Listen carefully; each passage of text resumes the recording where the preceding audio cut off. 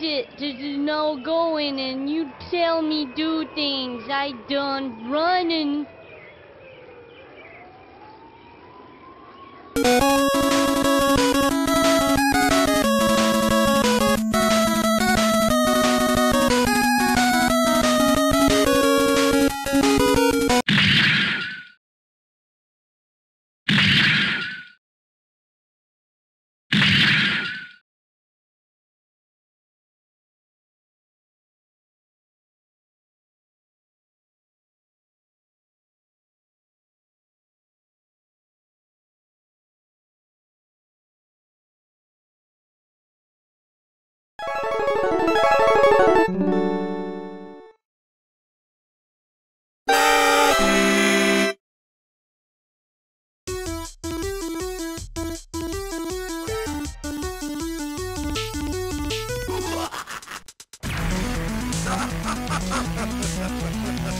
This is April O'Neil reporting.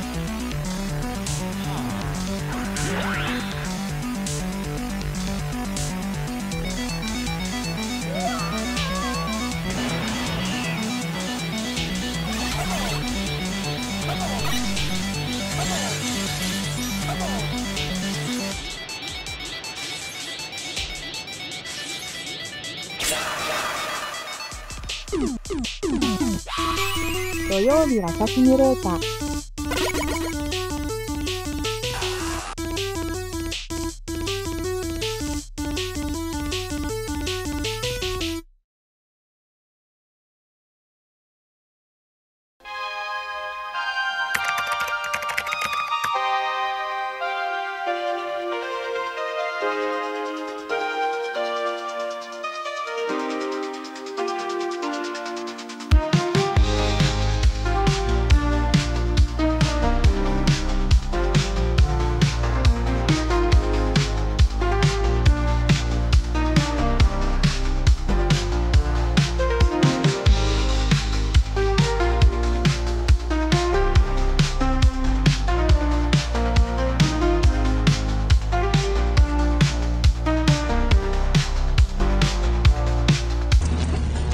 Who wants a body massage? What did he just say to us? Low. Mr. Body Massage Machine. Gone. What the hell? Body massage.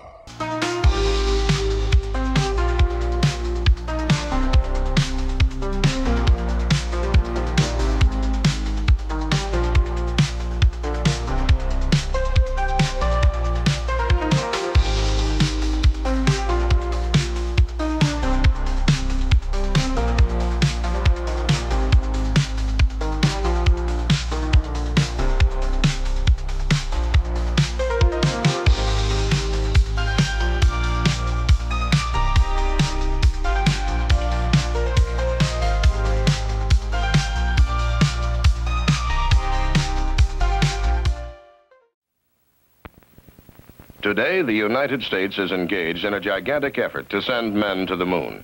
For this effort, Pillsbury has developed many special foods. Here is the first one to be made available to the public: Space Food Sticks.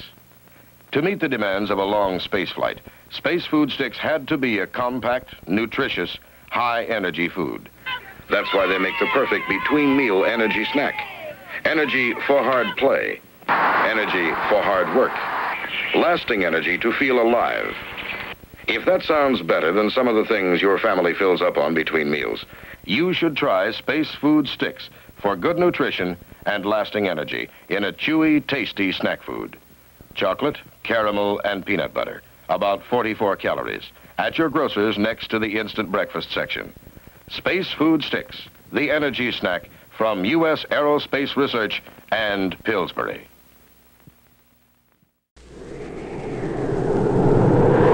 Visitors from outer space! We come in peace to bring you terrific tasting space dust sizzling candy. Space dust? Wait till you experience the sizzle of galactic grape, orbiting orange, and cosmic cherry flavors. Wow, the cherry tastes delicious! I'm sizzling grape. Space dust sizzling candy. In your mouth, it's out of this world. Far out. Space Dust, available in outer space or your local store.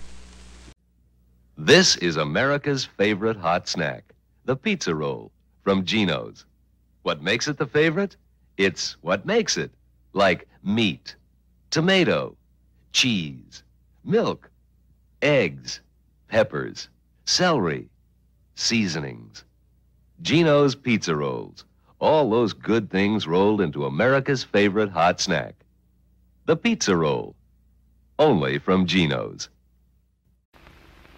Announcing the royal joust in honor of King Don, the most delicious snack cake ever. Let the contest begin. First, I'm gonna get those Hostess King Dons. Throw back to the king! That silly jester never learns. Oh boy, it's a cake. It's a candy. It's 2 taste treats in one. Get Hostess King Dons. I command you. What a jump! Evil's riding the amazing StarCycle. That gyro power sends him over 100 feet at top speed. Loop-de-loop!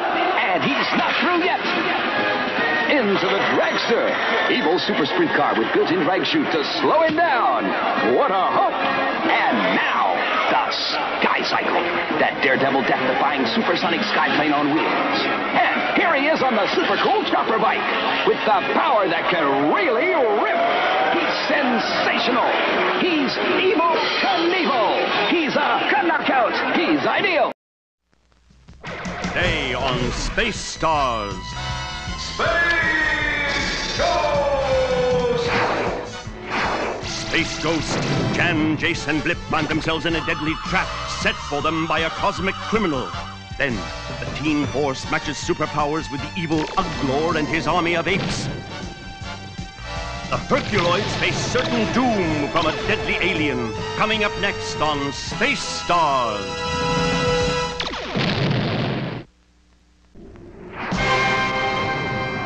Space Stars. A galaxy of heroes teamed together in an interstellar battle against evil. Blast off on adventures as big as the cosmos itself. Race, poised on the edge of time with Space Ghost and his young friends. Streak through the universe with Space Ace, Astro, and the Space Mutts as they spring into action. And somewhere deep in space, super danger threatens the Teen Force.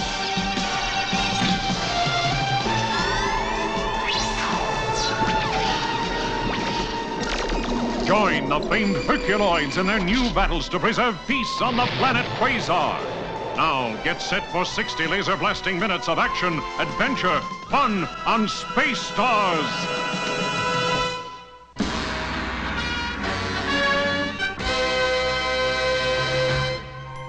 Space is dark, but it is not empty. In it, things live and move and attack.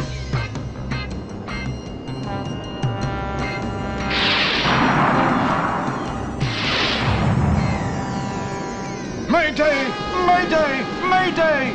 Galactic transport Ulysses under attack by... Here it comes again, sir! Abandon ship! All hands, abandon ship!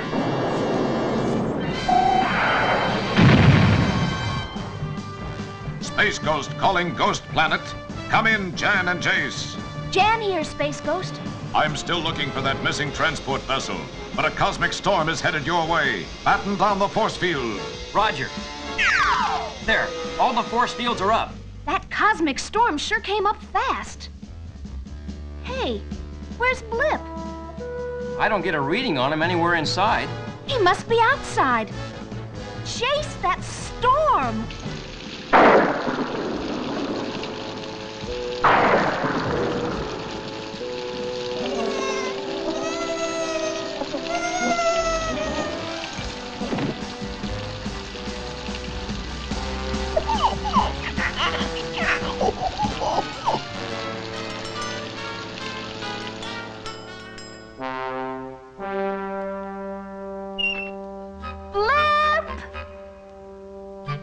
There he is. Who's that with him? I don't know, but we'd better get them in and treat them for radiation overdose. Space Ghost calling Galactic Transport Cosmos. Any sign of trouble? Negative, Space Ghost. This is the area where the Ulysses was destroyed. droid. Roger. Keep your scanners peeled. Space Ghost to Ghost Planet. I hope they weathered that storm okay. Cosmos to Space Ghost. We've got a high energy source, moving slowly and coming our way. They took a hard dose of radiation, but they're okay. Any idea what that creature is? Of course, he's an Aldebaran bug. I'm an expert on alien life forms, you know. Jayce, an Aldebaran bug is 50 feet tall and made of living plastic. Okay, since you're so brilliant, what is he? I'm not sure.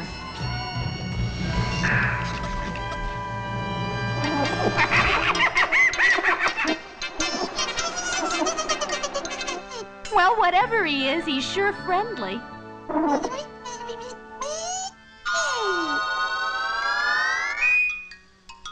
It's beautiful. Thank you. Poor little guy, he's sleepy.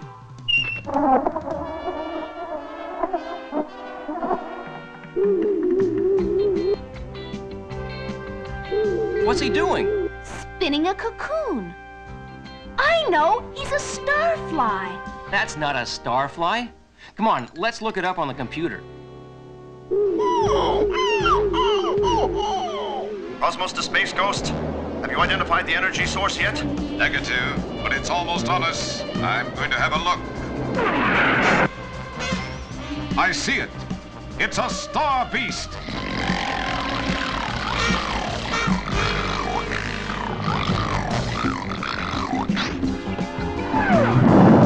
What a fiery temper you've got, fellow. Let's see if I can douse it.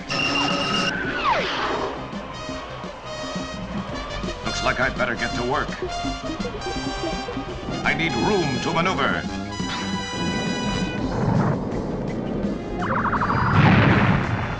That's fighting fire with fire.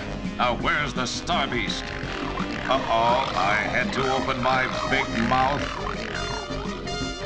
And as Space Ghost battles for his life against the Star Beast, Jan and Jayce learn a frightening fact.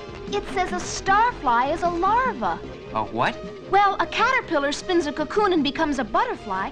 A starfly spins a cocoon and becomes a star beast.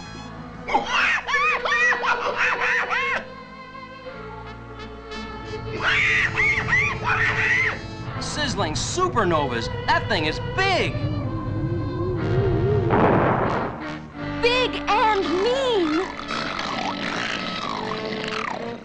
Run for it. We'd better call Space Ghost while there's still something left of Ghost Planet. Jan calling Space Ghost. Can't we talk about this? Then this is where I get off. It's time I gave you a taste of my freeze ray. It's got to work.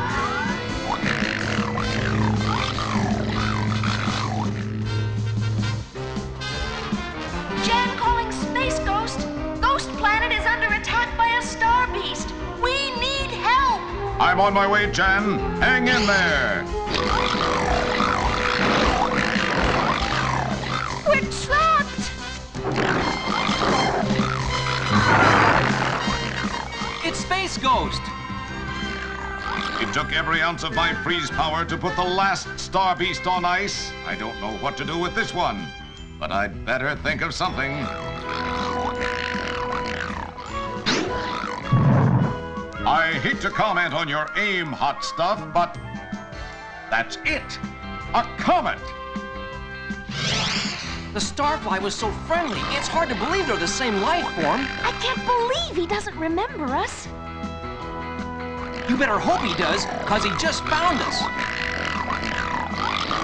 Knowing that comets are made of ice, Space Ghost corrals one in a desperate attempt to stop the Star Beast.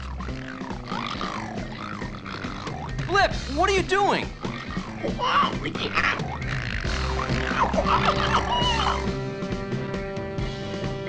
He remembers Blip.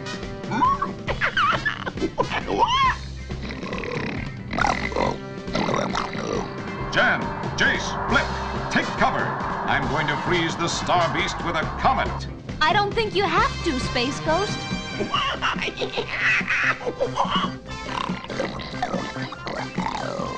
I think the Star Beast just remembered he has friends.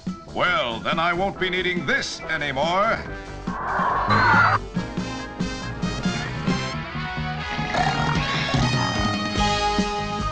I have to hand it to you guys. No one ever tamed a Star Beast before. Blip deserves the credit. Yeah, the rest of us found him too hot to handle. Space is not empty, but neither is it to be feared. Thanks to Space Ghost!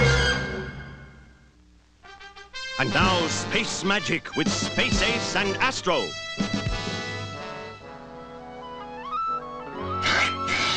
Hey, settle down, Astro.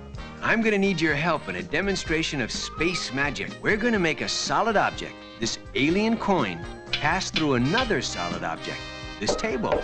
Now, just do everything I do, Astro, okay? First, cover the coin with a plastic drinking glass. Now, crumple this paper over and around the glass.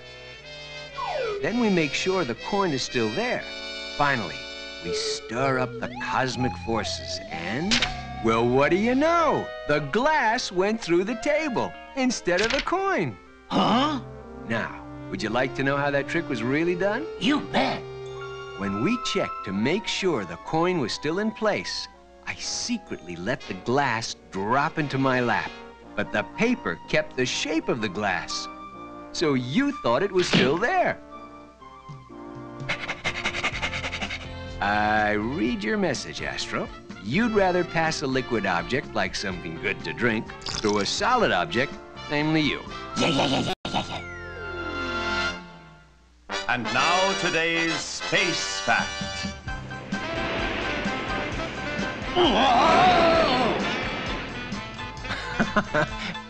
Astro, you are something else. Should have remembered to wax my finger. Might not have done you any good, Astro. The waves are pretty strong today, and that's because it's about time for high tide. Your time is my time, Spacey Acey. What I was trying to explain, Astro, is that the moon and even the sun pull at the Earth to create tides. Let's take a look. I'll show you what happens. Twice a month, the Earth and the moon line up together to make the tides rise and then fall. How does it work, Space Ace? Like this, Astro. The moon's pull creates a bulge in the Earth's ocean. Hey, there's a bulge on the other side, too. That's because the Earth is going round and round, and the spinning pushes the oceans outward. Looks like a squashed ball. So when the pull of the moon and sun causes the tides to rise at high tide, the ocean seems to be fuller. The water comes higher up on the shore. And at low tide, the water recedes and leaves more of the shore above the tide line. Very interesting, Spacey Acey. But there's only one kind of wave I'm interested in. And this isn't it. We now return to our program. In a faraway galaxy, the planet Horus hangs in the heavens like an evil, glaring eye. Here, from his fortress headquarters, the wicked warlord Uglor lays plans to conquer the entire universe.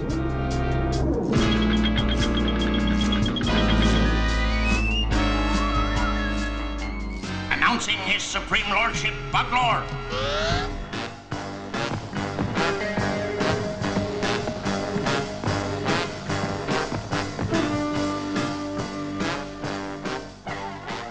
Is the death ray ready? Yes, sire. As soon as the Zordite fuel arrives, we will be able to blast Black Hole X out of existence. Excellent. Then the team force will be trapped in our dimension, where I can finish them. Meanwhile, at Black Hole X, the gateway into our dimension for those mysterious heroes known as the Team Force. Hey, Electra, are you sure about this hunch of yours? It's not a hunch, Moleculad. I received a mental image of Uglor about to destroy Black Hole X with a death ray.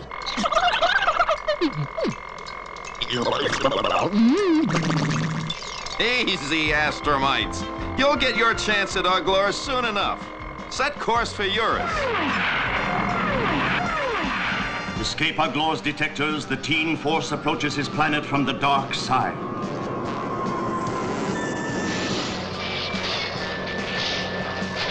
What's going on? What is this stuff? Some sort of protective mist. And it's interfering with our reactor engines. Flame out! Hang on, gang. We'll have to put down without power.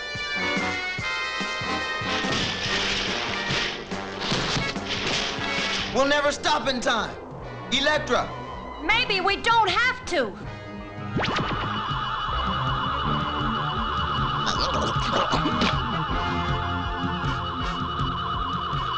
We need more height! Come on, a little higher.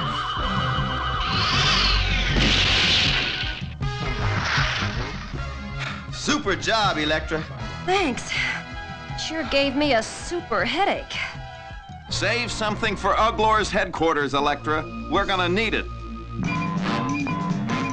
Sire, the mist shield has been penetrated by 5 objects.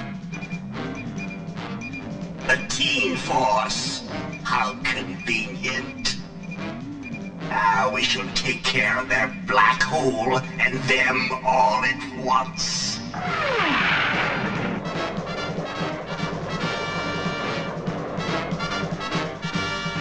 Okay, here's the plan. We go in through the back door and... But there is no back door. Yeah.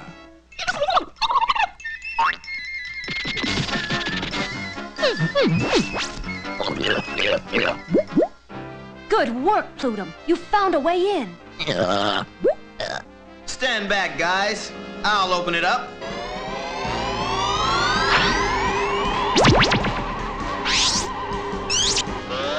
After you. All right, let's go! So far, so good. Where to now? To see Emperor Uglor. He's been expecting you. Emperor Uglor does not like to wait. Move! Sorry, fella, but you have to catch me first.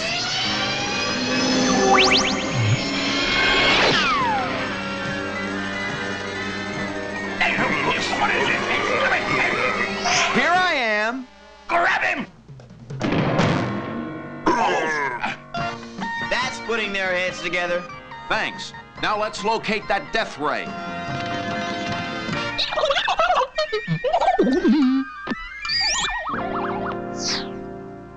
The Zordite fuel is ready for loading, sir. Excellent. Proceed. We'd better grab that Zordite fast. Hold it. Leave that to me. What is this? The Teen Force. In the flesh. Was it something we said? They're escaping, sire! Oh, no, they're not.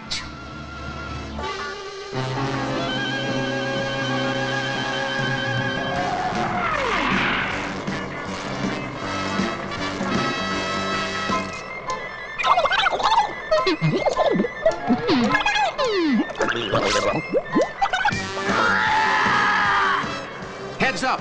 Uglor's closing in.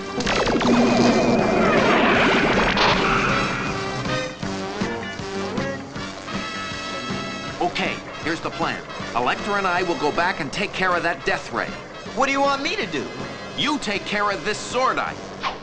I had to ask. Uh-oh. Plutum, Glax, drop back for a pass. Hand over that Zordite, you little space monkeys.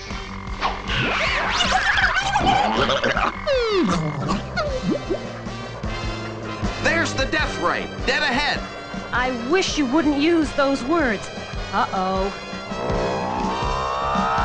Looks like a welcoming committee. Funny, I don't feel very welcome.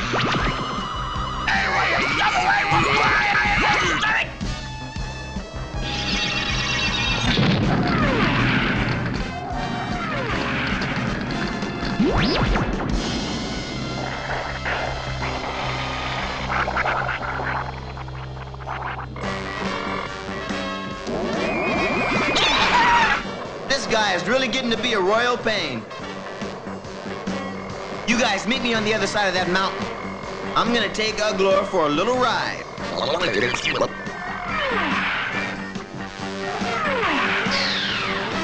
You can't escape me, Molecular! Sorry to disappoint you, Uglor, but this is where I get off. It's about time. Where's Uglor? Nursing a headache? Then let's head for home. This time you win, Teen Force. But we'll meet again soon. The Teen Force has indeed won another battle, but they know only too well that their war with Uglor is far from over. And now, Space Mystery, with Space Ace, Cosmo, and Dipper.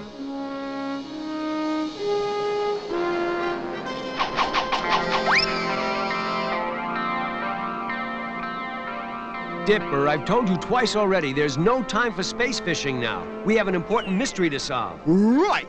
A fellow policeman is in trouble and needs our help.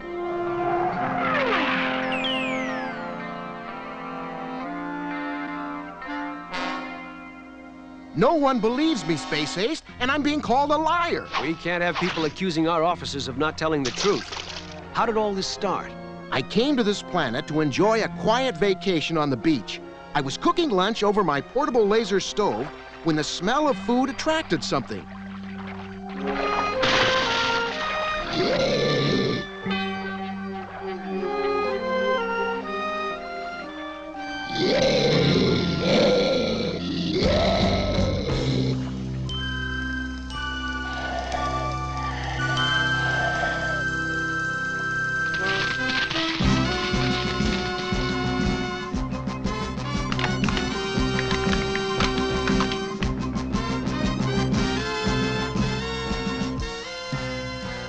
The sea beast didn't want to harm me. It was just hungry. And when it finished eating, it returned to the sea.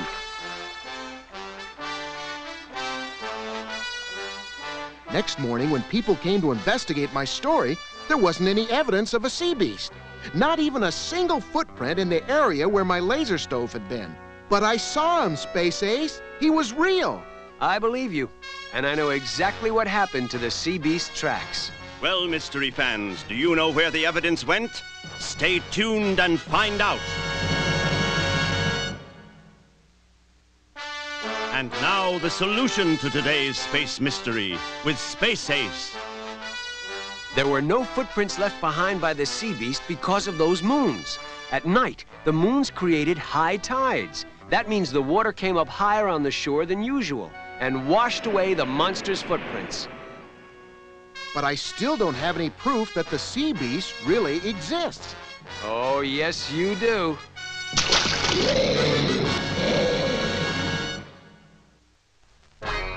We now return to our program.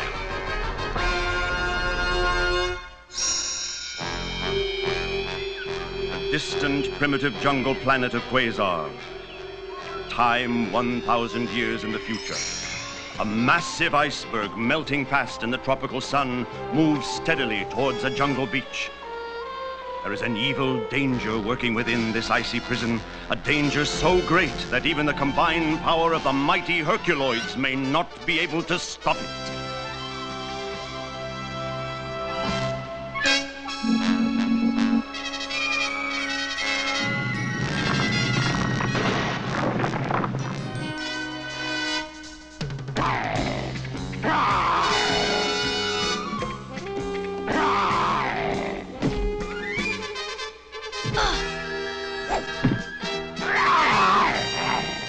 Go now, Dorno, while I occupy your angry friend. No, Father. I will fight at your side. No, Dorno. You...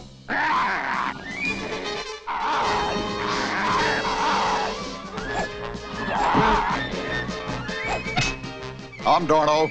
Your friend is not in a playful mood.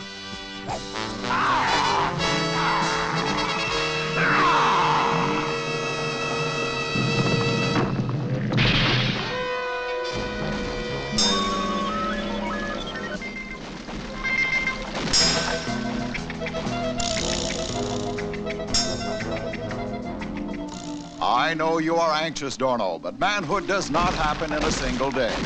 I know, but... Father, what's wrong? Shh. I hear the sound of machinery. Dorno, come.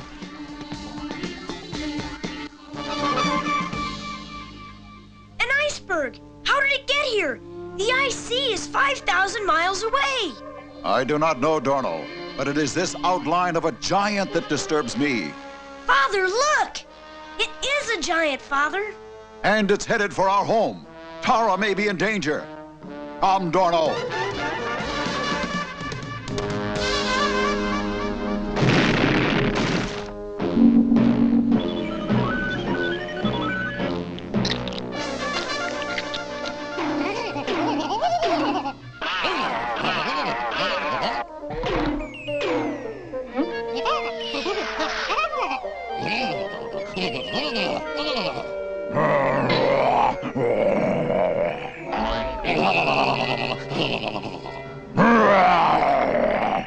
Oh, don't be such an old grouch, Tundro. They were just playing. Oh, thank you, Igu.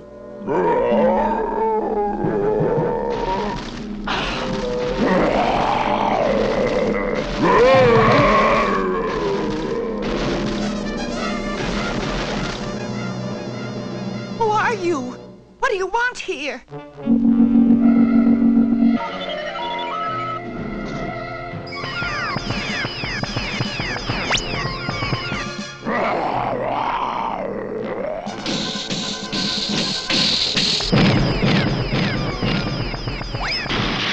We can't stop that thing. Let's find Xandor.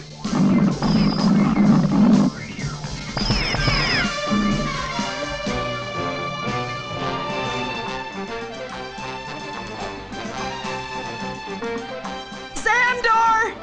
Xandor! Tara, what has happened? A giant robot is after us. He seems indestructible, Xandor. Xandor, listen! He's coming! We will hide until we know how to stop this robot. Come, our jungle cave will shelter us.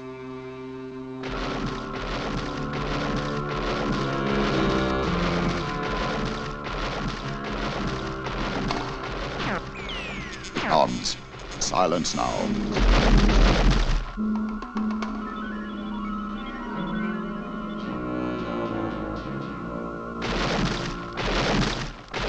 There is only one way to stop the robot.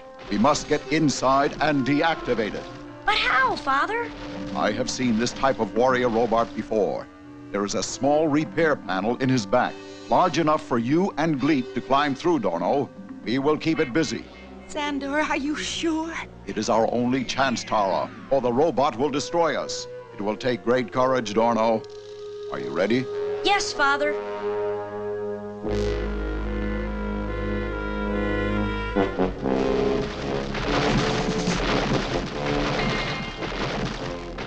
Now, Ego!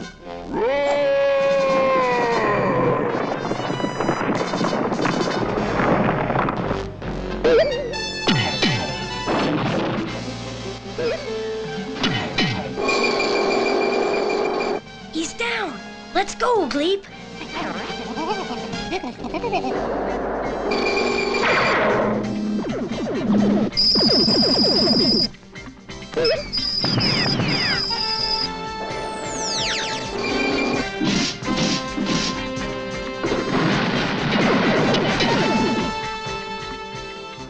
There's the repair panel, Gleep.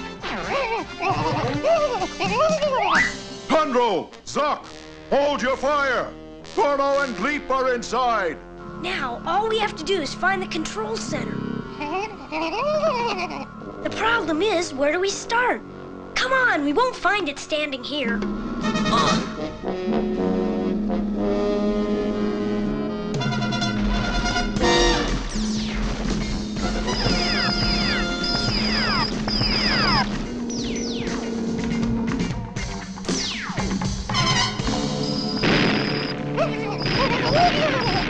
This must be it, Gleep. The Master Control Center.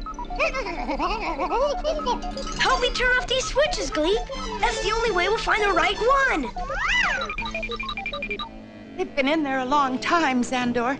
Look, the robot moves slower. Xandor! It's moving towards the cliff! Herculoids! That's it, Gleep. Come on! To the robot, Zoc! Quickly! We've got to save Dorno and Gleep!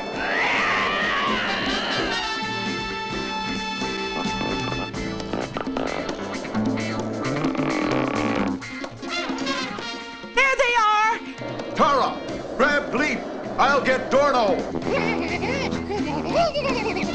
Don't worry, Gleep. Here comes Xandor and Tara.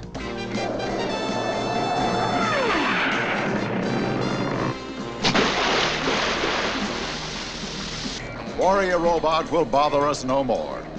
Well done, Dorno. You are fast becoming a man. Many more experiences like that and I'll fast become an old man.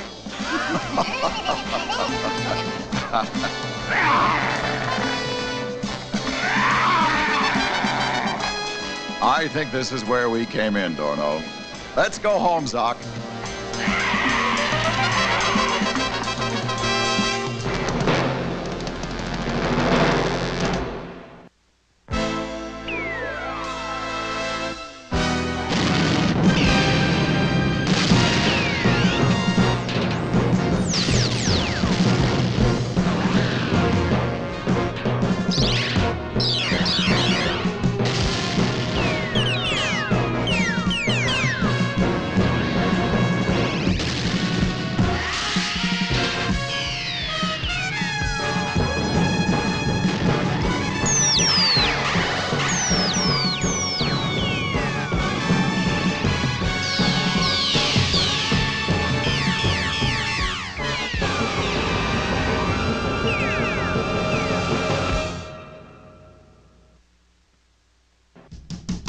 Coming up next on part 2 of Space Stars.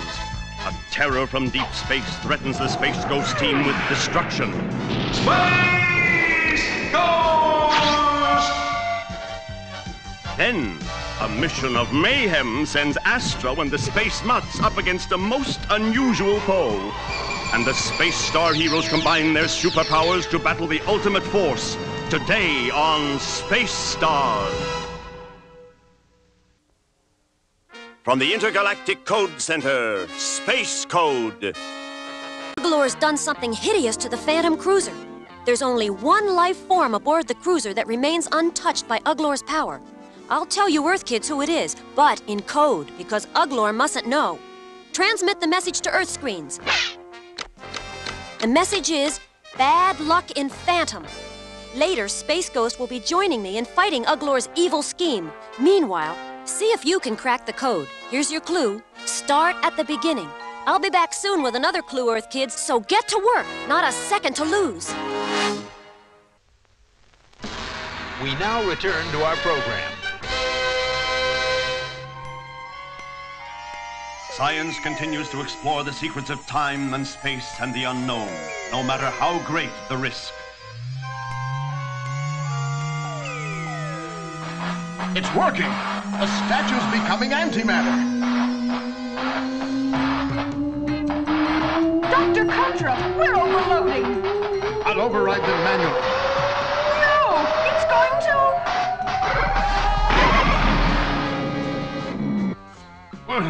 What is happening to me? Surround me with a magnetic field before I destroy everything. What's wrong, sis? My Invisobelt's malfunctioning. Watch. No problem, I can fix it. This I have to see. I'm a mechanical genius, didn't you know? It's stuck! That's using your head.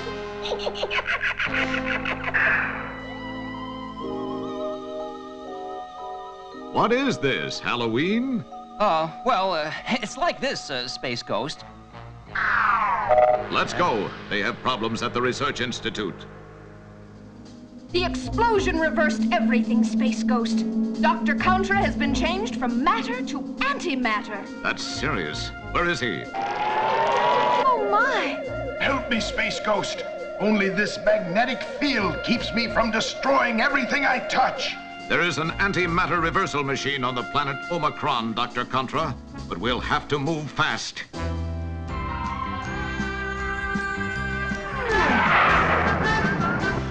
Space Ghost, Omicron is on the other side of the galactic core. We're going through the core.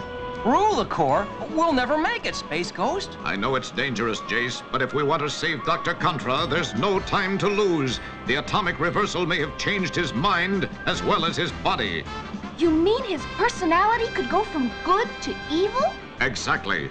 And with the power he possesses, he could destroy the galaxy.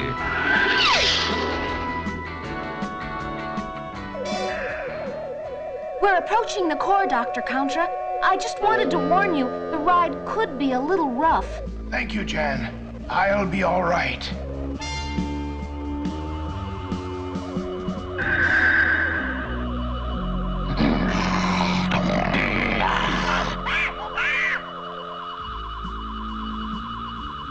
Flip, what's wrong?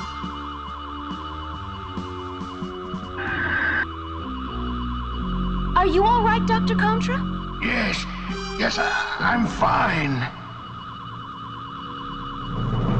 We're entering the core. Hang on. This is going to be a real roller coaster ride.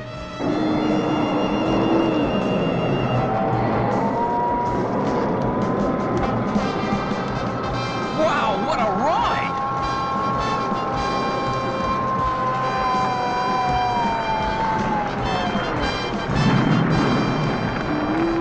We've been hit by a solar flare. Port engine's out. I'll have to repair it.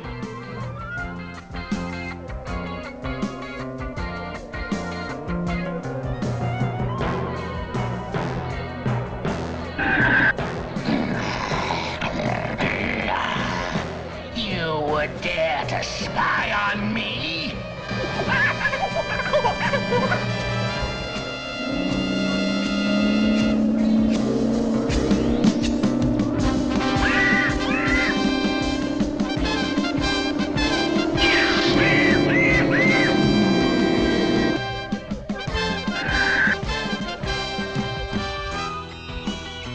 That's got it.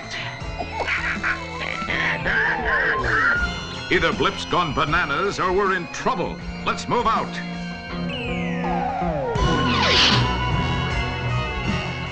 Looks like a rocky road ahead, guys.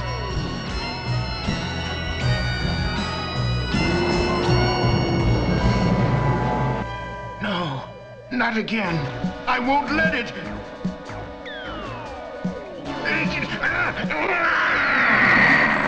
Now I will take this ship.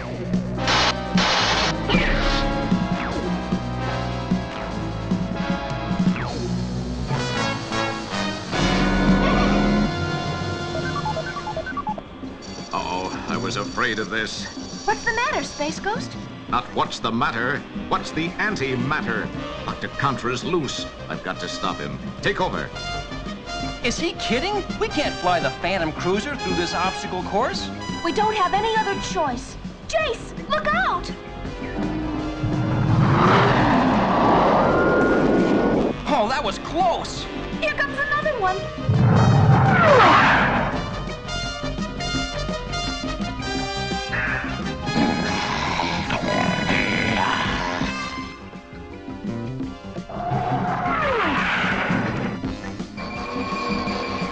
Jayce, the port engines have gone out again. I hate to do this, Doc, but it's for your own good. Space Ghost, we're in big trouble. We're headed straight for an ion cloud. We can't turn in time. Then we have to go through it. But you've dropped the ship's force field. All right, gather around me quickly. We have one chance. The ion charge might reverse Dr. Contra's condition. There's no place left to run, Space Ghost. We're almost in the ion cloud. Dr. Contra, listen to me. You're a scientist, a good man. You don't want to destroy us. I can't stop!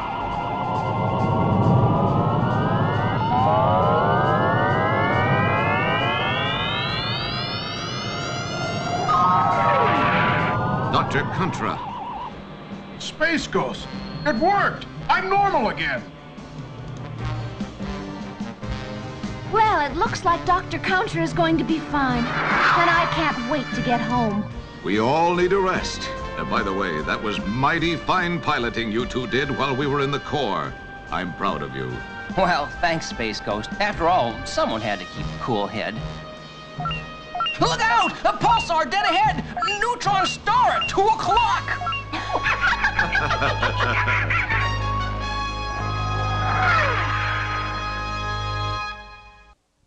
Space Code Part 2. Someone is hiding from Uglor aboard the Phantom Cruiser, and the coded message, Bad Luck and Phantom, tells you Earth kids who it is. Here's your second clue. The secret is in the first letter. Uglor's plan has already begun. Can you crack the code in time?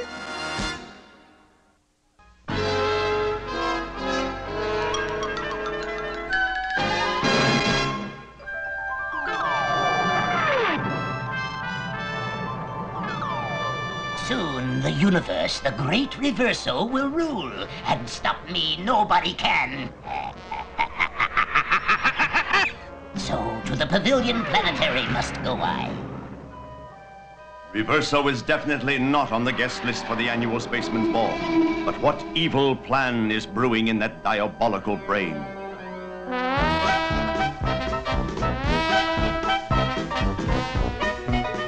How about a quick shake around the shuttle, Jan? Well, I... Love to, Racy. Yeah. Astro, wait a minute. I was... Well, that's a new one. Losing out to a police dog. Yeah, AC. You're really light on your feet. I wish he was light on my feet. Hey, how come the music's going backwards? It's more than the music, Astro. Look at my ace watch. AC. Greetings. Reverso, I am called, and in my hands is the Master Defense Computer. 24 hours you have to make me ruler of the universe, or the full sting of my powers you will feel. A nice day, have?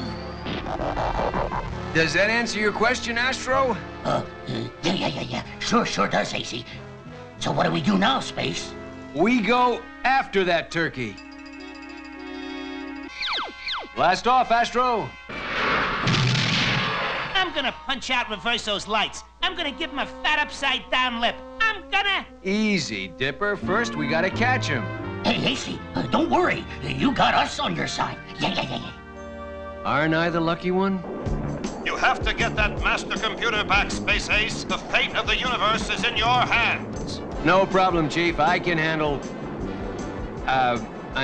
we can handle Reverso. Setting course for Reverse World now, Chief. Stand by, going into light speed. Coming up on Reverse World now, AC. Yeah. Okay, put on the asteroid disguise, Astro. Put on the asteroid disguise, Dipper. Put on the asteroid disguise, Kaz. Put on the Astro disguise, Astro! You got it. What happened to the viewports? I can hardly see where I'm going. I forgot to tell you, AC.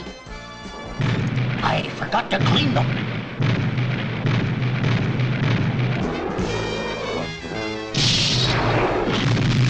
What is this place, AC? We must be in Reverso's palace. And there's the Master Defense Computer. Reverso's palace? He's not gonna like us being here. Yeah? Well, how the hey do we move that big thing? We'll miniaturize it. Can't do that, AC. Why not? I forgot the miniaturizer. Where? Oh, where did I go wrong? Don't worry, AC.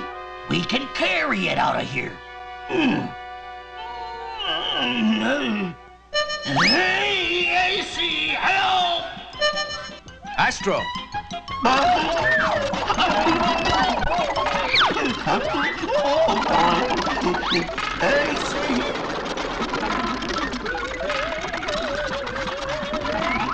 Push every button until it stops. Oh, boy. You all right, Astro? A little weird, I feel, AC. Hey, I'm not AC. He's been reverserized.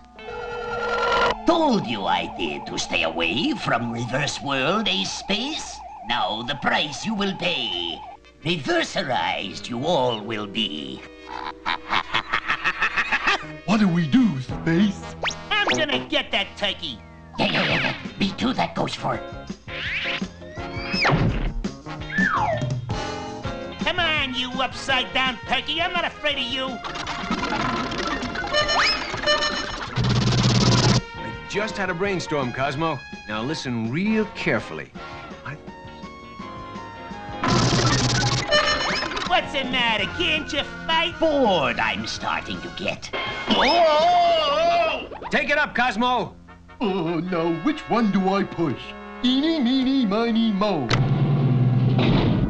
Oh, that's not it! Maybe it's this one. I deserve better. I really do. Oh, that's it! The ruler I will be. You can't push me around.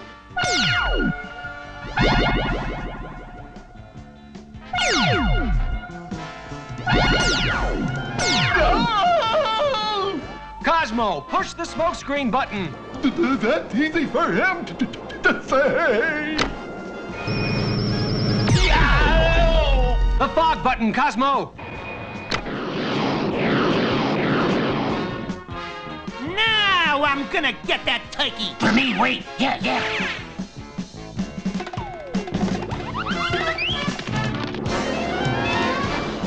Push the stop button, Cosmo. Now what button do I push? I'll catch you, Cosmo.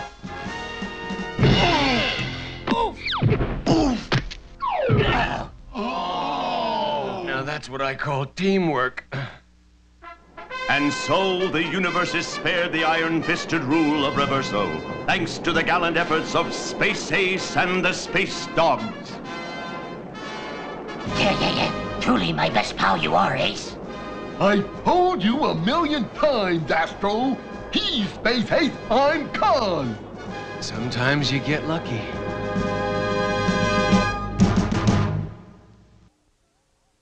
And now the final space code clue. Our message, Bad Luck and Phantom, tells who is hiding from Uglor. To decode the message, use only the first letter of each word. Hey, Astromites, we'll need Kid Comet and Moleculad to stop Uglor. Learn the secret of Uglor's evil plan next on Space Stars. We now return to our program. Jan and Jayce pilot the Phantom Cruiser en route to rendezvous with Space Ghost. That's weird. Our sensors are picking up a large object straight ahead. Jan, there's absolutely nothing out there. Look, see? You're space happy.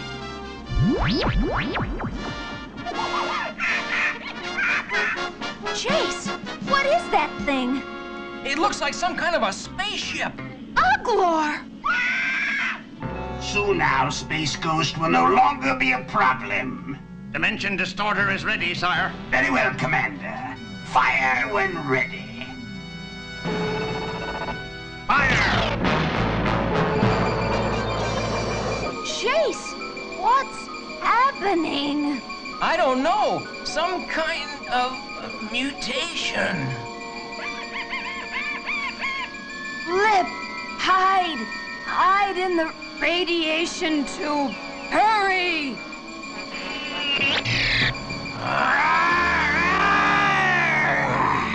Things are working out just as I planned, Commander.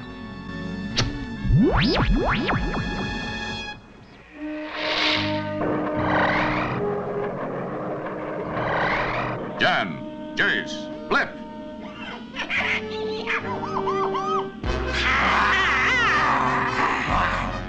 What happened? Who did this?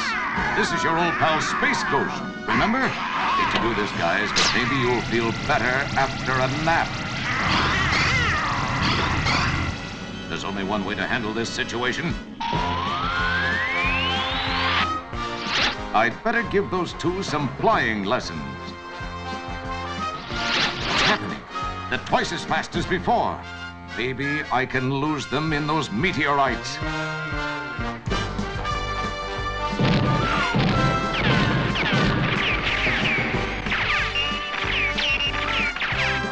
They've lost him! Commander, call them back! Uglor, I'd better get inside that ship and find Jan and Jayce.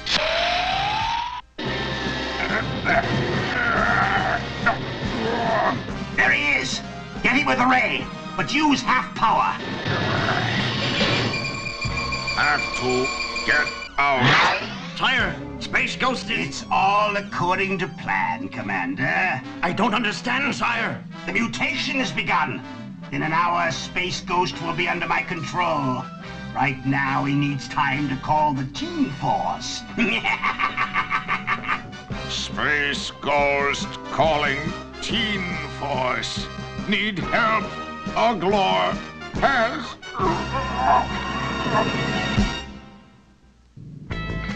And from out of the inky depths of Black Hole X, the mighty Teen Force answers the call. I have a bad feeling about Space Ghost's message, guys. Something nasty is going down. Uglor, you can bet on it. Wait, we're near the sector where Space Ghost transmitted the message.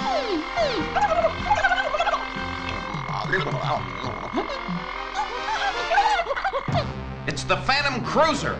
Good job, Plutum. Let's go.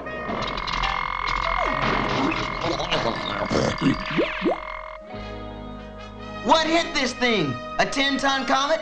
Strange. No sign of Space Ghost. Kid, there's 2 life forms inside. One large, one small. Okay, let's check it out.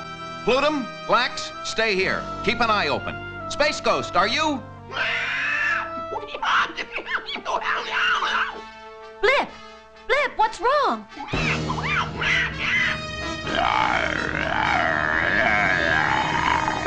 Space Ghost, what happened? Uglor used Dimension Distorter. I knew it. Where are Jan and Jayce? They are mutated, working for Uglor now. Let's go find them. Wait, kid. Space Ghost, I think I can reverse the ray's effect on you.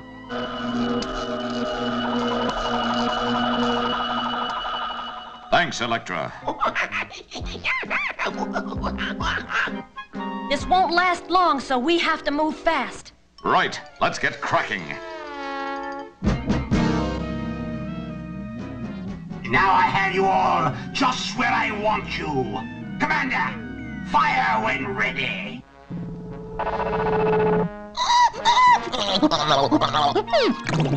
In seconds, you will all be mutants under my command.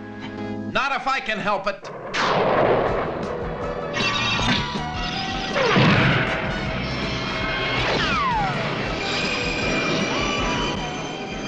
What's this interference? While the kid's covering, we can get into Uglor's ship with no problem. Blip, you and the Astromites wait outside. This could get a little sticky.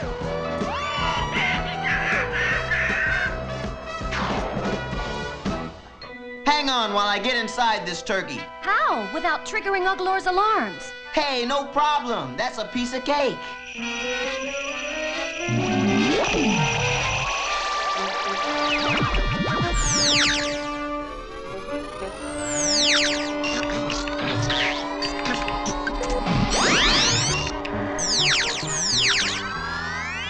After you.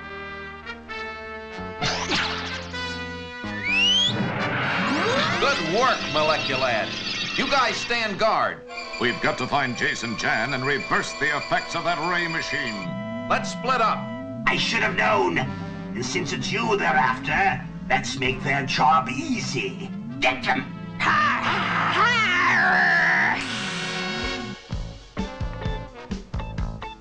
There they are. Electra, the ray's effects are coming back. Fight it off, Space Ghost. I can't.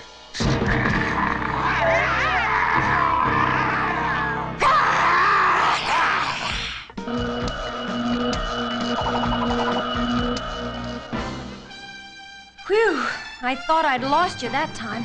You nearly did. Come on, they don't look that happy to see us. I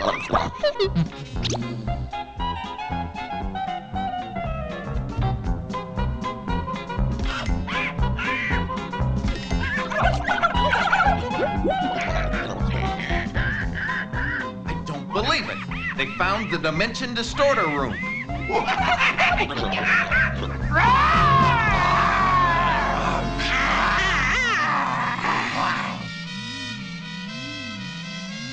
Finally, I have all of you!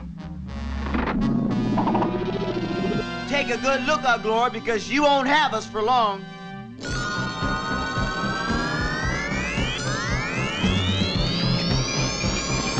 Turn off the power!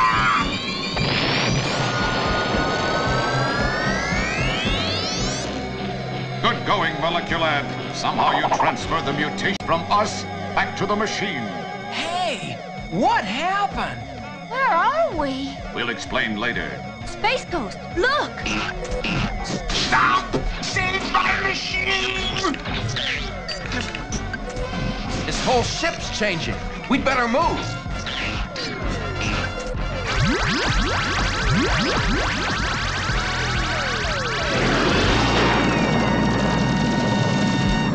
That's the end of Uglor's Dimension Distorter. And Uglor. No, I sense his presence. He is still within the universe. Even so, it'll be a while before he causes any more trouble. And Space Ghost, next time we meet. No more surprises, huh? Yes, that's a promise, Kid Comet. And thanks to the heroism of the two great teams, peace once again returns to the universe. For now.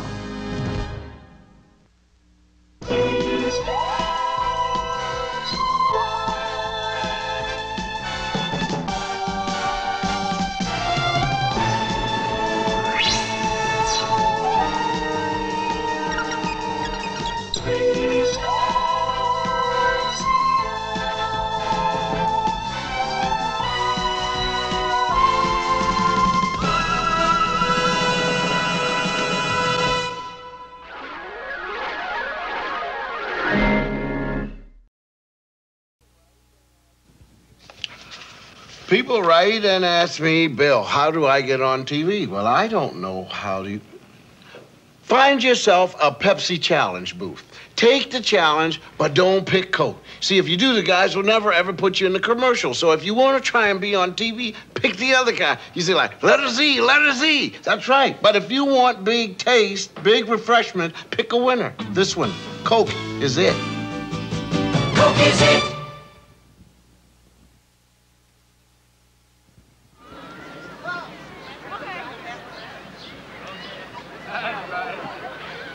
You picked Coke, right? Yeah. What'd they say? Just one thing. What? Next! No. Yeah. This is a television first. The first time we've ever seen anyone who picked Coke in the Pepsi Challenge. But in the real world, you'll find a lot more of them. Fact is, more people enjoy the big taste and big refreshment of the real thing. Yeah, this one, Coke is it.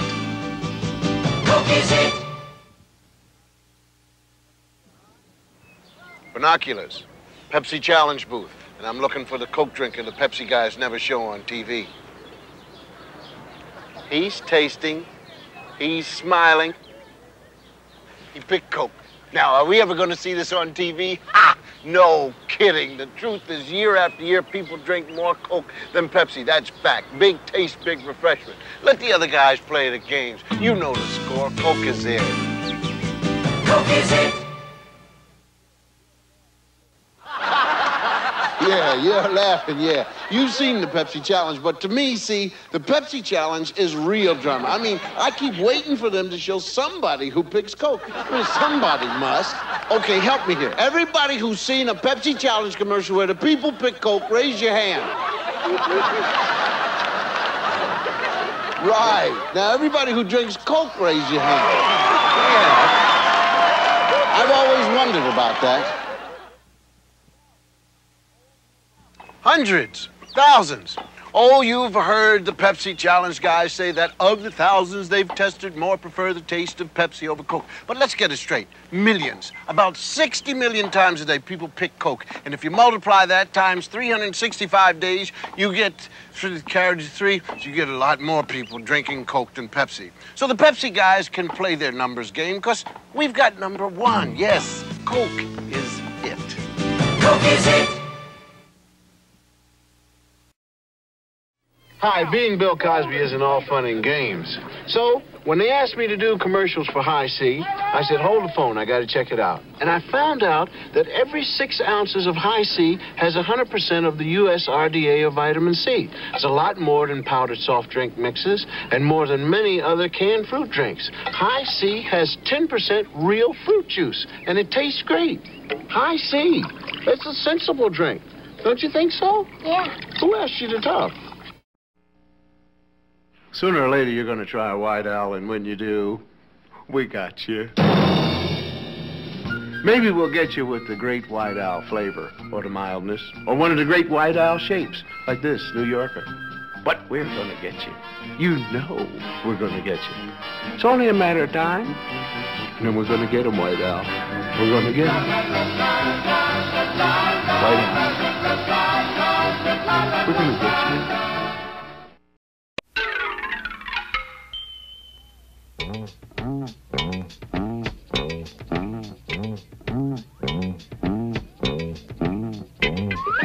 Hey, hey, hey, it's Fred Albert, and I'm gonna sing a song for you, and Bill's gonna show you a thing or two. You'll have some fun now with me and all the gang, learning from each other while we do our thing. Gonna have a good time. This is Bill Cosby coming at you with music and fun. And if you're not careful, you may learn something before it's done. Hey, hey, hey.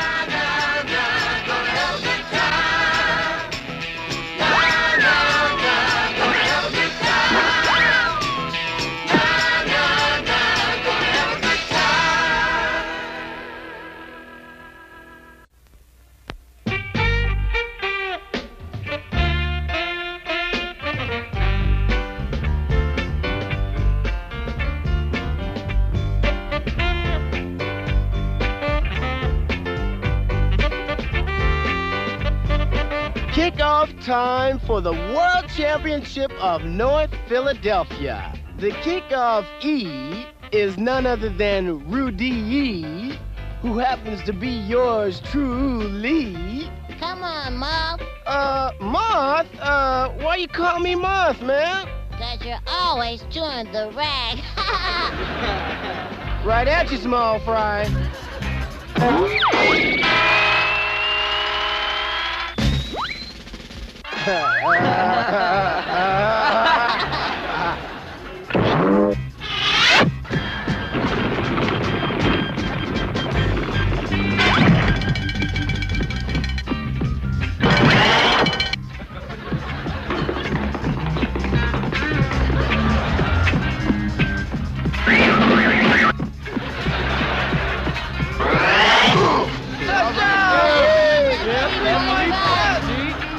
Okay, Dow.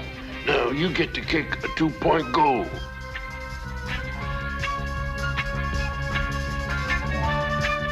Okay, gang. Our secret defense stands.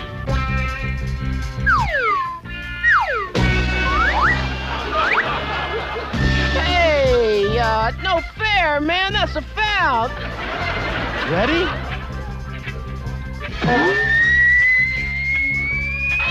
We did it! 2 more points for our side. Ooh! Oh!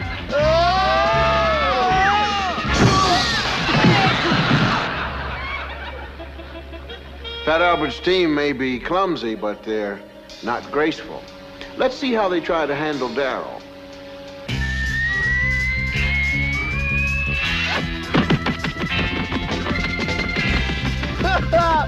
Some dog trying to catch Darryl?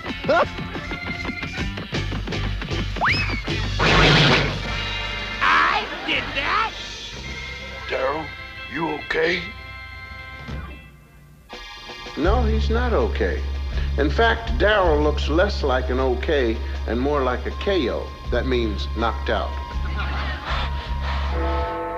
Hey, look, it's that time!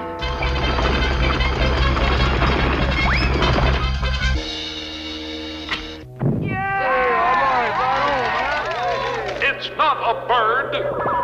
It's not a bee. It's a brown hornet! As you recall, last time we left our hero, the brown hornet, and his trusty pal Stinger, hopelessly trapped, about to be overrun by a herd of crazed astronauts from the primitive planet of Azusa. Using the brown hornet's superpowers, they naturally escaped unharmed. Hey, how about that, man? Hey, how about that? Now, we pick up with our heroes as they face an even worse threat. Hold everything.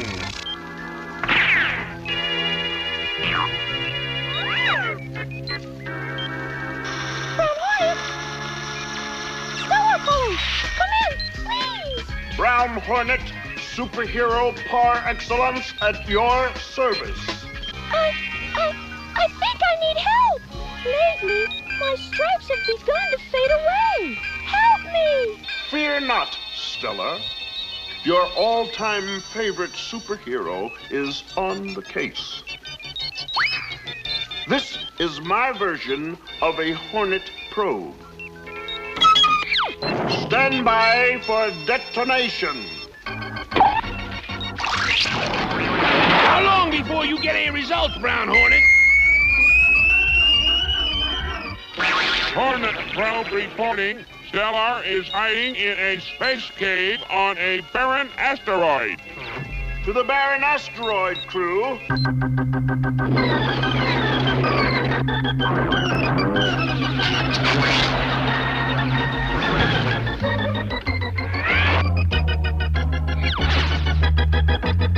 Cease fire, Stellar. I am here to help you. Go away! I've changed my mind. I don't need help. Go! Leave me alone! I don't get it. First Stella begs for help, then refuses it. Not at all unusual, Stinger. It is the old something is wrong with me, but I will pretend it is not so, and it will go away.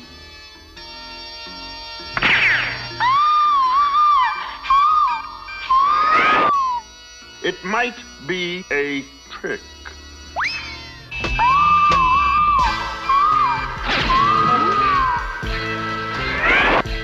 It is not a trick.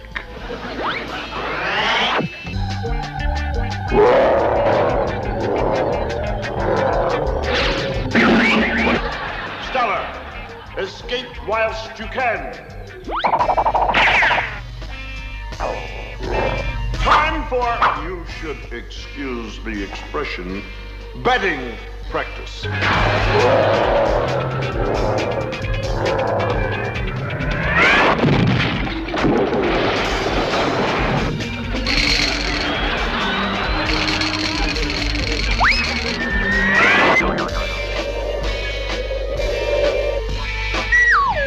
Now, my fine skin-feathered friend, stay in there till you are needed. Don't call us, and we won't call you. How can I ever thank you enough? Simply by continuing your rapid recovery. Right, crew? Right! Right! I realize how wrong and dangerous it was for me to run away to avoid aid. True. The key to a healthy, normal space life is early detection and help. And speaking of space life, I have another full schedule of superhero rescues awaiting me today. So little time. That's our man for all seasons, the Brown Hornet. He knows it's not enough to say the right thing at the right time. It has to be said to the right person. And in this case, it was Stella. He proved to her that if something bad is happening to us, we should do something about it. Brown Hornet! You called? You were talking before of rescuing, right? Then, how about rescuing us? Boxing gloves space clouds. We are about to be punched out. Will our daring heroes survive their latest dangerous threat? If so, how? Tune in next week for another exciting episode of The Brown Hornet!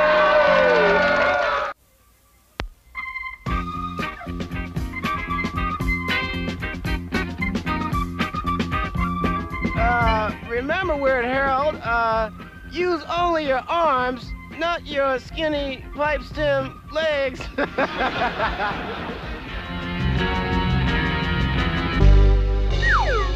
Ah, you pooped out too. You look all strung out to me. Strung out. Strung out, get it? Strung, string, rope. Skip it, clowns. After all, my wit speaks for itself. Then don't interrupt it.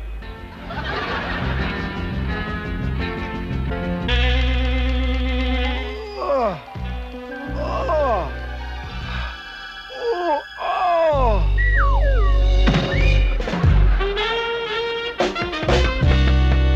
Come on, Daryl. Show us how you can breeze up and down that old rope 50 or 60 times.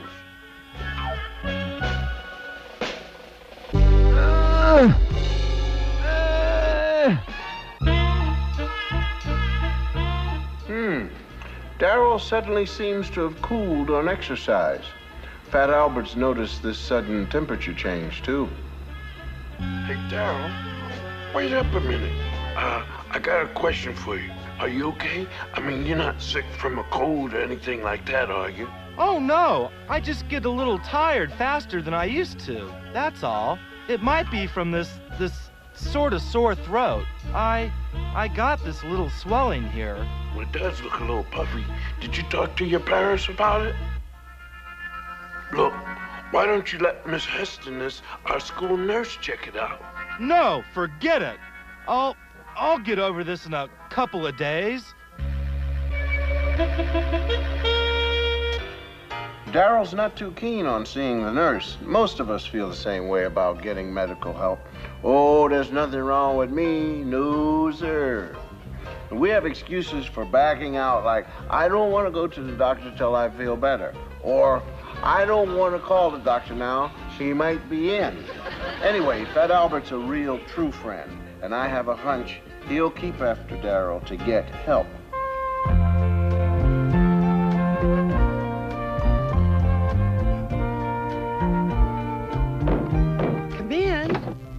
Albert, what a nice surprise. I see you here so rarely. Well, it's not about me. It's about Daryl. He's been getting pooped lately. I mean, tired when he exercises. That's unusual for Daryl. I know, that's why I'm worried about him. He's got a sort of swelling on his neck. I see. It might not be a bad idea for Daryl to come by for a little checkup. Okay, I'm pretty sure he'll do it. In fact, I'm real sure he'll do it. I won't do it. But all Miss Heston wants you to do is come in so she can check that little swelling on your neck. How many times do I have to tell you? I'll be all right in a couple of days. If you're sure of something, you never have to yell it, which leads you to believe that maybe Daryl isn't too sure. But we've got to look at it from Daryl's point of view. None of us likes to be sick, and he's not a hypochondriac. A hypochondriac is somebody who enjoys ill health. So Daryl overreacts when Fat Albert mentions sickness, because down deep inside, Daryl's a little worried over the way he feels. He's almost as worried as Fat Albert, who knows that Daryl is in need of help. Lots more help than even Fat Albert suspects. You'll see soon.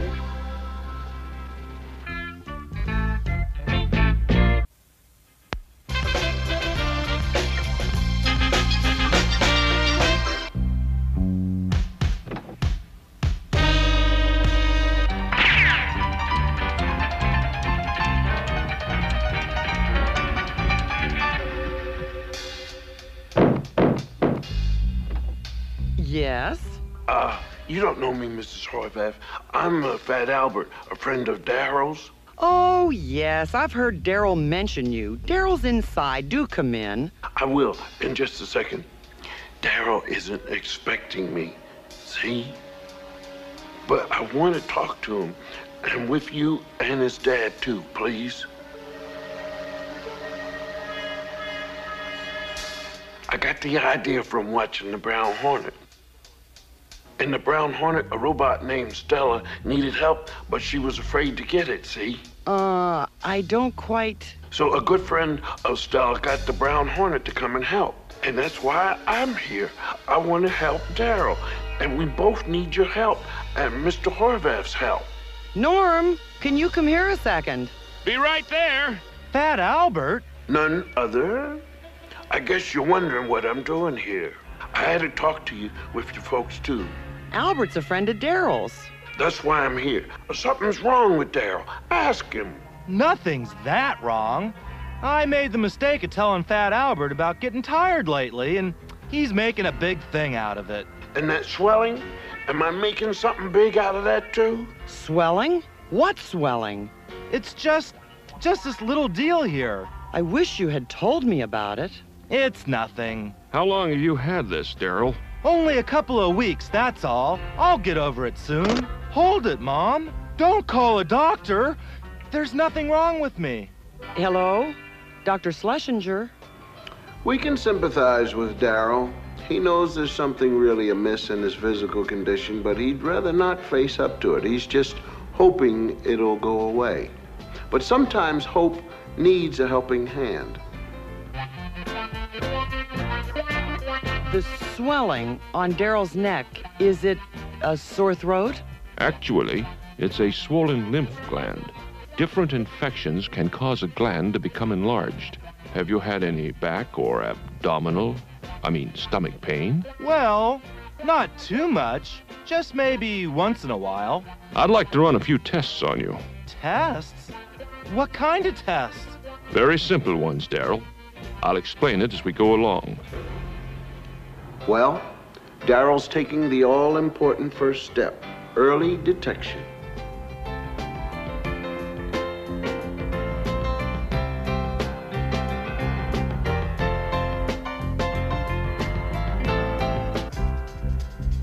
Okay, now who's gonna be first? All right, we Frodo says who? I'm first. Okay, Rudy, we'll let you go first. Now, ladies and gentlemen, here's Rudy, our first boob sled rider. Not boob sled, man, bobsled. In your case, boob sled.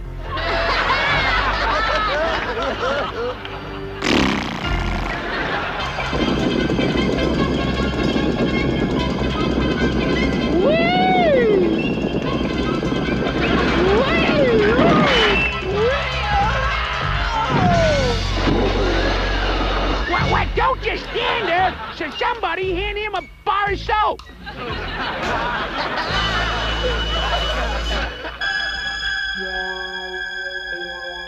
Hey, Fat Albert, what's with you?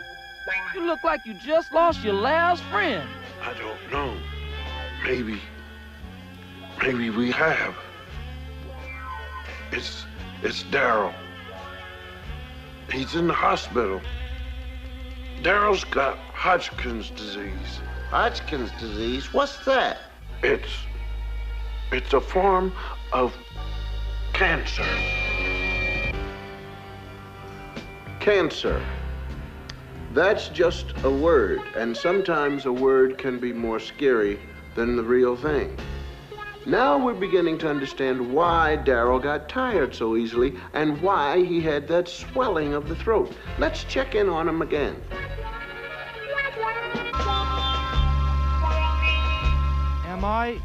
Am I gonna die? No, Daryl, no. You're not going to die. Because our x-rays and laboratory tests show the cells to be confined in one lymph node area. Radiation treatments alone can work the cure at this stage. Radiation? You mean that stuff like in the science fiction movies? No, not exactly. In fact, quite the opposite. The basic principle of radiation therapy is aimed at the cancer, with rays at doses which destroy the cancer, yet cause no damage to the healthy surrounding tissues. How long do I have to get radiated? Well, because your condition was detected early, it won't take too long.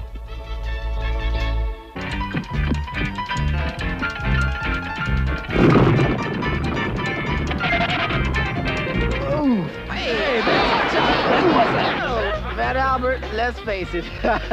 You and me got a strange and wonderful relationship going. You're strange and I'm wonderful. Hey, what we stopping for?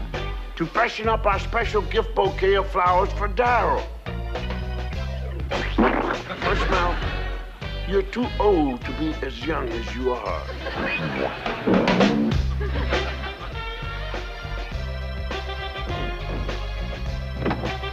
Hey, come on in. We brought you some flowers fresh from the trash pile back at Nick's flower shop. Daryl and I have been expecting you. Great cookies, Mrs. Horvath. How you feeling, Daryl? Just great. The doctor says I can tear up the playground in a couple more days. You sure? Fat Albert said you were real sick. I mean, real sick. I'm not sick anymore. I haven't felt this well in a long time. That's the strange thing about what I had, you know? Hodgkin's disease. They thought it couldn't be cured until the 1960s. And right now, it can be cured in up to 90% of all cases. So if you feel sick, don't keep it a secret from your folks or your doctor. They only want to help.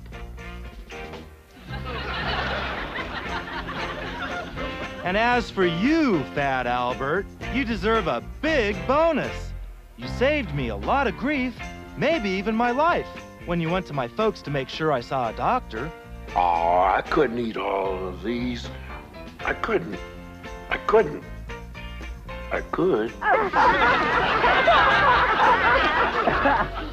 Wonder what I've got to do to get some of those cookies. Hey, fellas.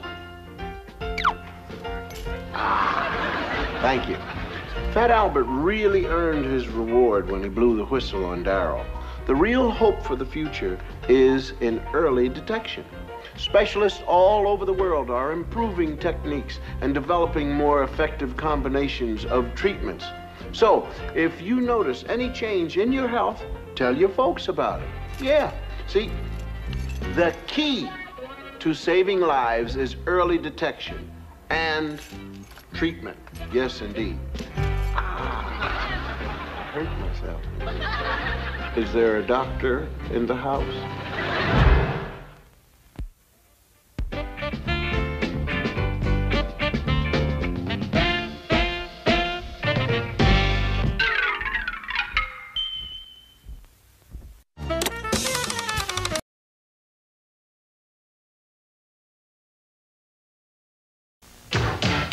Imagine me and you and me together eating golden grams so happily. That crispy graham and honey taste was meant to be so happy together. Love that golden honey and graham cracker taste of golden grams. It's a part of your complete breakfast, those golden Want to see some pudding? How can it be? I can't believe my eyes. New pudding roll-ups, pudding in disguise. They can be lots of things pudding can't be, but the yummy, yummy taste, that's pudding to me. New Betty Crocker pudding roll-ups in milk chocolate, chocolate fudge, or butterscotch. Real pudding in disguise. New pudding roll-ups, am I surprised? Pudding pudding roll-ups, pudding in the sky. New pudding roll-ups. I wish we got for ice cream. It's easy. We're Wish World kids. Treats and sweets opens up to more. Wish a fridge into an ice cream store. Ooh. Shelby serves her favorite treat. Scoops up sundaes that are neat. Wish World kids. Reading speed becomes a car. Now Jessie can drive for an ice cream bar. Great. When you wish for one, you get twice the fun. Wish World kids. Each play set sold separately. Treats and sweets and Reading Speed come with their very own dolls. Wish World kids from Kenner. It was a dusty day when the rabbit strolled in looking for tricks. This disguise will get me some tricks. A rootin' tootin' part of this here complete breakfast. Had a stranger. Pull up a bowl. Finally, truly terrific, totally tasty, tutti fruity tricks. Hey, kid. Yep. Don't I know you? Nope. Okay, kid, then what's your name? Name? He needs a name to get tricks. If you help name him, you'll get 4 free markers. Mail-in forms on boxes of tricks. I got the ball that lets you reach for the sky. I got the ball that lets you fly, fly, fly. Higher and higher. I'm a pogo ball master. I got the ball, I'm a pogo ball master. If for pogo power is your desire, go get the ball that takes you high, yeah. I'm a pogo ball master. Pogo ball master. I got the ball, I'm a pogo ball master. Is Snake Mountain ready to take on He-Man? Anytime! Snake Mountain, Battle Armor, He-Man, and Skeletor each sold separately. You put the mountain together. Batteries not included. Is your serpent ready to strike? Yes!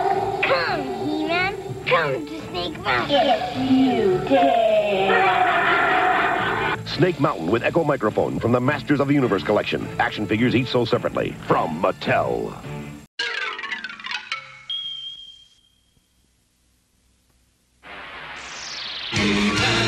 And the Masters of the Universe.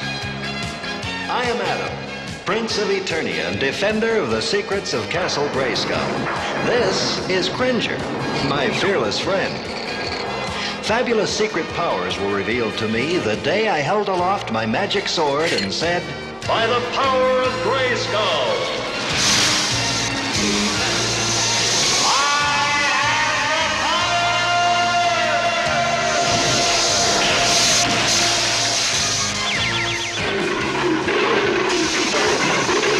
Cringer became the mighty Battle Cat, and I became He-Man, the most powerful man in the universe.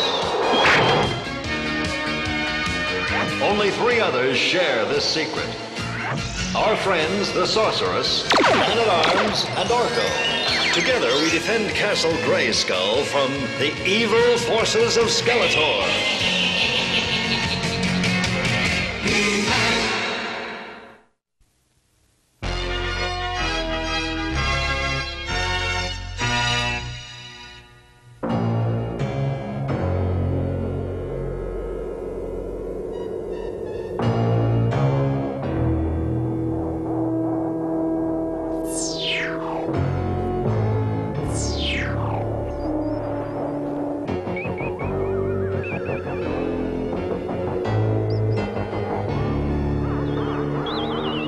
Where have you two been?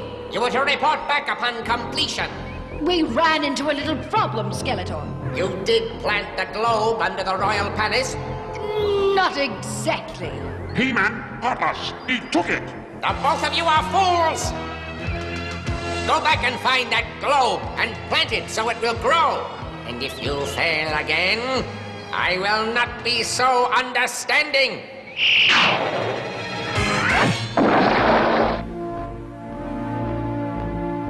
So you took the globe away from them, hmm? Yes, it's safely hidden away in Castle Grayskull. Nice work, lad.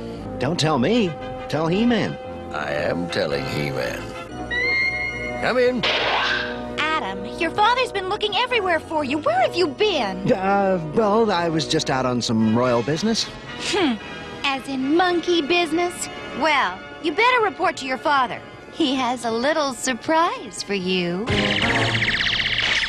Adam, this is your cousin, Jeremy. Wow, the last time I saw you, you were just a baby. Big deal. Jeremy will be visiting us. I want you to take charge of him while he's here, Adam. But, Father, my royal duties... They will have to wait. Now, show Jeremy a good time. You are certainly qualified in that department. Oh, all right.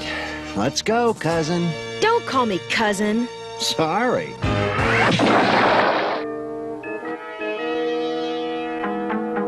Jeremy, this is Man-at-Arms. Don't you have a real name?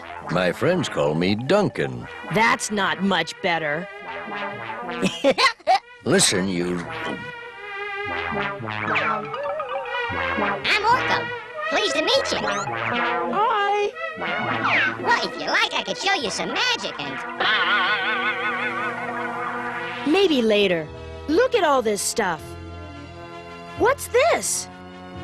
Be careful with that. It's my new rock softener. What's it for? Well, to convert rocky areas to soil for farming. Now put it down. I haven't even tested it yet. Don't worry. I'll test it for you. Jeremy, don't.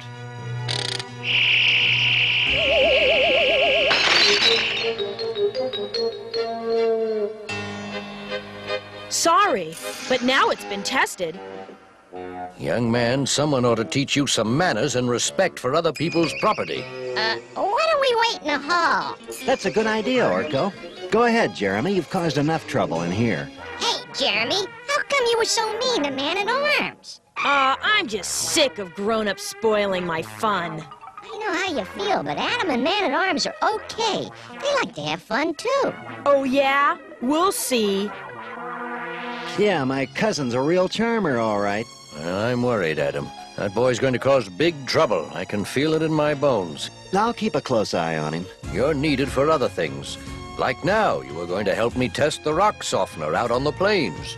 Oh, I forgot, all right. I'll have to leave Jeremy with someone else for a while. The question is, who's going to be the lucky babysitter? Sure, Prince Adam. I'll look after him. Jeremy, stay with Ram Man for a while, and don't play in any of those vehicles. They're dangerous. Yeah, sure. Don't worry. I got away with youngsters.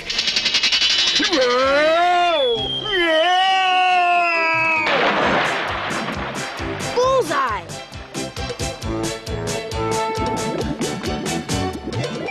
Do it again! Do it again! Oh, come on. Not again. Enough is enough. Do it again, or I'll tell the king you were mean to me. Oh, my aching head.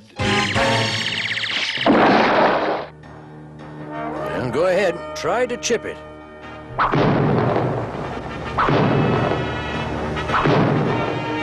It won't chip. It's too hard. Stand back. Let's see how the softener works. Now try it.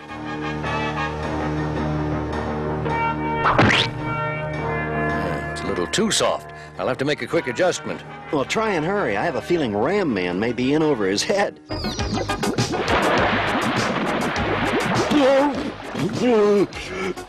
Jeremy! Where are you? Jeremy! Where are you? Uh-oh. Prince Adam's not gonna like my losing the boy. Jeremy! Hey, Jeremy, answer me. All right! Now this is what I call fun! Jeremy! Stop! Hey, that's not a toy. Jeremy, you can bring her down by pushing the last red switch. I've got a better idea.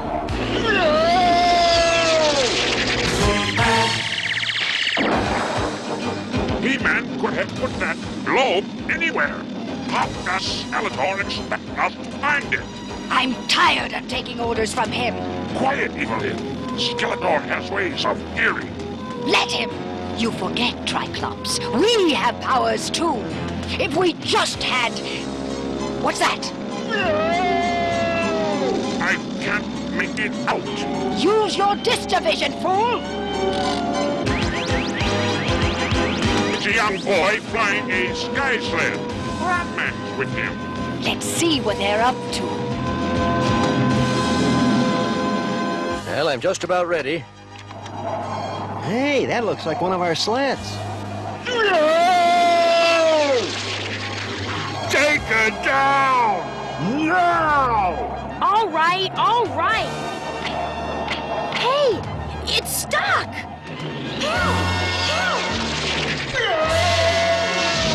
Help! Please, someone help! It's Jeremy and Ram, man. They're in trouble. Hurry, lad. By the power of grace!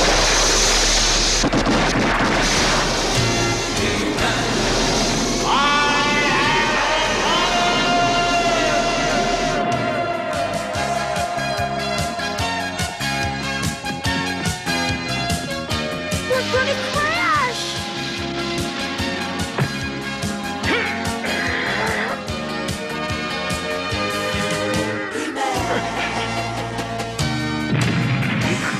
What's he doing up here? Let's find out. Set the basher down behind the rocks. Wow! He-Man! I never thought I'd get to see you in person. What happened here? Prince Adam's cousin, Jeremy, he decided to go for a little joyride. Why, Jeremy? I thought it'd be fun. Somebody could have been hurt. That's not my idea of fun. But you saved us. Nothing happened. One of these days, something you do might cause more trouble than anyone can fix. Can you see them? My Amavision can. They're just behind these rocks. We were testing a new rock softener. When we're through, we'll take you back, but you'll have to spend the rest of the day in your room. But Adam said I could go to the street market. When Adam hears what you've done, I guarantee he'll agree with He-Man. Who is the boy? I don't know, but I sense that he is weak. We may be able to use him. Well, that should be just about right. Now, just a few more quantums.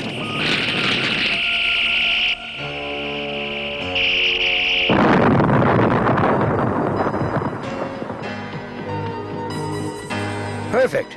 Now let's get this soil back to my lab. If I'm right, it should be perfect for crops. Come on. He-Man doesn't have the globe. Forget the globe, Three Eyes. That new invention is much more valuable. What would you want with a rock softener? We'll use it on the walls of Castle Grayskull. You mean so Skeletor can get in? Not Skeletor, us. Then we will hold all power. Yes, of course. Let's take it now. Wait! Why not? Because we'd have to face He-Man. And how do we get it? We won't have to.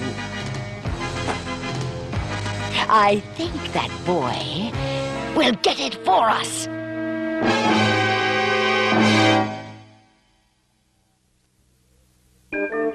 This isn't fair. You said I could go to the street market. You were told not to play with the vehicles. I just wanted to have some fun. What you think is fun might be dangerous to others, or yourself. I can take care of myself. I don't need anyone's help. Well, you did today. Duncan, let me talk to him alone for a few minutes. Be my guest. So, you don't need anyone's help, huh? That's right. I do. I need the help of people who care about me. Everybody does. I'll bet He-Man doesn't need anybody else's help. That's not true. How do you know? I know He-Man a lot better than you think. Look, even if you could take care of yourself, how would you feel if something you did hurt someone else? Maybe even killed them. Think about that. Well, going to the street market's not going to hurt anybody.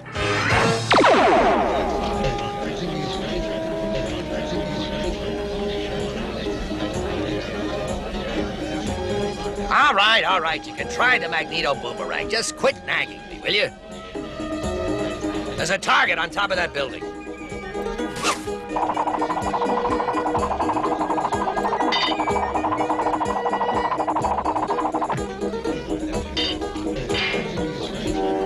I want to keep it! I told you, you don't have enough money. Perhaps this would be enough. Yes. Yeah, the Magneto Boomerang is yours, my friend. Oh, one moment, young man. I paid for that, but you can keep it if you help me play a little joke.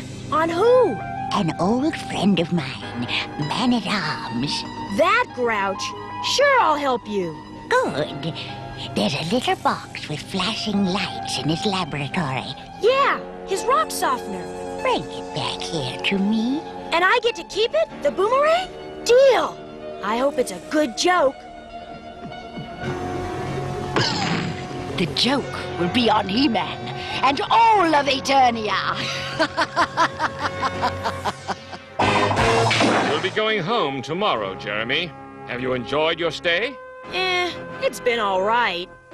Your Majesty, Adam, the rock softener, someone's taken it. That device was for the good of everybody. Who would have taken it? I can't imagine. Unless... What's the hardest substance on the planet? The walls of Grayskull. I don't get it. Why is everyone so upset? Skeletor's warriors could use the rock softener to enter Castle Grayskull. If that happened, all of Eternia would fall to the forces of evil. Does that mean that people would get hurt? Maybe even killed? Jeremy, do you know anything about this? Kind of. Now, this is serious. Tell us what you know right now. I took the rock softener. A woman asked me to. A woman? You can bet it was Evil Lynn. She said it was a joke. She bought me a boomerang. You've made a grave mistake, young man. Man-at-Arms, alert Captain Tila at once. Eternia's only hope is that somehow He-Man will get word. Hurry! By the power of Grayskull!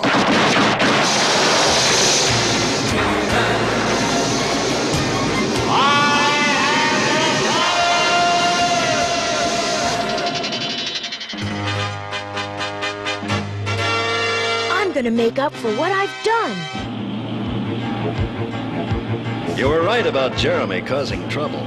You know, I think he actually felt bad. Maybe he's learned something. Well, I just hope he hasn't learned it too late.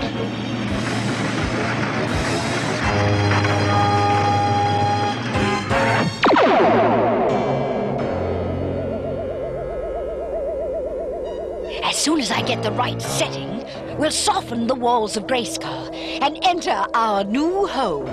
Attention, sensors detect growth globe nearby. So that's where He-Man hit the globe. Castle Grayskull. Activate it.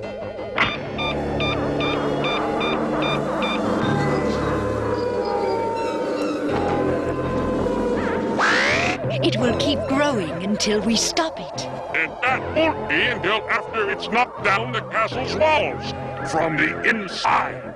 Now, to weaken those walls. I sense danger. An enemy attacking the castle.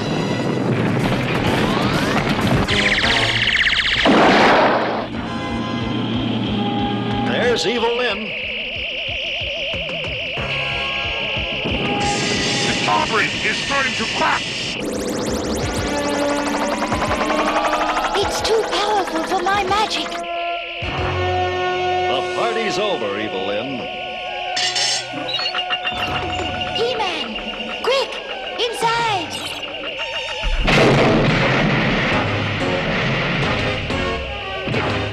He-Man, hang on.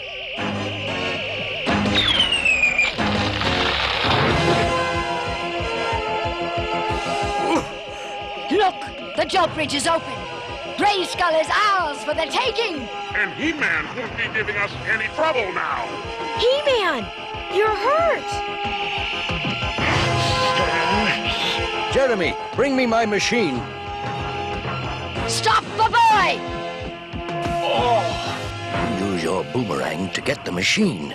Now! Hey! Now, if I can just reverse its effects. That's better. Now for you, Evil Lynn. No more Mr. Soft Guy. Hey! Put me down! Down! No! Put us down! Duncan, you're port of prison. With pleasure.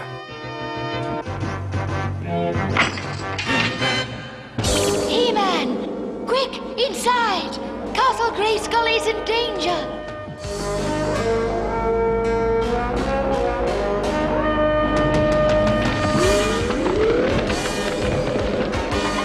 No magic can stop it. Only your strength can.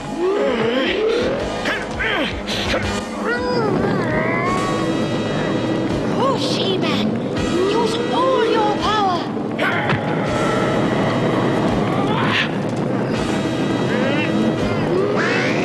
It's shrinking.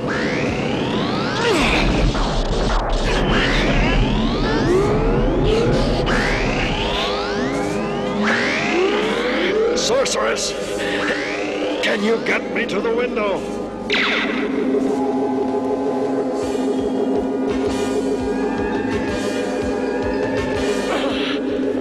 Thanks for the lift.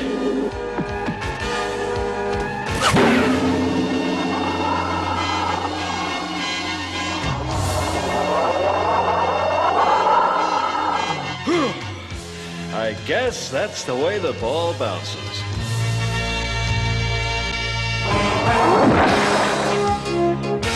Before I left, I wanted you all to know how sorry I am for what I did. Well, we all make mistakes, Jeremy. At least you were willing to learn something from yours. Not only that, but you're quite a shot with that boomerang. Thank you, but it was your idea. I'm glad you were there. And He-Man was glad you and Duncan were there to help him. You think so? Did he tell you? Well, let's just say I'm pretty sure. Well, bye, everybody. I'll never forget my trip, and I'll never forget to listen to the people who care about me. Hey, Jeremy, you forgot your boomerang. Here. Orko, don't throw it. Oops, sorry. But why didn't you want me to throw it?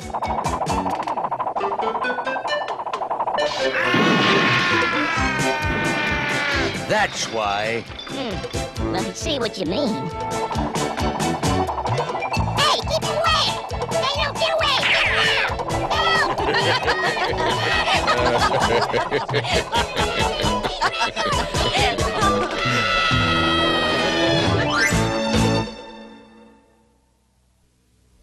Well, Orko, Jeremy sure changed his ways. Yeah, he was acting pretty rotten for a while. I think all he really wanted was for people to notice him. But what good does it do to be noticed if people don't like what they see? That's right. The best way to get attention is not to look for it. By being polite and helpful, people will not only notice you, they'll like you too. I'm going to do something helpful right now. What's that? I'm going to say goodbye! Why does Kellogg's Raisin Bran taste so good? It's got 2 scoops of raisins. How many is that? Enough to give 1 raisin to all of Dad's bowling team, the flight crew of a 747, and all the Miss Universe contestants. Wow, 2 scoops is a lot. There's still enough raisins for an entire Navy Frogman unit. That's a crowd of raisins. And you know what? Yeah, they're all for us. Kellogg's Raisin Bran, a delicious part of this complete breakfast. There's a crowd of raisins in 2 scoops. Check 'em in. Yum. Jump it up with new check 'em in bubble yum. Bubble yum. Check 'em in. So cool. Cool is the way to jump it up with bubble yum. Check 'em in. Check 'em in. I gotta feel the taste, gotta taste the pop, it blows me away. I wanna pop in the mouth, gotta get pops. Popped up crisp and light. Pop in every bite. It blows me away. I wanna pop in the mouth. Gotta get pops. Kellogg's Corn Pops, the great tasting part of this nutritious breakfast that'll give you a good pop in the mouth. Wanna pop in the mouth. Gotta get pops. Metal. Die-cast. Invincible. Introducing the Bionic 6 family, each implanted with bionic parts. Giving them superhuman powers. Will the evil Dr. Scarab destroy the Bionic 6? And we're so very proud to be The Bionic 6 from LJN. Go back! Greetings, Earthlings! Do not attempt to adjust your sets. I'm here to introduce 3 new monstrous friends. Bugsy, the lowest form of insect life in the galaxy. Claws, the grandmaster of misery. And Blaze, dangerous, disgusting, and despicable. Is there a guardian in the universe who dares stand up to this show of force? I didn't think so. Monster GoBots each sold separate. M.A.S.K, where illusion is the ultimate weapon. Convert Switchblade to jet mode. Surprise, Matt Tracker. It's mayhem. Battle station. Protect the decoder, Bruce. I'm going up. Stacks ready to fire. M.A.S.K, Switchblade, Thunderhawk, and Rhino. Fire! Each sold separately with action figure. Cover me, Matt. 10-4. Sato's getting away. But you're not, Mayhem. M.A.S.K, Switchblade, Thunderhawk, and Rhino. Each sold separately. New from Kenner.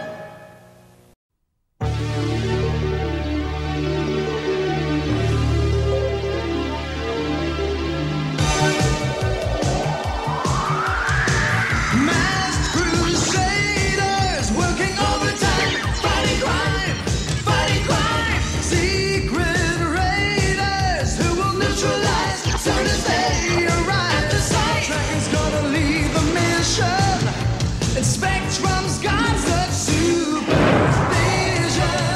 M.A.S.K is the mighty power that can save the day.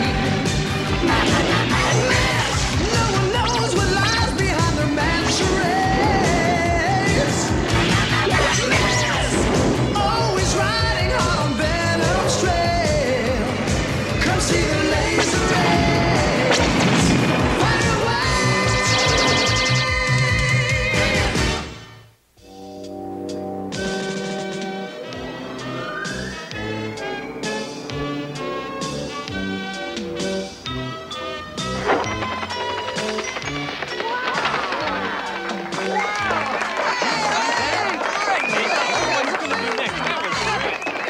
Ladies and gentlemen, and now, the big moment you've all been waiting for. Gee, Dad, do you really think he can do it? Can he really make the Statue of Liberty disappear? We'll see, son. Look, Scott, isn't this dangerous?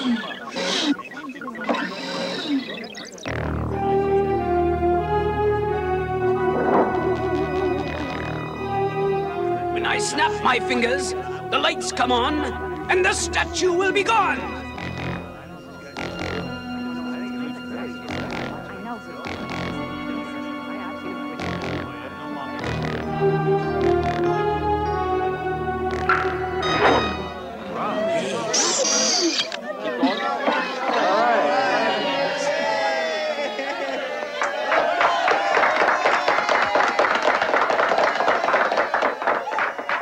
And now, with your assistance, I shall bring the statue back. Please, everybody, cross your fingers.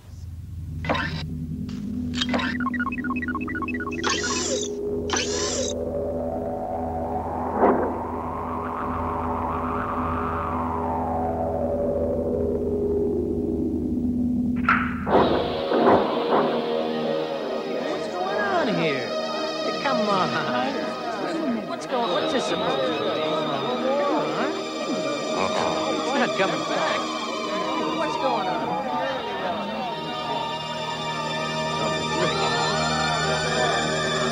What's going on? Wait, something's wrong. It's not supposed to be like this. What's going on? Hey, boss, it's really good. What?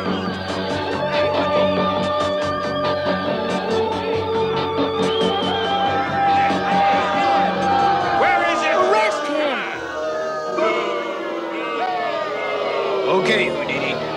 Let's get moving. My name is Wondro, and this is all a big mistake.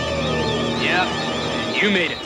Is this part of the show?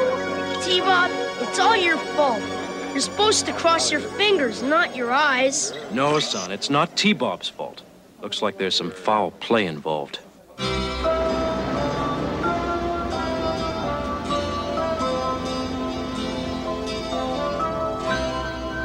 Please have a seat. Why don't you two look around while we talk? And don't touch anything, understand? Sure thing, Dad. Come on, T-Bob. I'm so pleased that you could be here in person, Matt. We were there last night when it happened. Dreadful thing, really. And it puts the free world in an awkward position. Can you imagine how terrible it'll be if anything happens to such an important symbol of liberty? It must be recovered, no question. I'll do everything I can. Only one problem, Matt. We're short on clues. The magician insists he's innocent. Was it really a trick? It's the truth, Dwayne. Let me show you how this trick was supposed to work. Huh?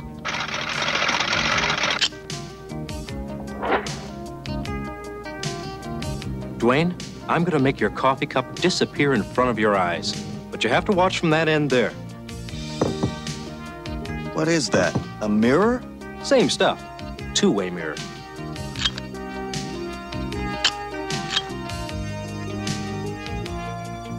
How did you do it? It's simple. By making use of the characteristics of the two-way mirror, we change the angle the light reflects on.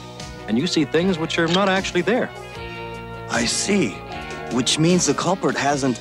Yes. And whoever removed the statue must have known how the trick works. I'll bet anything that the statue is still right there in New York Harbor. Dad! Hey, Dad! Come look at this. Not just now, son. No, Dad! You gotta look! It's a Statue of Liberty on TV! Unbelievable as it may seem, you are seeing the recently disappeared Statue of Liberty on a live TV broadcast from the state of Iowa.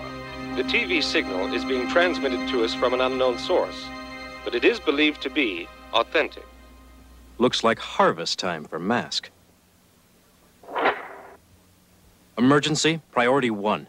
Select M.A.S.K agents appropriate to this mission. Personnel selection complete. Bruce Sato, mechanical engineer and design specialist. Vehicle code name Rhino.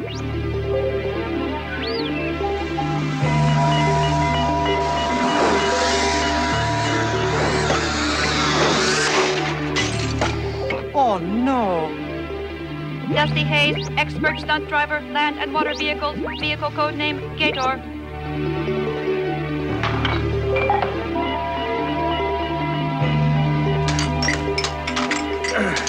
Excuse me, I forgot my watch. Help! Buddy Hawk, master of disguise and intelligence gathering, also maintenance specialist. Vehicle code name Firecracker.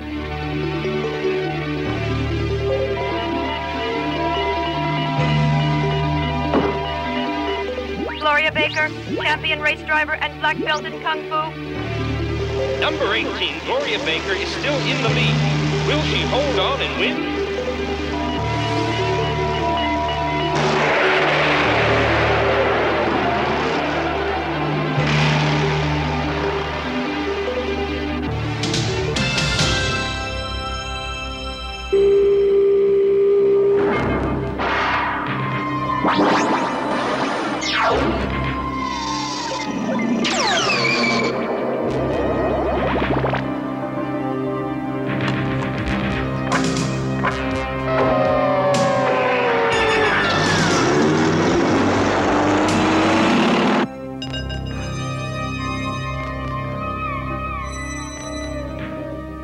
If I didn't see it, I wouldn't believe it. Let's check it. What? What's going on?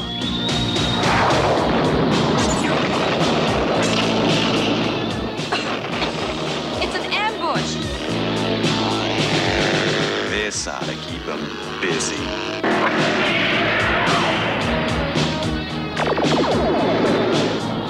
Hang on!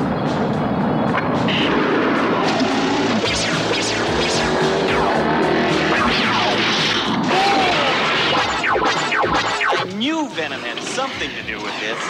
I'm going to handle this from the air.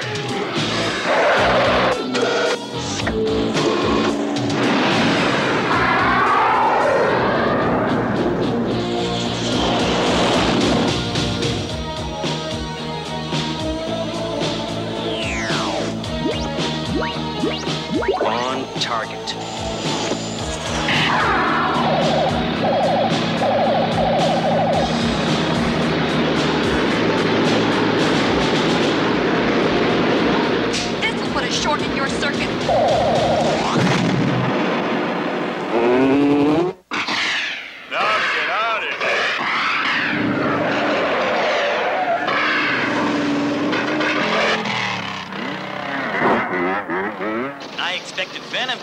of a fight. Aw, heck. They know when they're beat.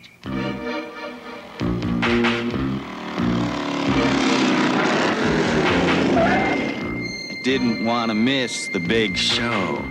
Yeah, M.A.S.K fell for it all right. Hook, line, and sinker. Ha! Oh, boy. We're gonna have some job getting this lady back to the big city.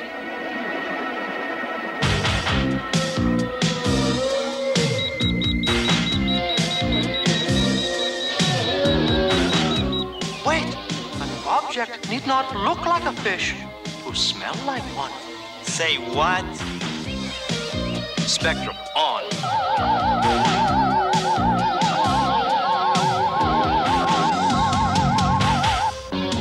Oh, no!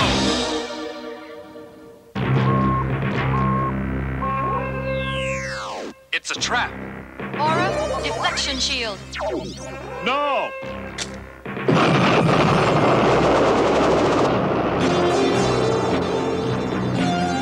We did it!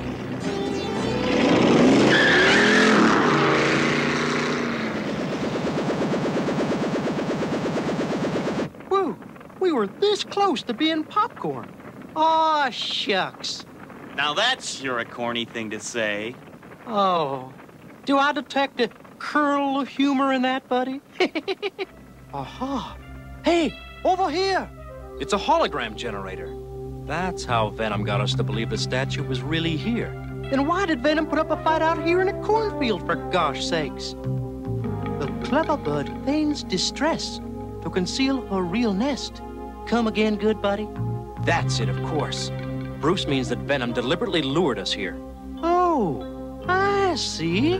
Which means the statue is probably still right in New York. He just needed some more time to... Matt, Venom just delivered a ransom demand for the Statue of Liberty. That figures. The terms? Unless we deliver $3 billion within 3 hours, they'll blow up the real statue and broadcast it to the whole world. We'll be there. Out. 3 hours? That's barely enough time for us to get there. We must. Everyone, synchronize mask watches in countdown mode. Mark.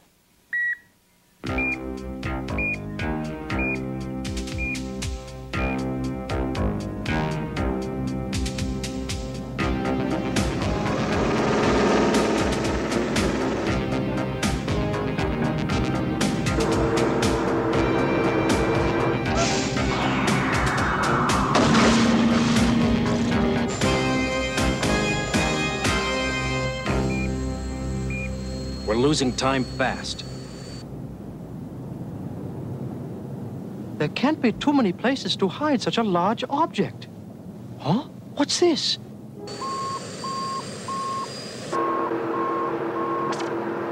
This is Bruce. Come in. Yes? The computer generated this map of the harbor area. And look at this. It's where the red line is. A few years ago, a subway was under construction here. But funding ran out. And it was never finished. Then the tunnel still exists. That's how Venom got to the statue undetected. That's gotta be it. You and Buddy take the subway tunnel. I'm counting on you to defuse any bombs before Venom blows it. Right on. Right now. The rest of us have to find Venom's hideout. Okay. Select probable coordinates for Venom hideout. Insufficient data. Try again. Mayhem's ego wouldn't risk getting caught down in that subway tunnel. But Mayhem's ego would pick the biggest and tallest. Scan the World Trade Center towers.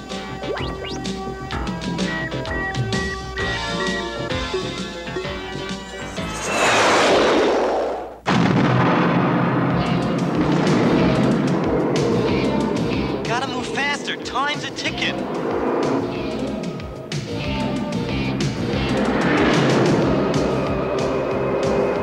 Oh, no!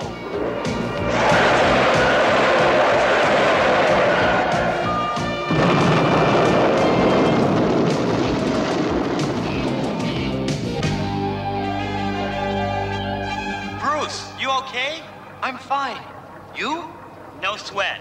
but it doesn't look like we're going to be going anywhere. Maybe Penetrator can get us through that mess without burning out. Penetrator, on!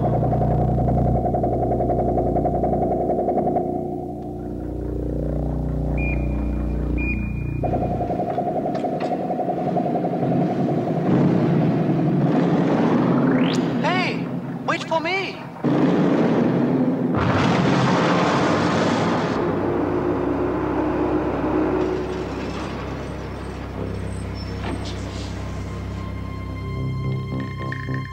It looks like a dead end.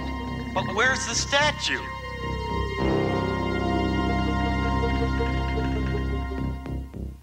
Look! It's a time bomb! Where in creation are we? It can't be.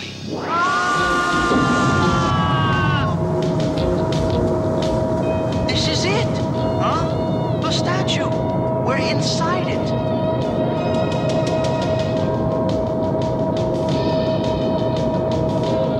Less than 10 minutes to disarm all those explosives. I'll take the inside. You better check the outside.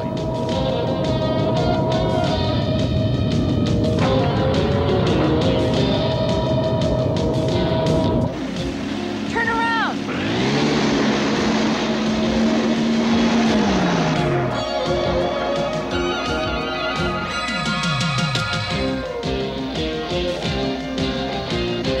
Aha! A remote radio detonation device. Gloria, can your aura mask block a radio signal? You bet! Venom plans to blow up the statue by remote control.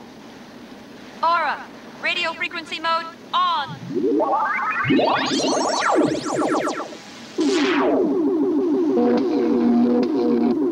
The statue's about to poke through. The energy bubble isn't high enough.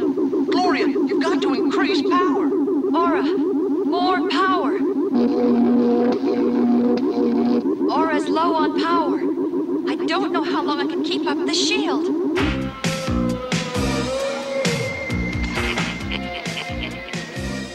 Only a few minutes left. I knew they wouldn't pay the ransom. I would have blown the statue up anyhow, just so they would know who they're dealing with. What? Mask? But I thought you took care of them. Oh, no!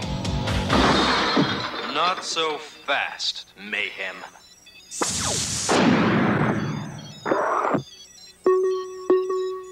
Oh no, the detonator switch is activated.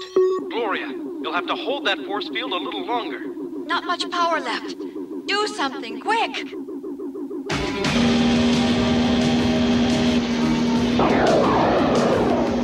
Gotta stop that torpedo!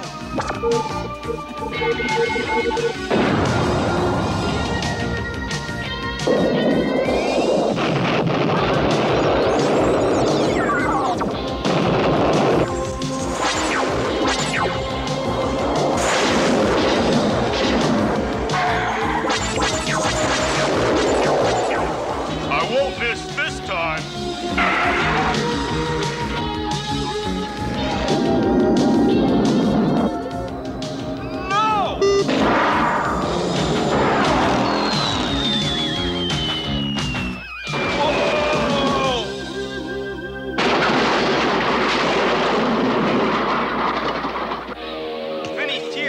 How about you? Just one more place.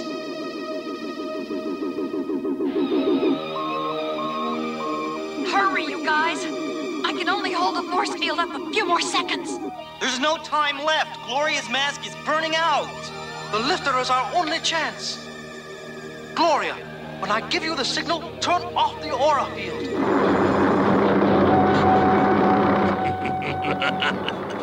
Time's just about up. They can't make it. Now, Gloria. Lift up. On.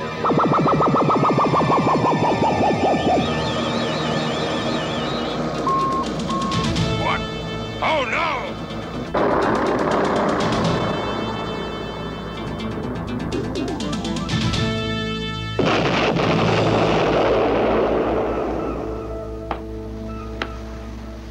okay, Gloria? I'm fine.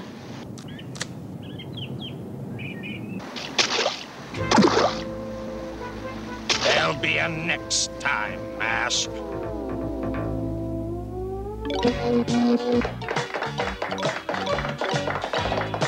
Scott, you look sharp. Ladies and gentlemen, I shall now attempt to make my faithful assistant disappear right in front of your eyes. Attempt?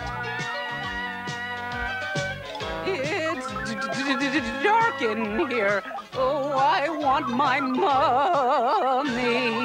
I keep telling you, you're not alive. You don't have a mommy. Help me. Abracadabra. I just broke the magic mirror. Just what I need. 7 more years of bad luck.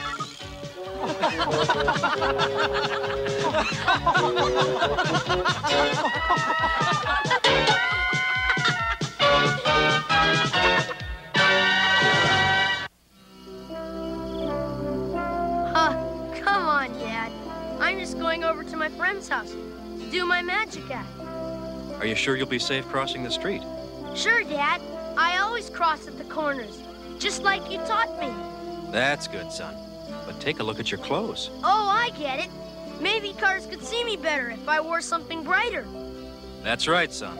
It's just something you pay attention to.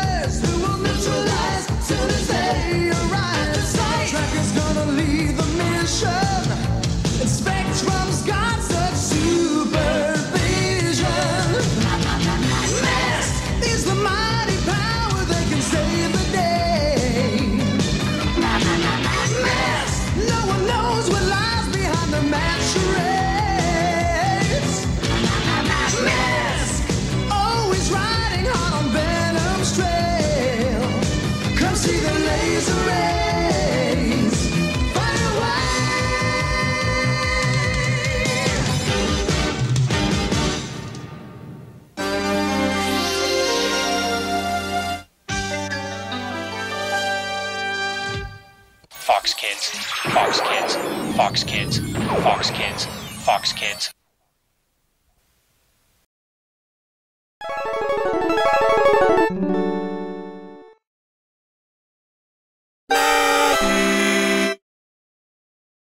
Yo, let me take you back in time when the TV was prime. Super Saturday morning, cartoons on the grind. 16-bit gangster, keeping it real, no lies. Vintage joints, G.I. Joe, Transformers fly.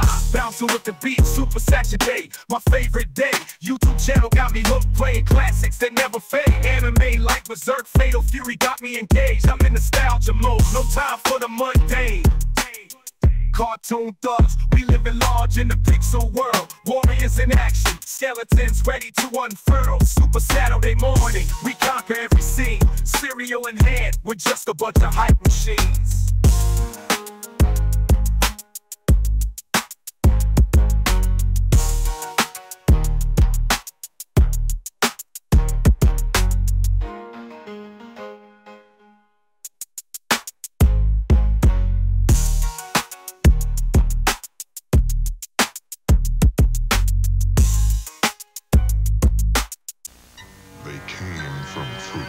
To show the world, 2 fruits are more fun than one. New Sun-Kissed Tutti Fruits, the first fruit snack made with 2 kinds of fruit. Tutti Fruits, Tutti Fruits. Chewy on the outside, soft on the inside. Tutti Fruits. New Sun-Kissed Tutti Fruits, because 2 fruits are more fun than one. Tutti Fruits. Tutti Fruits. Oh, here comes crispy critters, a good wholesome bunch. The low sugar cereal with lots of crunch. It's indubitably. Indubitably. Indubitably. Post Crispy Critter cereal is part of a balanced breakfast. And now a special offer. It's a puzzle and a storybook. Free free in specially marked boxes of Crispy Critter cereal. Look what I made. It's me. Indubitably. My Super Golden Crisp cereal with 8 vitamins makes this nutritious breakfast really neat. I just love that sweet, crispy wheat. Whoa, ho, what's up, Croc? Don't be bashful with that box, Sugar Bear. Put the toll in the bowl. Time for Vitamin Pack Punch. In case he bit off more than he could chew. I can't get enough of Super Golden Crisp. It's got the crunch with punch. Yeah. 2 new sticks, new, tasty new Twix. There's a whole new way Twix moves today. Dang. Hey, if you liked it before, you're gonna like it even more. Keep on moving with Twix. New Twix. Tasty and calm, rich and chocolate too. The cookies even crunchier, that's what's new. Keep on moving with new Twix. Ghostbuster Bulletin! Ghosts are attacking the Statue of Liberty! Ghostbusters are at the scene! Look out, Ray. It's slime time. Each sold separately. We've been slimed. Let's clean up, Lewis. Now we're fighting clean. Take this, you squirt. Slimed again. See? Oh, yeah. It's Nasty Neck. And Dope Woman to the rescue. Bombs away. Gotcha. And the Ghostbusters have saved the day.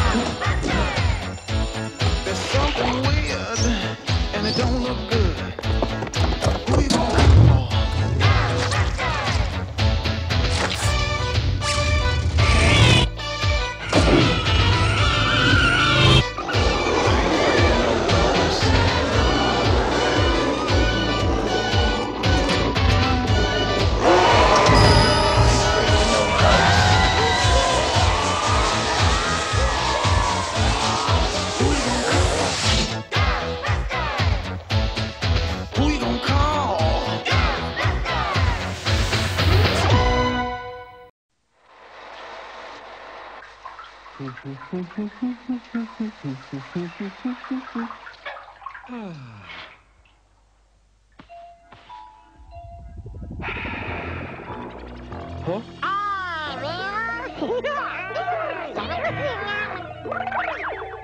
Ooh, gross! Slimer? Who else?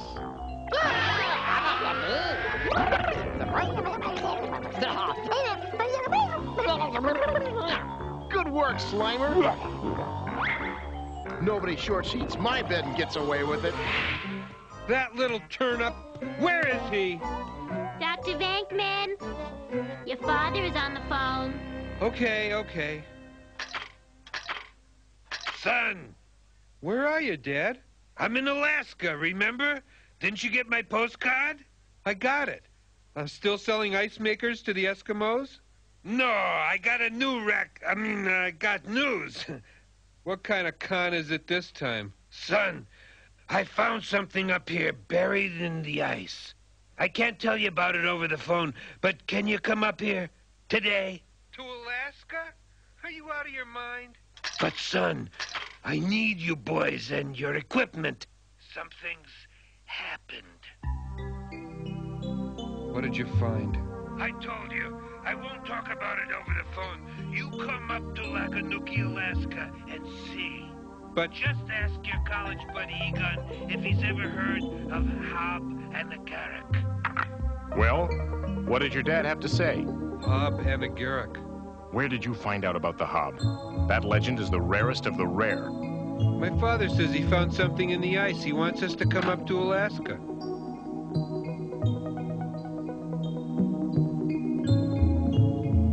Peter, there may be something to this. Ordinarily, I wouldn't trust your father, but... So you're saying he actually may have found something nasty up there? I mean, something dangerous? Yeah, well, con man or not, that's still my dad up there. If he's in some kind of trouble, I'm gonna help him. Come on, guys. What do you say? We can catch an afternoon flight, dispense with this Hob character, and be back here by morning. Maybe. But if it really is Hob and a Garrick, we may not come back at all. You okay, Ray? I hate small planes. Egon, tell us about this Hob character. The Inuit peoples believe that the gods made the earth before human beings, and while it was still barren, they placed a great demon, Hob and a Garrick, to rule over it. Swell. When the humans came, Hob attacked them. They defeated Hob, sealed him in a block of black ice, and sank him to the sea bottom. With the fire demon gone, the heat went out of the land, the snow started, and the north became cold. The Ice Age. Essentially, yes. Where'd the humans get that block of ice if the land was hot? Magic, of course. Oh, of course.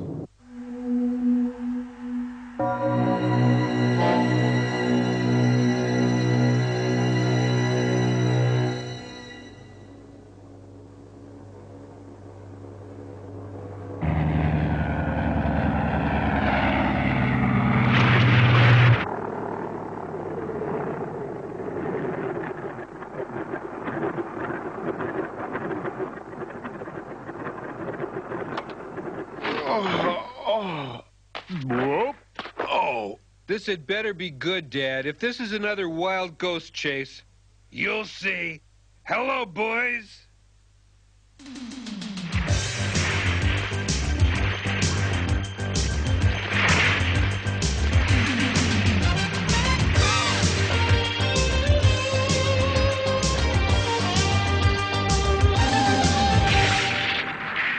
How much longer till we...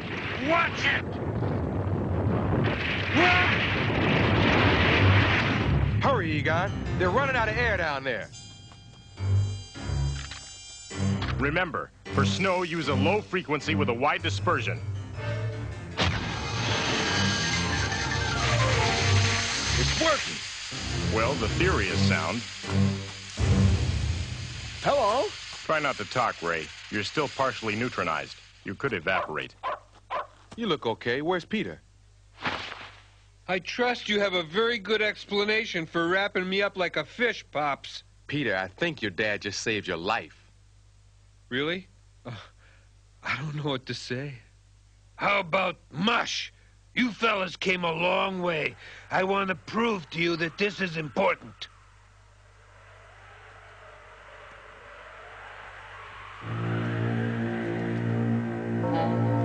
It isn't melting. Why? Magic ice, remember? Can we see the whole thing?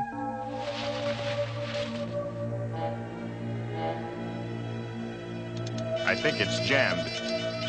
Ow! Bad, huh? Very bad, Peter. This thing rates at least a Class 7. I don't know if we can destroy it. But I don't want it destroyed. I want you to get it out and trap it. I'm gonna take it back to the lower 48 and put it on exhibit. No. Impossible. Forget it. Not a chance. He's gonna try to sneak that thing back to the States, I know it. We can't let him. Absolutely. The PKE readings went off the scale.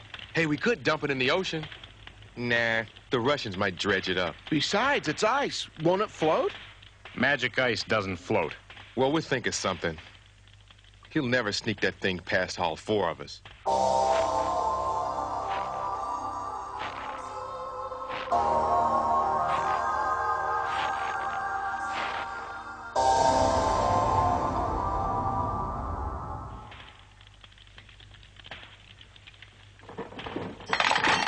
Who's the wise guy?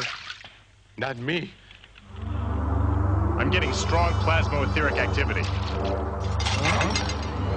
Boy, this is great!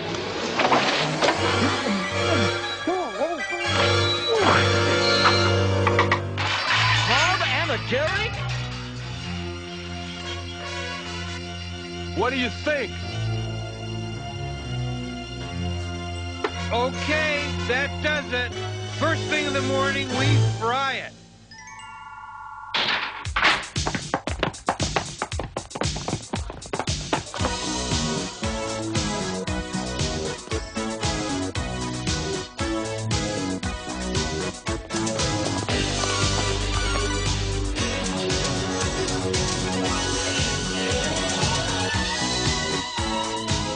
Please don't do this, boys. We have to, Dad. That thing is too dangerous. We gotta neutralize it. Believe me, this is for the best. Come on, folks. We don't want anyone to get hurt. Ready, Peter? Let's do it. Ready. Full stream.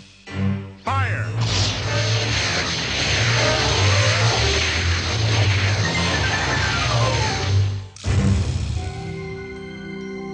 Hey, that wasn't so hard. So much for magic ice. Let's get back to the city.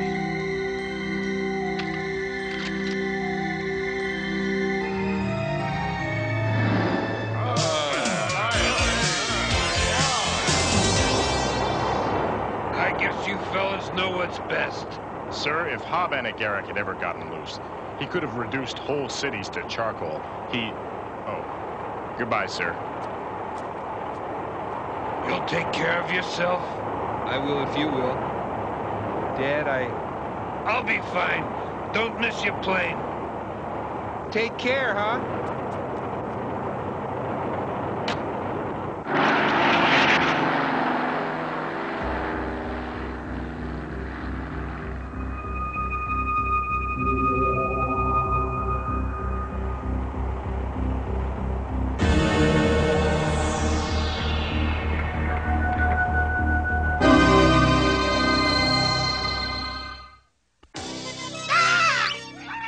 Ghostbusters will return after these messages.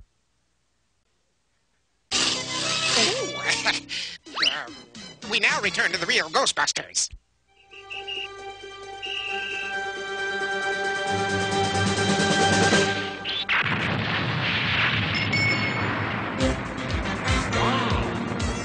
Did you find it?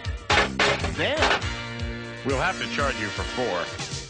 But I was only empowered to purchase 1 removal. 1 removal is fine.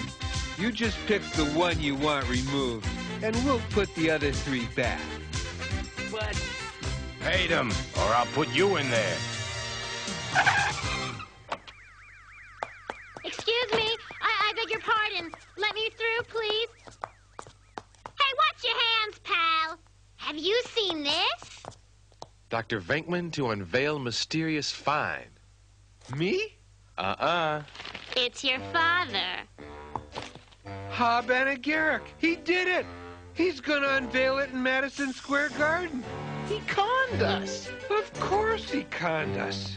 This is going to be extraordinarily ugly. What? You'll like the next part, Ray. The creature will be kept in a special containment designed by the eminent spiritualist Dr. Bassingame. Bassingame? The phony psychic who almost destroyed my aunt's place? I'll pulverize him. You've got 45 minutes before he unveils it. I've got a cab waiting. Come on. We'll go ahead and try to stop him. Load up and follow us as soon as you can. Come on, Egon. Oh, Egon, isn't this romantic? Yes, I would say so. Good evening, ladies and gentlemen of the press and honored guests. Can't we go any faster? They're starting. On a recent expedition to Alaska, I discovered this block of black ice which had been heaved up by a glacier. Entombed within this block is an ancient spirit, Hob and Garrick, the one the Eskimos call the first demon. In a moment, my colleague, Dr. Bassingame, will release this being from its prison using an ancient book of spells. No cause for alarm. Dr. Bassingame has specially designed the containment fence that will keep Hob and Garrick confined and docile. Dr. Bassingame, I turn it over to you.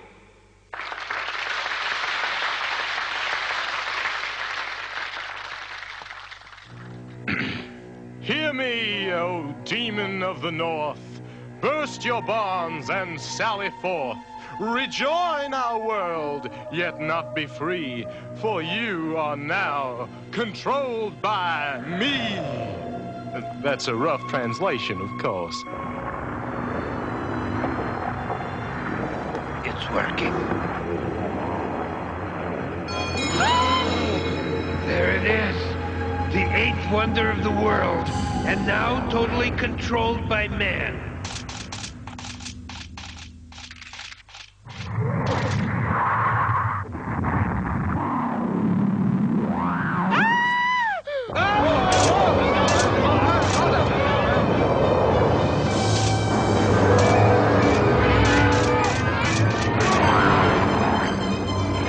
Don't be alarmed! The vent will hold him! You didn't tell me it was 30 feet tall. I didn't know either.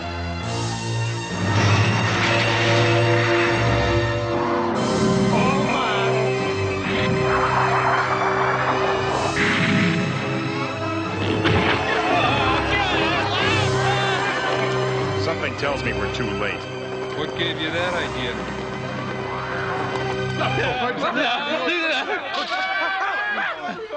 So, what do you want we should do?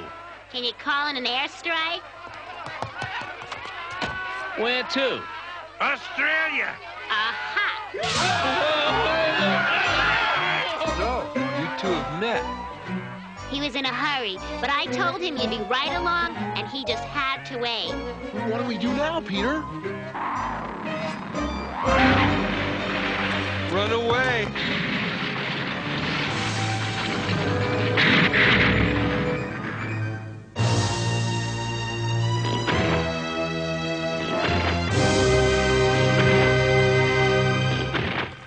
You conned me! Me, your own son! It's his fault. He said that fence of his would work. Look, you can play Let's Blame Somebody later. He's heading for Central Park. You've got to stop that thing.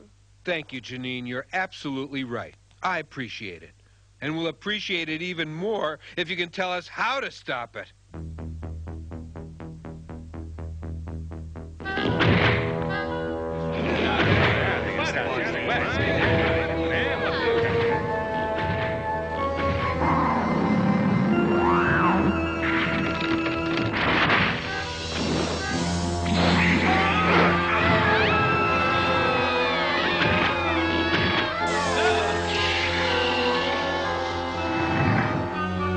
What's the plan, Egon?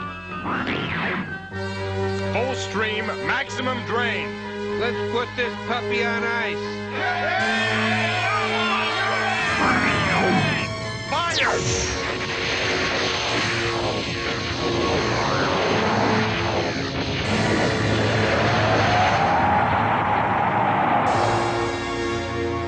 Did we do it? I don't think so. Look!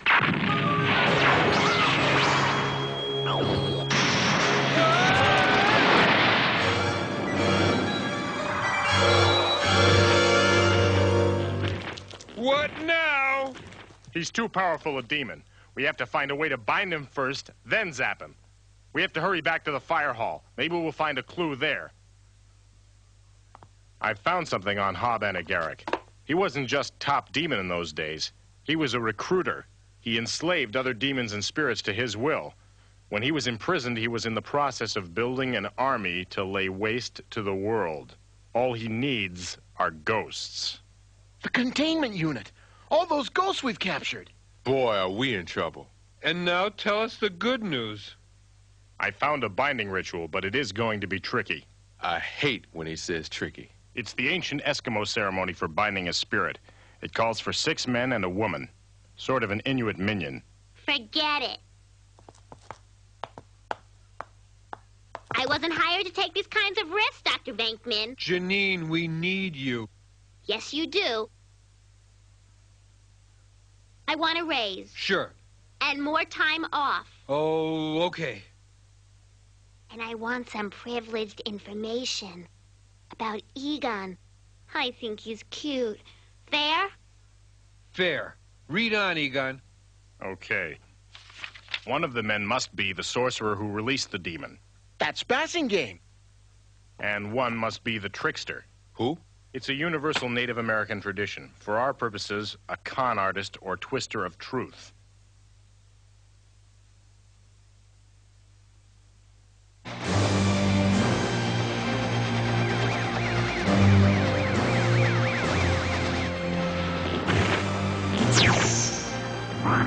Come on, you big turkey! Hey, Death Breath, did your mother have any monsters that live?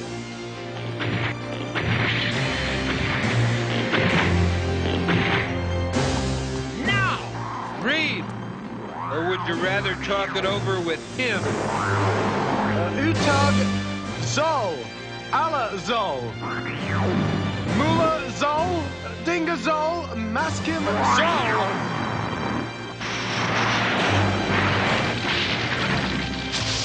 Go, M.A.S.K.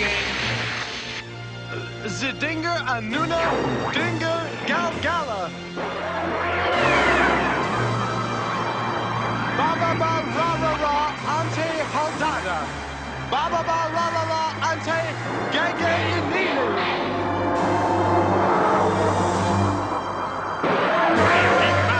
Now, fire!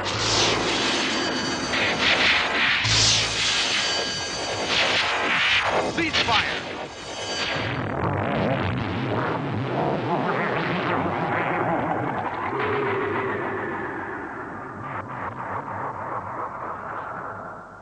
Techno magic, yeah!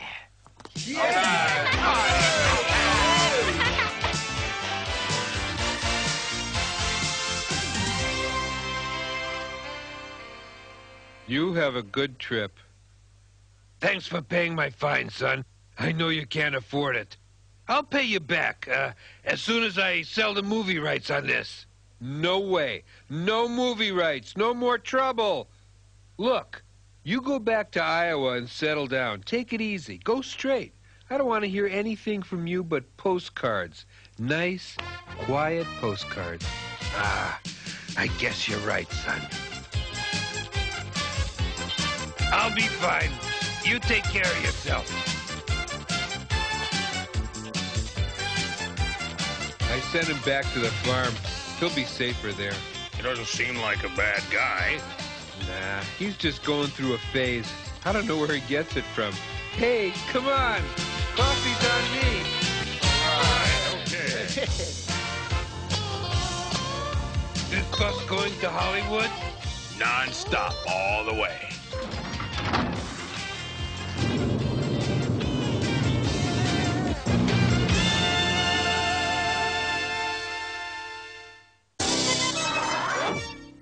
The real Ghostbusters will return after these messages.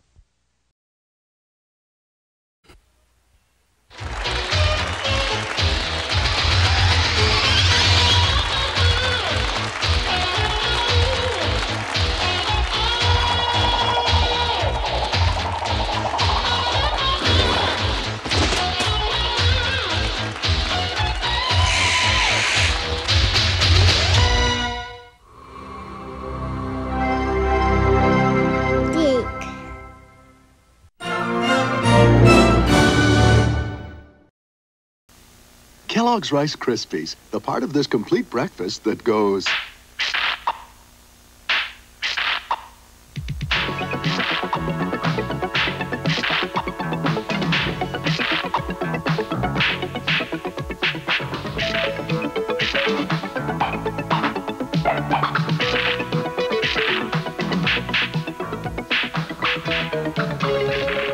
Kellogg's Rice Krispies. Have you heard how good they are? Hamburger University with Ronald McDonald. Good morning, class. Good morning, Ronald. Today's subject, the Hamburglar. The Hamburglar is very clever and very sneaky. The Hamburglar! And he loves taking McDonald's hamburgers. So, what should you yell when you see it? Help Ronald, sailor! That's right. Uh-oh. Hamburglar. It's a good time for the train. You've got a lot to learn. Don't take burgers, Rubble Rubble. A McDonald's! Whoa! We've got Lucky cornered! We'll get his Lucky Charms this time. Not so fast, me friends. I make an ice cave and hide in your reflections with me Lucky Charms, the marshmallowy part of this nutritious breakfast. With pink hearts, orange stars, yellow moons, green clovers, blue diamonds, and purple horseshoes.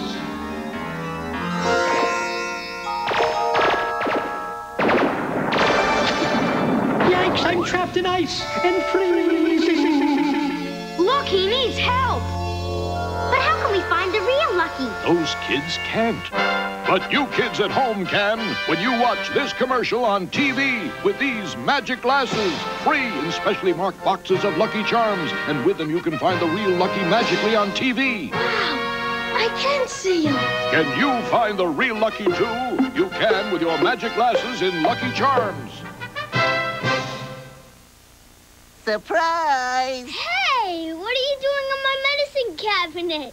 I'm the Pump Man, Aquafresh for kids. The toothpaste made specially for kids. My very own toothpaste? Right, I make brushing fun. I've got a zingy taste kids love, fluoride too. And I'm easy to pump and have a neat top. Hey, Pump Man, hide. Here comes my mom. Aquafresh for kids. I make brushing fun. You can make a good guy better. Roll 'em! You can make the bad guys badder. Roll 'em into battle! Wheel Warriors. We'll change and fight your machine. All vehicles in the Wheel Warriors collection are sold separately. Some parts not for use with some toys. New from Mattel. Watch out! Beast Walker is coming. Can Trailblazer stop him? The ultimate battle coming soon. Thundering across the stars to save the universe from the monster minds. Jayce searches for his father to unite the magic root and lead his lightning league to victory over the changing form of Sawboss.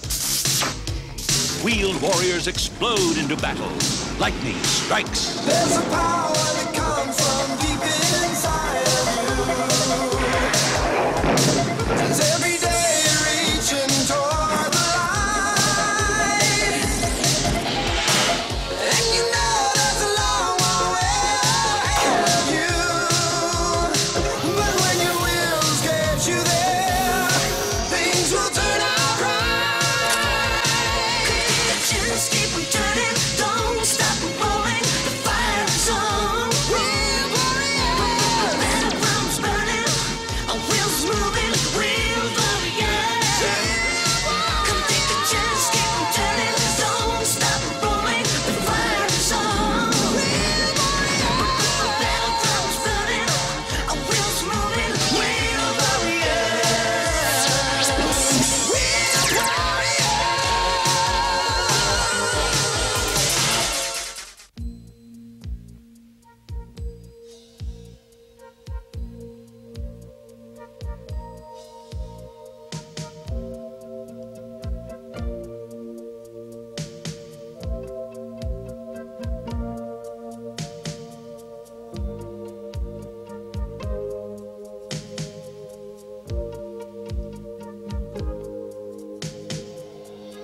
I must finish the message and get it into the missile. His plan is to get enough of the rocket propellant mirin to quickly infest the entire universe with monster mines. It's time to test the missile. Oh, I pray that someone hears this and can help.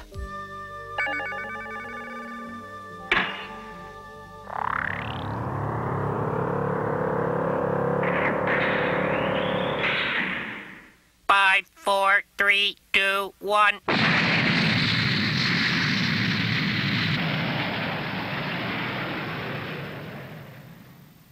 The missile travels at a phenomenal speed.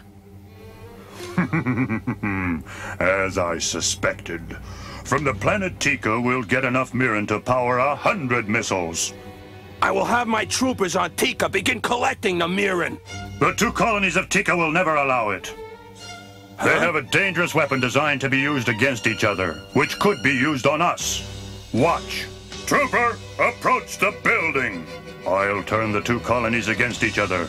Once they've destroyed themselves with that weapon, there'll no longer be a threat to us.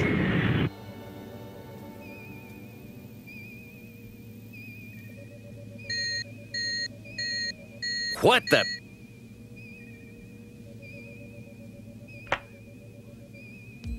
That's impossible. What have you got? I'm not sure. I've never seen anything move so fast. My, what an interesting phenomenon.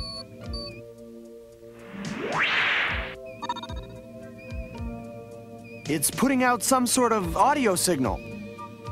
I suggest you try playing it back at 1/100th speed.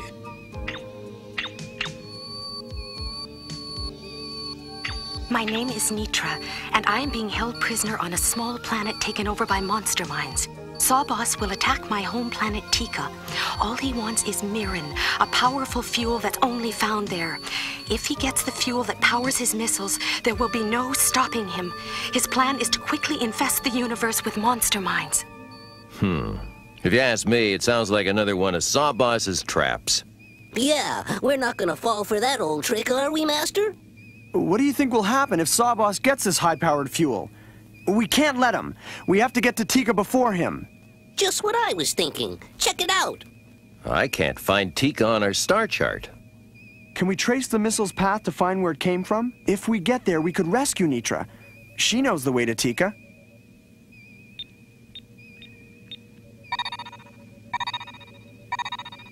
That's a monster mine missile. Why, we'll be going to the monster mine's front door. The Monster Mind planet? Oh, how exciting!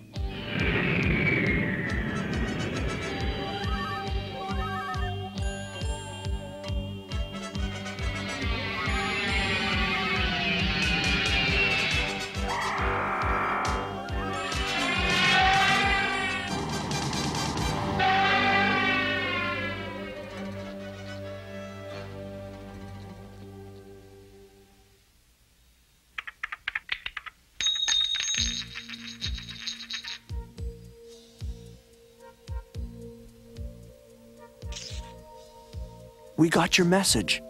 We've come to save you. Oh, thank you, thank you. I can't believe someone's finally come.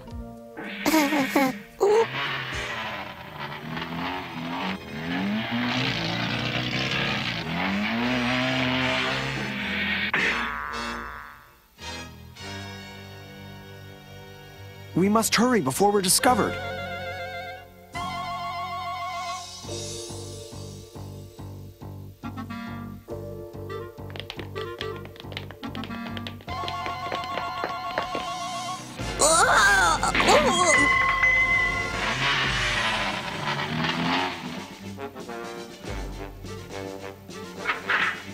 Hurry!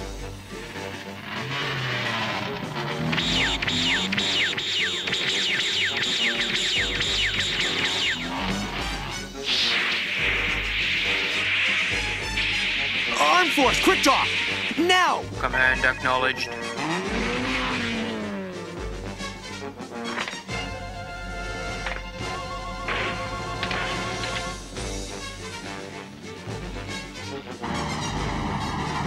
Quick draw! Cover us! Fire!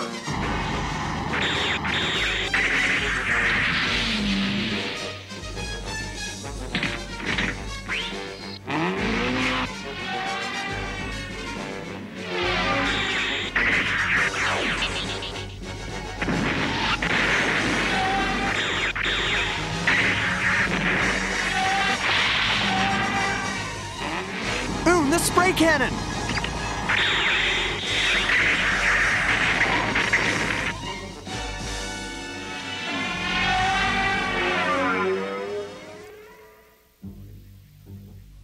The Lightning League has rescued the woman?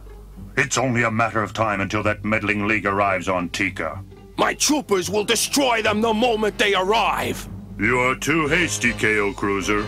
We can use this to our advantage and destroy Jayce at the same time. And the route. I'm afraid I was never very good at astronavigation. Tika is indeed an uncharted planet. There must be a way to find Tika. That twig! It's full of energy. Yes, your necklace. Oh, this. It's from the Orcam plant. It powers everything on Tika. Maybe Flora could use this to home in on Tika. Yes. I believe Flora's senses could lead us to such powerful plans.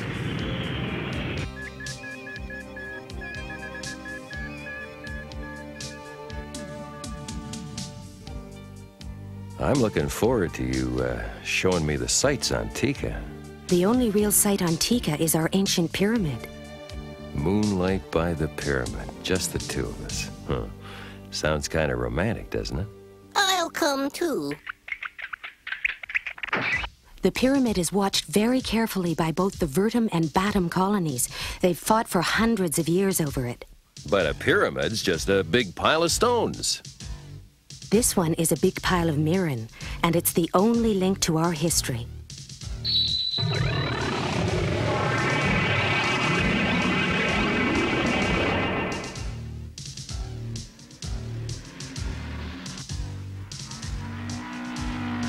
I am the leader of Batum. I've been told you have information for me. I have intercepted a message. Your rival colony, Vertum, plans a surprise attack. That would be futile.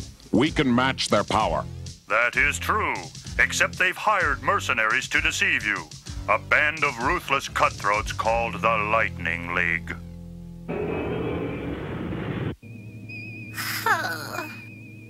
I hope we make it to Tika before Sawboss and his monster mines attack. Our mind weapons will destroy them easily. To do that, it would have to be a terribly powerful weapon.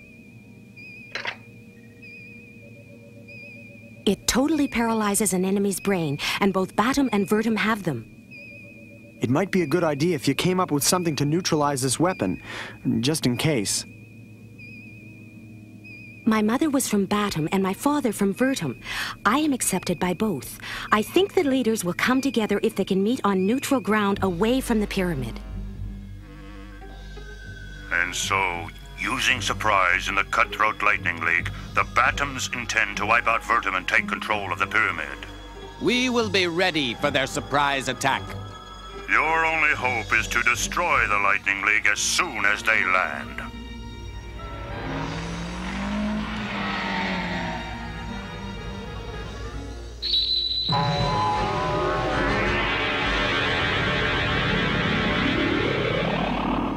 Strap in, folks. I'm taking her down.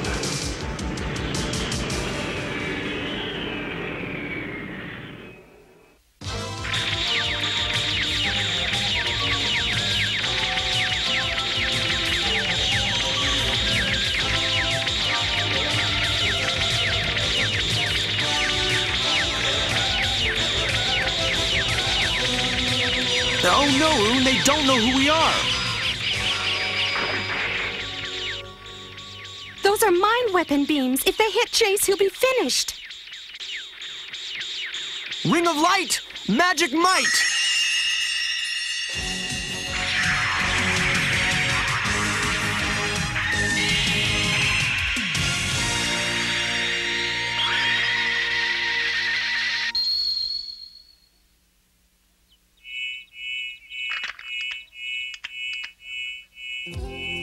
The weapons won't work! The plants have overloaded!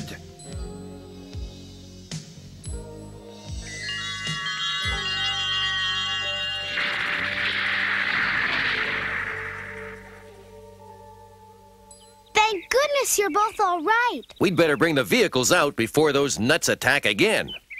No, I want them to see we've come as friends. I don't understand why they attacked.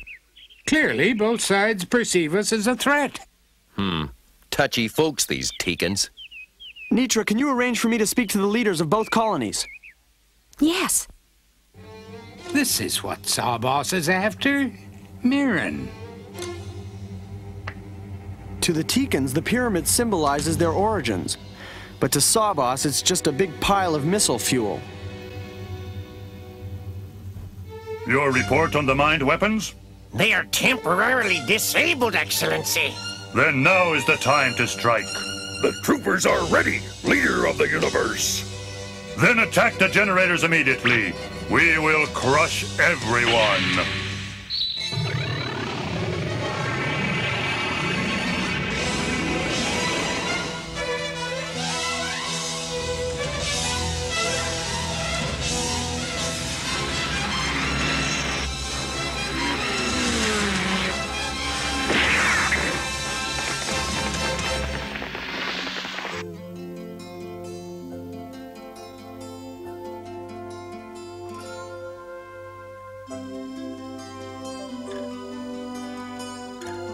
As you can see, we bear no weapons.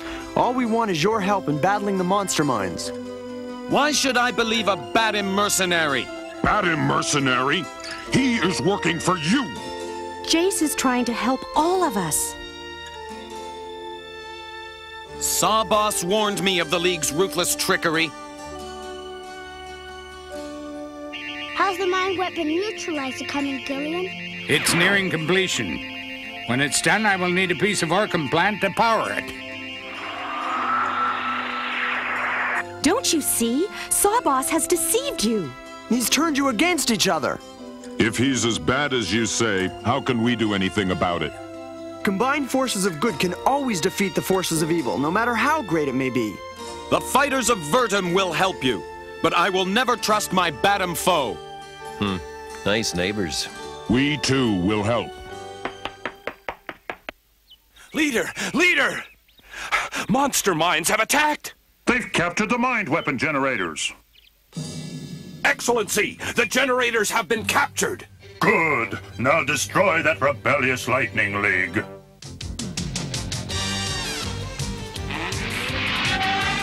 I'll be back for you. I must be with my people now. Wish me luck, kid.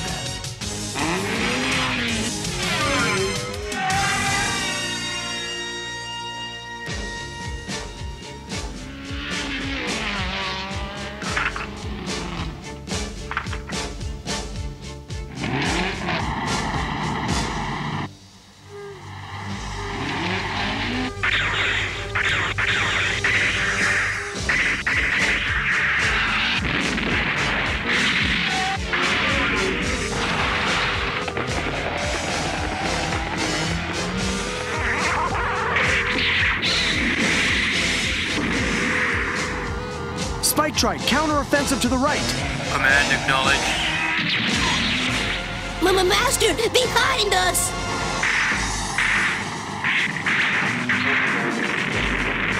Thanks, Oon.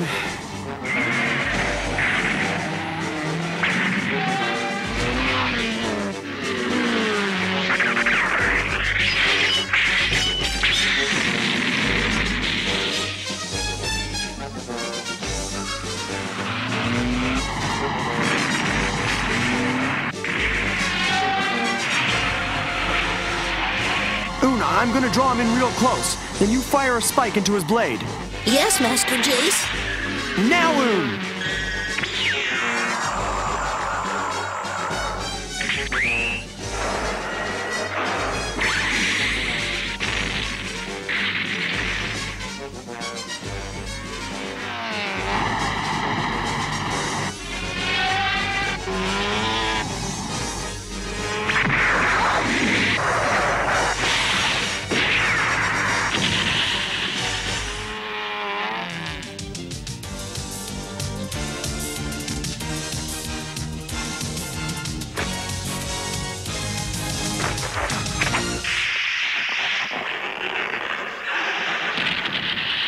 Not bad.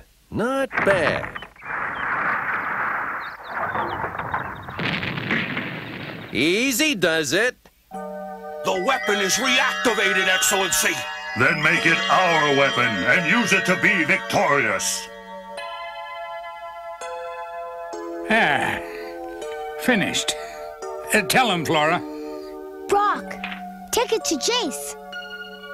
As fast as you can. It's too bad this plant grows nowhere else but Tika. Without it, we're unable to recreate our own mind weapon with which to fight the monster minds.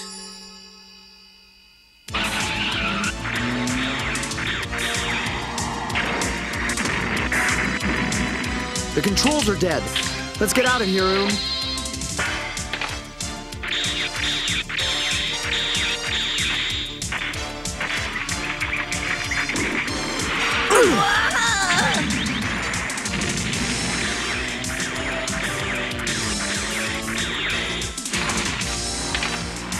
Help, Master!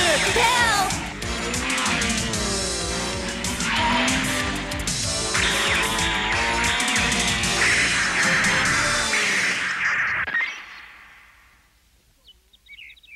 Let's go, Oon.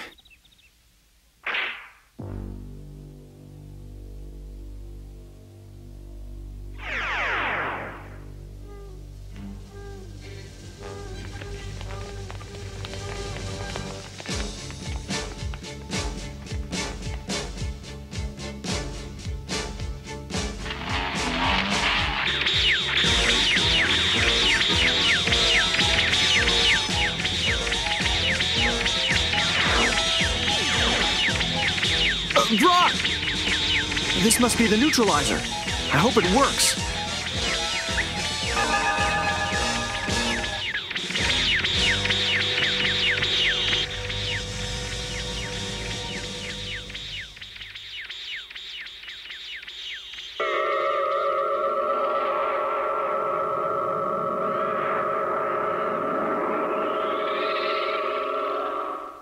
The mine weapon has been neutralized! Hooray! All you have gained is another day of survival, you foolish boy.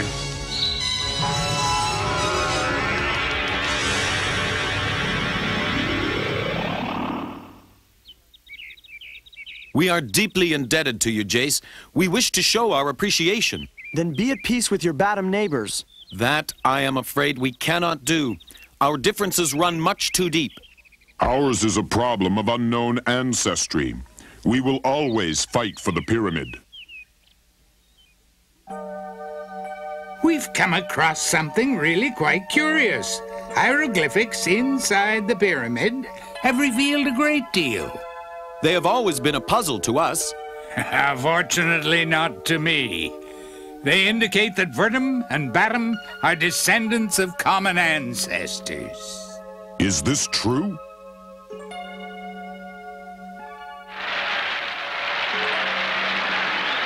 You are brothers. There's no reason to fight any longer.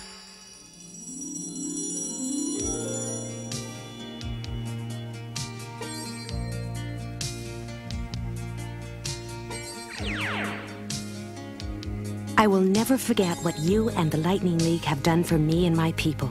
Just to make sure, why not come along with us so I can remind you? And I'd be there to do anything you wanted.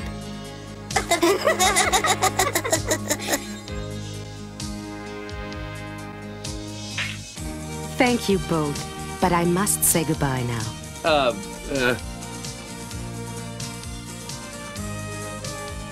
Nice going, Tinhead.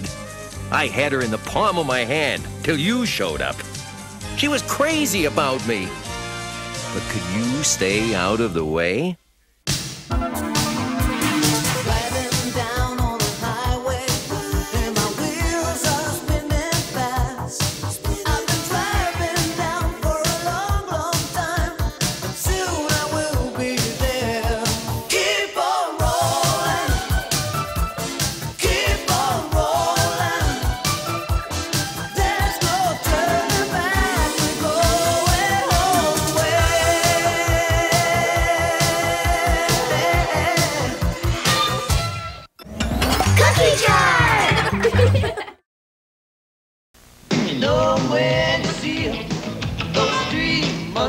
All right, remember, stick to the game plan. Right.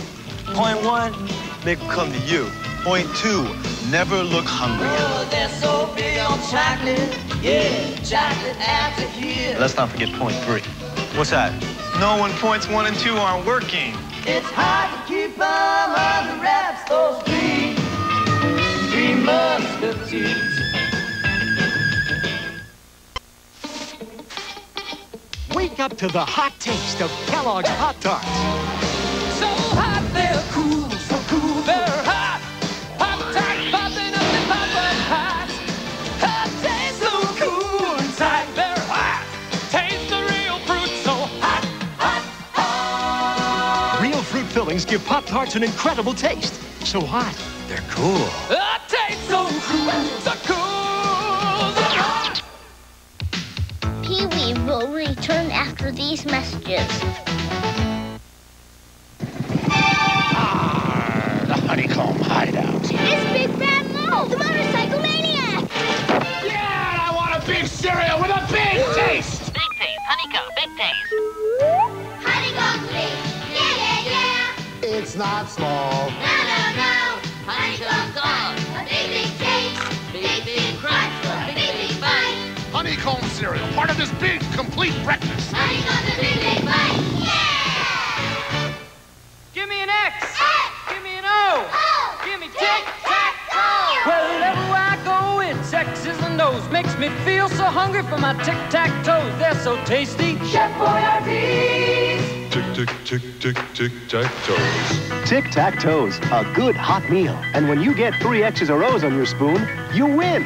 Thank goodness for Chef Boyardee. Tic-tac-toes. With and without meatballs. I like new Giggles cookies because they've got 2 kinds of cream inside. He likes Giggles' funny faces. There's fudge and vanilla cream in each one.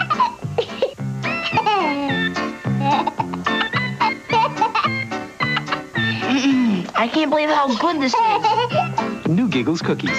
2 kinds of cream in each funny face. Are you gonna eat that?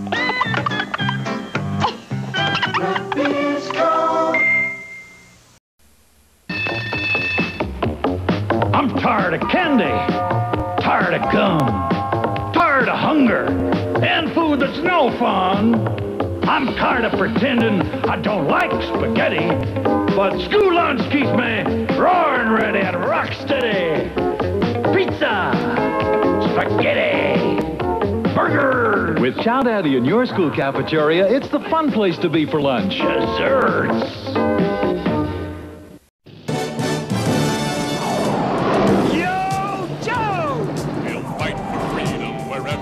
Trouble.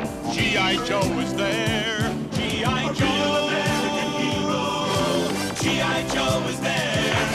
It's G.I. Joe against Cobra, the enemy, fighting to save the day.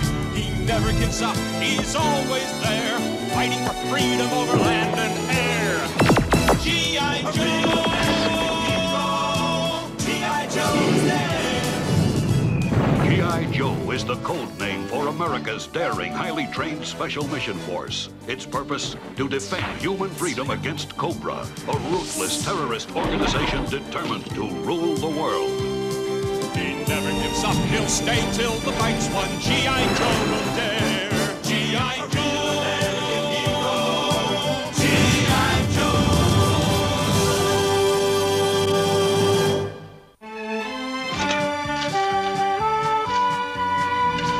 So how old are these bones, Doc? About 70 million years, give or take a few. I've never seen Upper Cretaceous specimens like this before. The oil kept them from being fossilized. If you say so. A bone's a bone, as far as I can tell. What's that? Probably another government official looking for a bribe. Wild Weasel to Cobra Base. The bones are ours. I thought we paid everybody off! We did! Scatter, swine!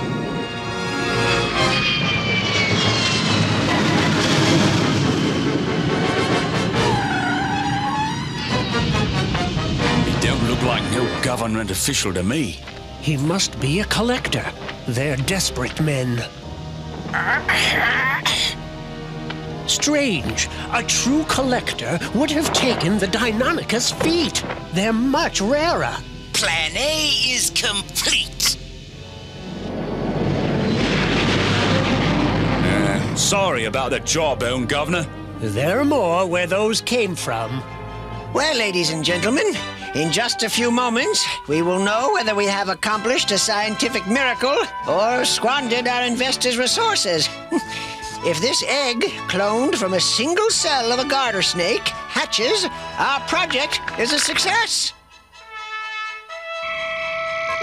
Signal from Roberts received. Proceed with Plan B. Here it is, gentlemen. A perfect living reproduction of the original snake. That's great. Congratulations, Dr. Massey, from Cobra! What the hell is going on? Unhand me!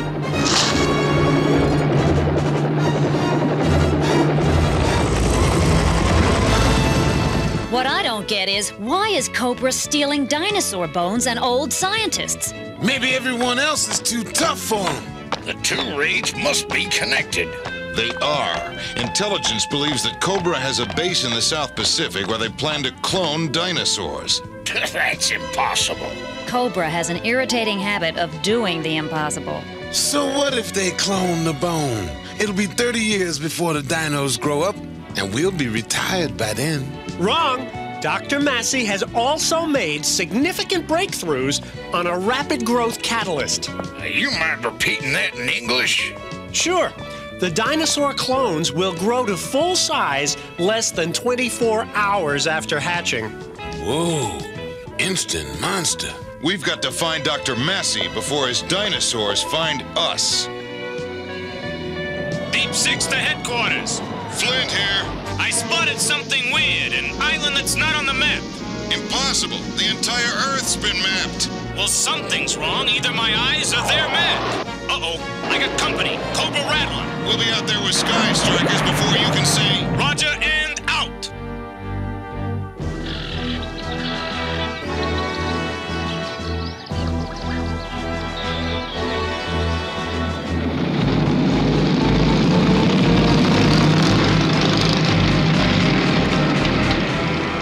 This planet was once ruled by reptiles. Soon it will be again.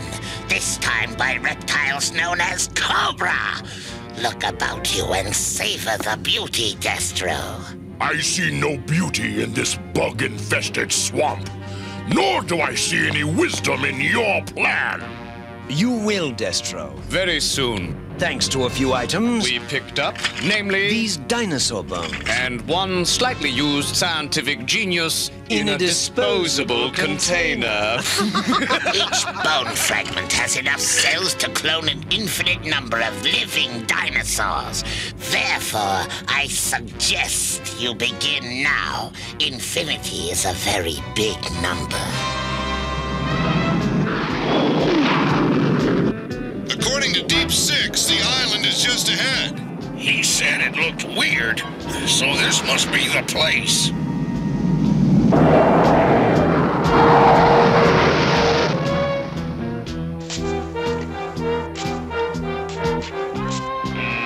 It seems we have uninvited guests. Look for an open spot to land.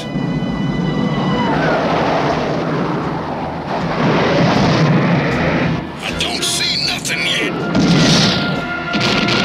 Looks like we won't have to find a spot to land. Yeah, Cobra's pretty well taking care of that.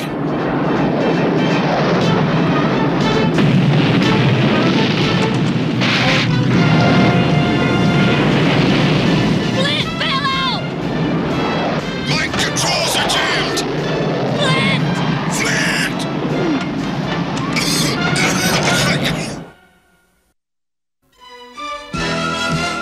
G.I. Joe will return after these messages. Now, back to G.I. Joe.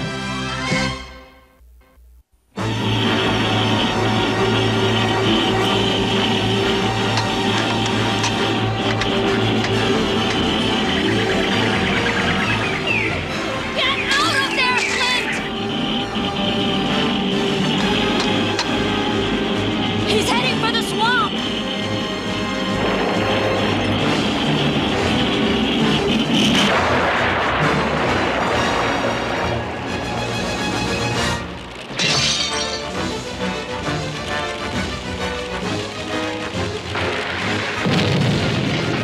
I thought he was gonna make it. So did I. What now? We carry on. Flint! Anybody got an aspirin?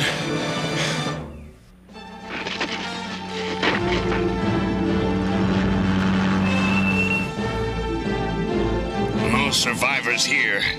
Let's check the other wrecks. No two ways about it. We've got to call in an airstrike. How loud can you yell? Plenty loud.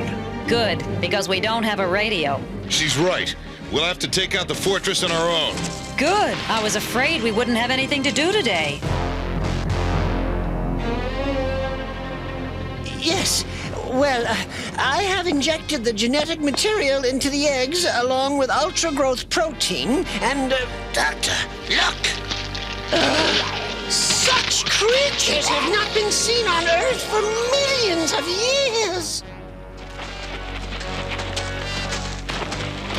I'm so so hungry, even our food packets are looking good. Don't eat, gung-ho. We've got to conserve food. Who knows how long we'll be here? Great. Next you'll be telling me we can't sleep. Well, if you want to bunk out in this oozing swamp, be my guest. All right, but I've got some primal urges to satisfy, and the top two on my list are food and shelter. What are you complaining about, Gung-Ho? I thought this place would remind you of home. It does. Now you know why I left.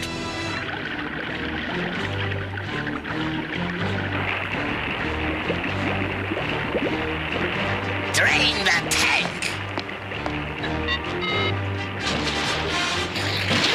All right, Destro. As usual, your plans are useless without the addition of my genius. Controlling such primitive brains hardly requires genius, Destro. Then perhaps you would like to take over this phase of the project, my dear Commander. No, Destro. I would not deprive you of your brief moment of glory. My triumph shall come soon enough. I wonder if they know we're here. Not unless the rumblings of my stomach have given us away. I don't even know where we are. How do we know we're not going around in circles? We don't. Well, I'll be. If that isn't the luck of the Irish. Yeah, but I'm not Irish. And that place definitely is not kosher.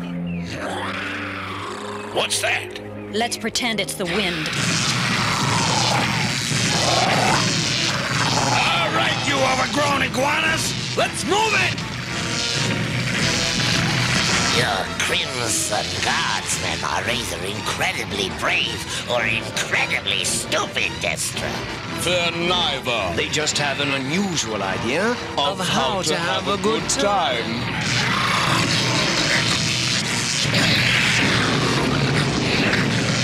With these dinosaurs under my command, I will control the... Save the pompous chatter for later, Commander. I must concentrate.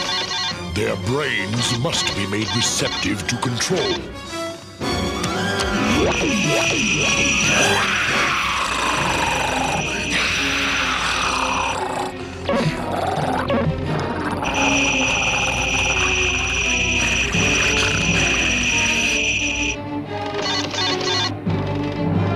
There. Now you may use the cybernetic control disc.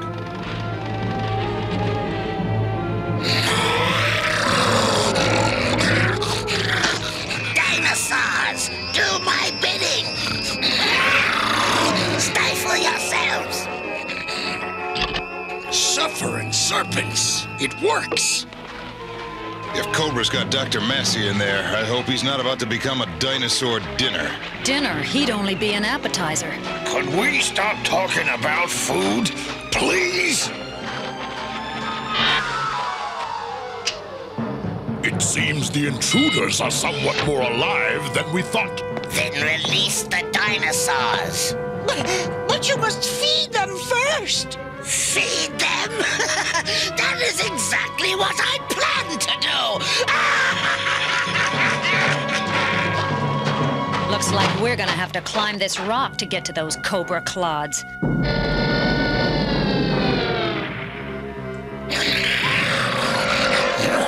What's going on?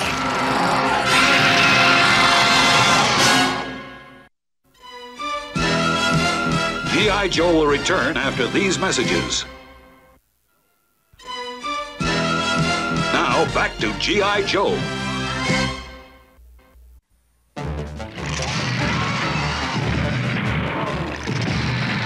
You think that gun's gonna do any good? I'll try anything once. Great, now you've made him angry. That's too bad. I bet he's a real charmer on good days.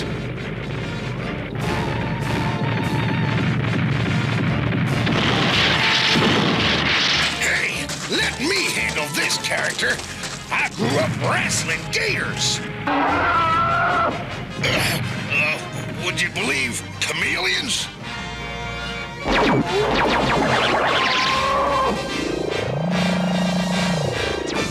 It's the one called Gung-Ho. Dinosaur, attack and destroy him. Come on, at least act like it hurts. Uh-oh.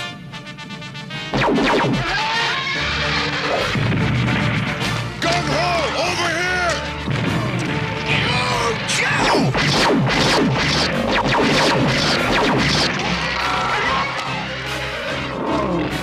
Hey, I thought dinosaurs were stupid. They just don't make them like they used to. Somebody's watching us on TV. Yeah? Well, the show's over. We lost them. How can I direct the dinosaurs if I can't see where they are? That did the trick. Somebody must be guiding them. I wonder who that might be. We will have to use the dinosaurs' instincts. Perhaps that will help us understand why they became extinct. You will see, Destro. What's this? You are wasting company time. You should be tracking the Joes in case the dinosaurs fail. How about after our break, Destro? We're union, you know. Move it now! Yes, right away, sir. In there!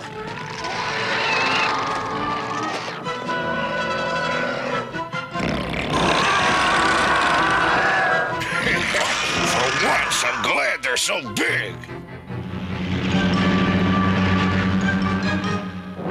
Looks like the dinosaurs are doing the job for us.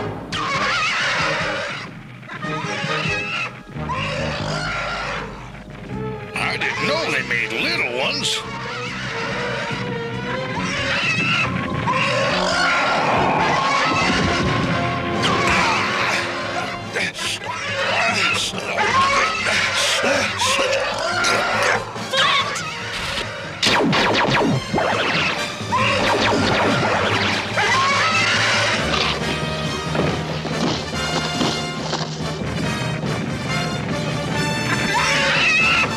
Sounds like dinosaurs dig G.I. Joe meat. He's looking for something to eat. He wants the food packet. Looks like I'm not the only one with primal urges. Those urges might just get us out of here. Scarlet, what are you doing? Chow down, fellas. Here's your dinner. Watch it, or you're gonna be their dinner. No way. Given their choice, animals always go for real food. Humans taste terrible. Well, that's good to hear. Go fetch, boys! That's a strange-looking weapon. Retreat!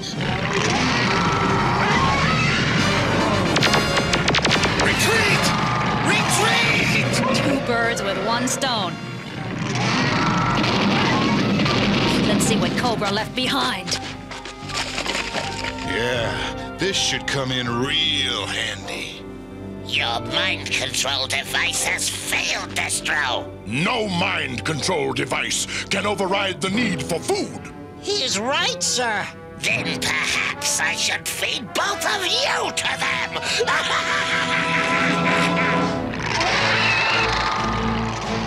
You two grab Dr. Massey. I'll prepare a little surprise for Cobra. You got it. Dinosaurs! Destroy the G.I. Joes! No! No! I won't let this go any further! Quiet, Doctor, before I remember that your usefulness is nearly at an end!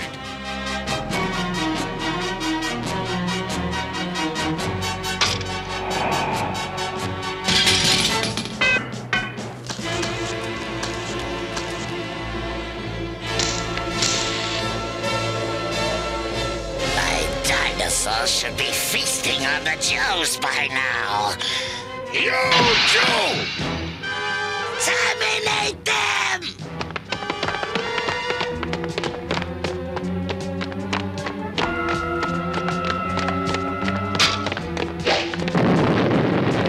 Get the commander's disc! Give me! Off me, moron! Give me the disc! Gung-Ho.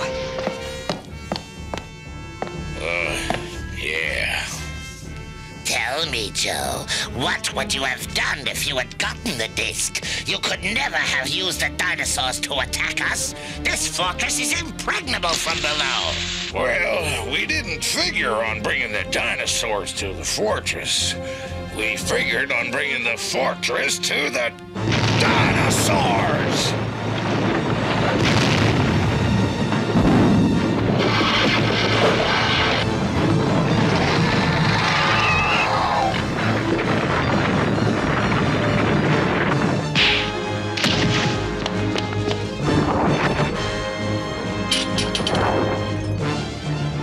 Dinosaurs attack fortress.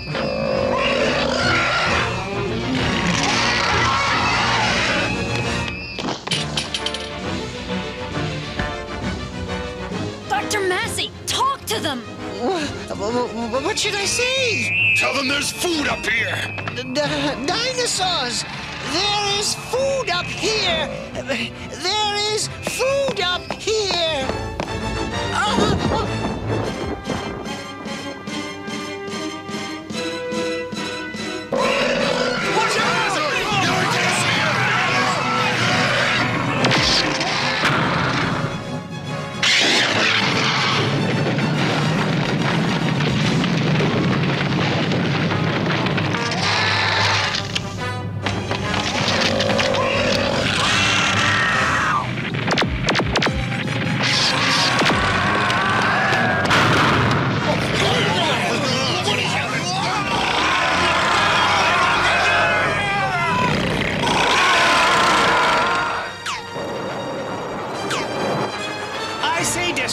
Mind if we hitch a ride?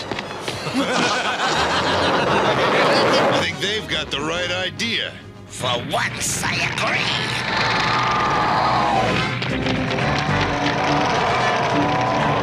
Who wasn't said they don't eat humans?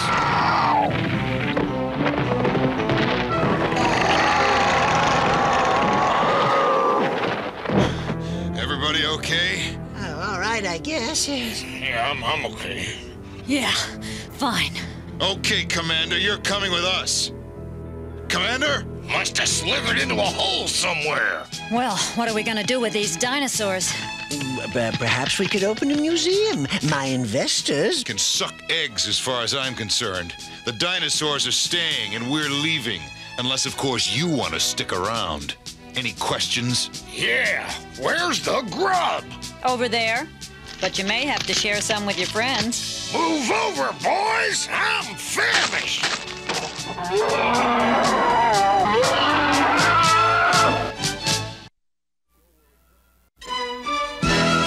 G.I. Joe will return after these messages.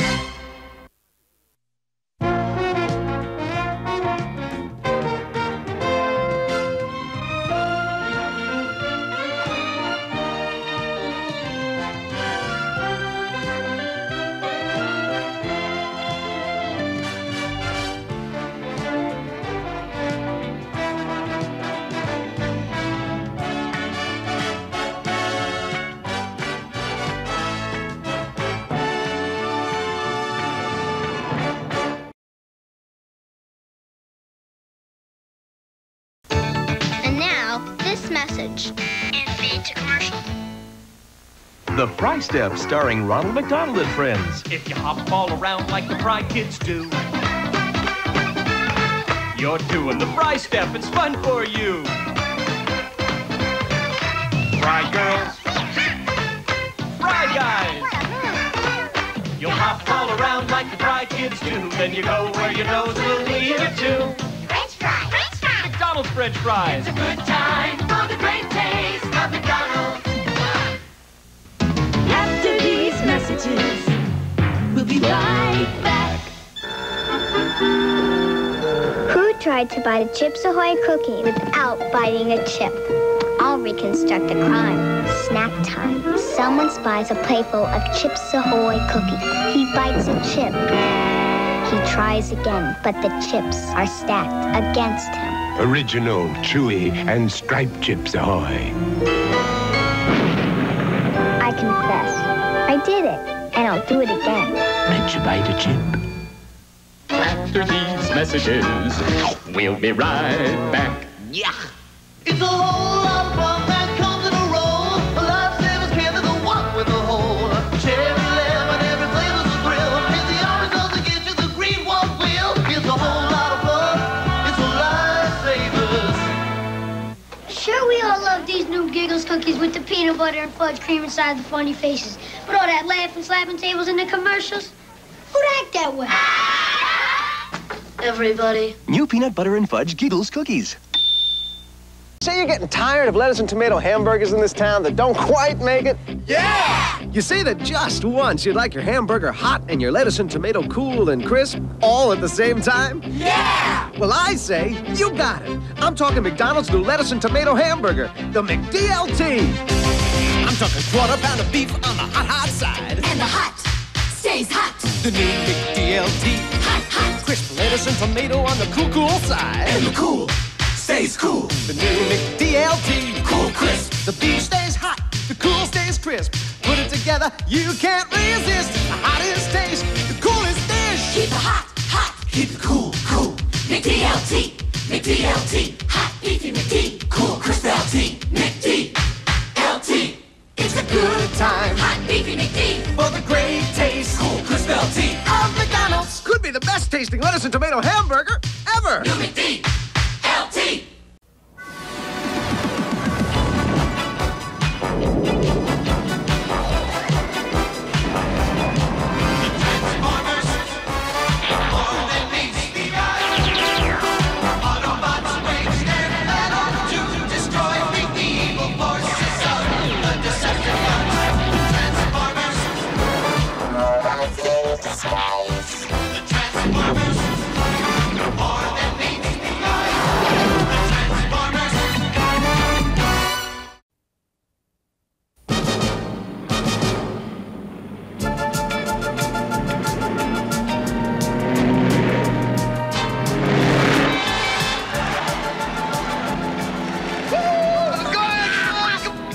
Race, wasn't it, Chip? Yeah, but hey, it'd really be terrific if the Autobots were in it. Like a big race for charity. If Optimus Prime would go for it. Let's find out. Ready to roll home, guys? Sure, Bumblebee. One limo bot coming up. Bumblebee, how would you feel about a little racing? Okay, so long as it's under the speed limit.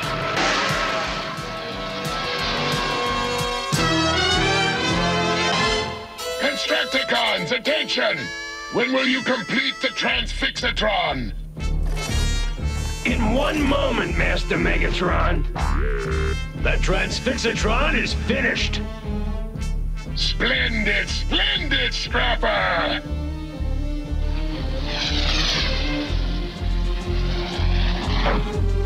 Laserbeak, report on your surveillance of the small humans. Yeah, but hey, it'd really be terrific if the Autobots were in it. Like a big race for charity. If Optimus Prime would go for it. Enough, Soundwave. I shall make good use of that information after I test the Transfixatron. The Transfixatron, my afterburner? Instead of wasting time on that, you should have been leading us against the Autobots. That idiotic contraption probably won't even work. Let's find out, Starscream. Transform! No, Megatron! You can't mean to... What's a test without a guinea pigatron? Transform, I say! As you command. Now, let us see if this idiotic contraption works. I feel nothing! Your precious invention is high-tech garbage! Really? Then transform back to your root mode, Starscream, and come back to me.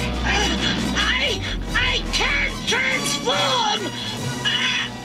What have you done to me? I have transfixed you in your present state, and you will stay that way until I free you. Release me, Megatron, please! I'll do anything you command! Perhaps I should leave you as a jet plane forever. You can't leave me like this! I'm too valuable to you, to the Decepticon cause! Megatron, I'm begging you! Now stop whining! I'll neutralize the effect.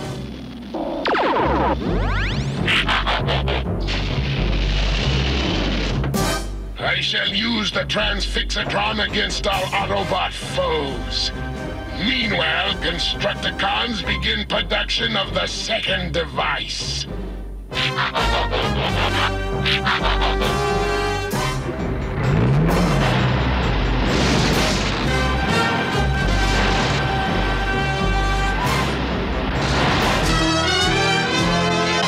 And the ticket money goes to charity.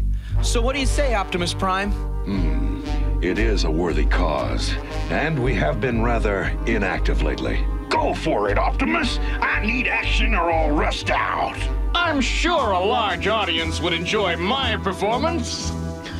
Just a waste of time and energy, if you ask me. Who's asking you, party pooper? On the other hand, Huffer, somebody's got to stay here and stand guard.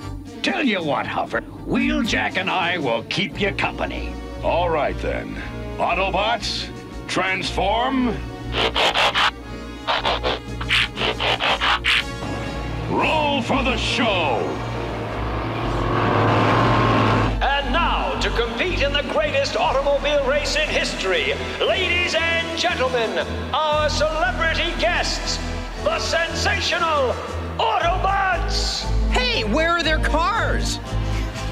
Some people are in for a surprise. Let's give them a show they'll never forget. Autobots, transform! Let's get this show on the road. Got lead in your drive shaft? I don't see you breaking the sound barrier, Ironhide! Come on, Ironhide! Trailbreaker, you can do it! Showtime! Move over, you snail-licious slowpokes! I don't like to show off, but since it's for charity...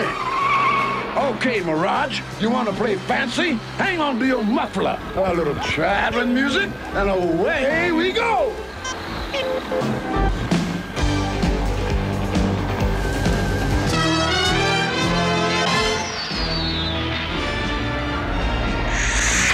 Wish I were going with them to fight. When this device is ready, it'll wreck those Autobots good, long haul. They won't know what hit them.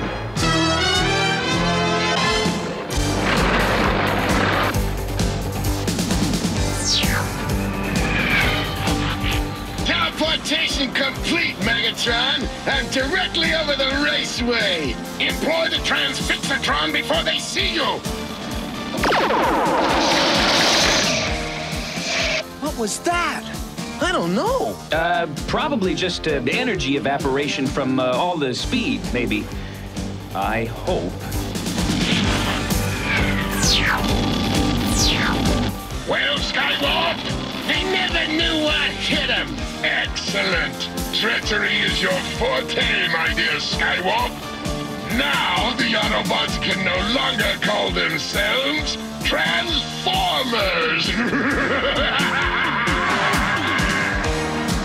Hey, Trailbreaker, did you feel a weird jolt in your circuitry a minute ago? Interesting excuse, Ironhide, old buddy, but you're still losing the race. Finish line dead ahead, Jayce. Then let's flip up some dust. Bye-bye, Mirage, baby. Come on, Autobots! Floor those accelerators! You're almost home! Ladies and gentlemen, the winner of the Autobot run is well, I guess the real winners are us, folks. It's been a whale of a show. And now, for the next event, the Autobots will perform some incredible car stunts. Okay, guys, line up. up, one next to the other. If you're gonna do what I think, Sunstreaker, you've got boom glitches in your brain garage. Oh, lay off, Mirage. Give Mr. Ego a chance. What are they doing, Spike? Making Evil Knievel look like a kiddie car driver. Sunstreaker, wait! You won't be able to get up enough momentum to clear that distance. Don't worry, Prime. When they built me, they broke the mold. I always said you were moldy. Uh-oh, not enough momentum. I'm not gonna make it. Thanks for the magnetic field, Windcharger. But be careful when you set me down! I just had a new wax job! I don't want to scuff my patina! Well, guys, what's next? I'm for anything except Demolition Derbian. Uh-oh. If my scope's picking up what I think it is, the show's over. Decepticons, prepare for attack! Autobots, transform! Optimus, something's haywire. I can't transform. Me neither. We're stuck in vehicular mode. I can't change back to my normal handsome self. It seems you Autobots have a slight identity problem. Thanks to my Transfixatron, you will remain trapped in vehicular mode forever. Now, if these Earth germs will kindly leave the premises. That's better. Now we can accomplish the purpose of our little visit. The total destruction of our helpless foes.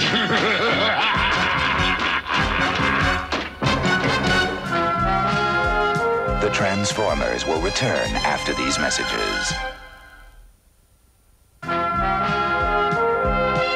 We now return to the Transformers. We can't transform, but we're not helpless. Autobots, roll for it! You overconfident fool! Destroy him and his minions!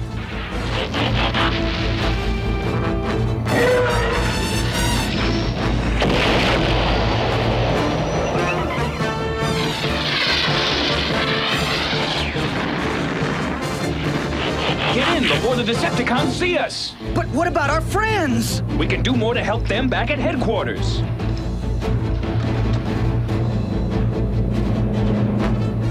Come on, guys! Don't let a few flat tires stop you! Rev and roll! Time to turn on the heat! Incendiary blasts, making me overheat. Ouch! I'm getting a sunburn on the inside. Finish the job, Soundwave, and be sure they are not able to contact Autobot headquarters. As you command, Megatron. Their communicators will be made useless.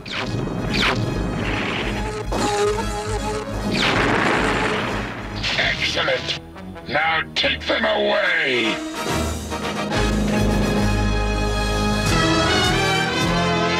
And to make things worse, we can't make radio contact with Optimus and the others. I know the racing bit was bad news, but would anybody listen to me? Oh, no. Stifle it, Huffer, or I'll put my footio in your audio. It's not over yet. We still have Teletran 1. What's your plan, Chip? I'm feeding Teletran 1 your transforming process data. Maybe it can tell us what went wrong. According to those figures, the only thing that could prevent transformation is some kind of transfixation ray. What if Megatron came up with such a thing? Well, we could devise an ultra-frequency ray to counteract its effect. Then let's get on it. Ratchet, tools.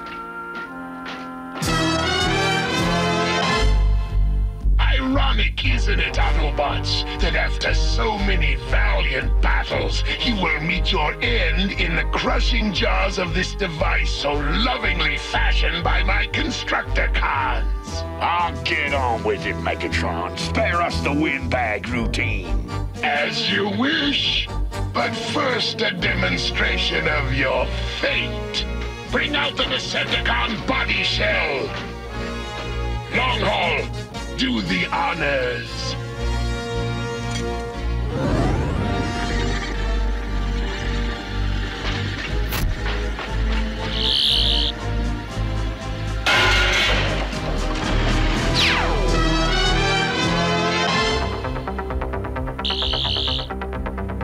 Hey, look!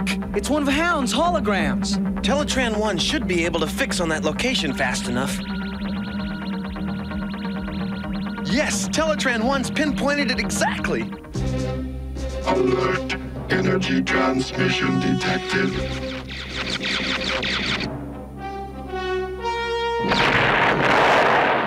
Transmission terminated. Charming! Your remains will take up very little room on the scrap heap. Long Haul, Scrapper!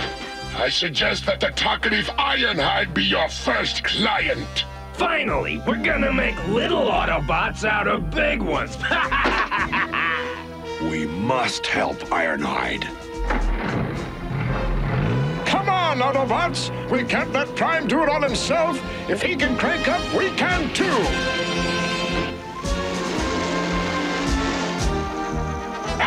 Leave them to the tender mercies of my Constructicons. Their pathetically brave stance is useless. The Autobots are helpless in their automotive form. Later, guys. It's been really great knowing ya.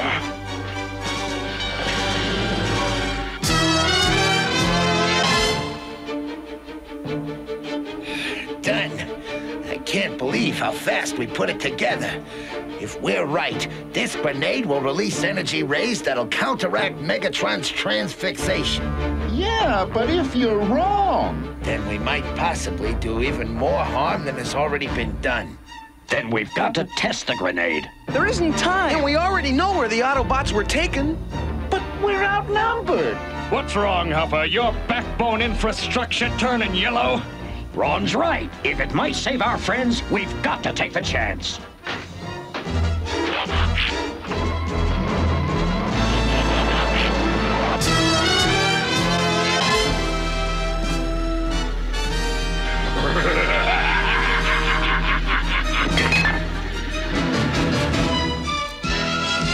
The Transformers will return after these messages.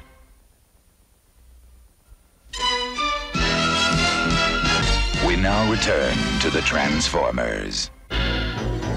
There's gotta be something we can do. Maybe there is, Cliff Jumper.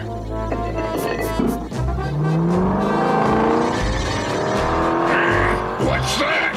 I'd call it a target!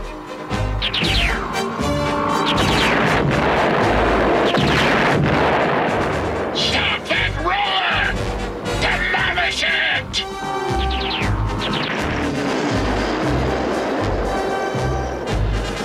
Now, while Roller has their attention... I knew you'd come through, Prime, and not an astral second too soon. You fools! Do you think you've escaped the inevitable? I hope we're in time. I don't believe it. This can't be happening. Well, what are we waiting for? To use that anti-transfixation grenade. Your termination is overdue, Earth crawlers! Wheeljack, protect that grenade!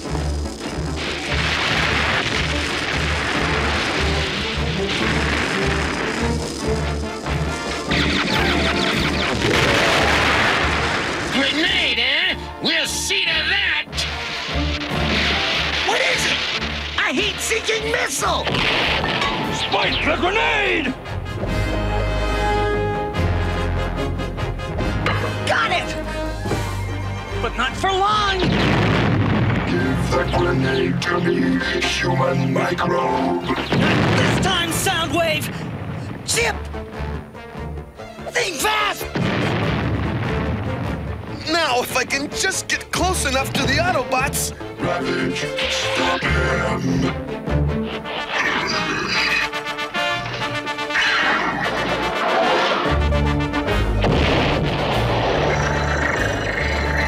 If it doesn't work, we've all bought the farm. I'm transforming! I see my true beauty emerging! All of us can transform again!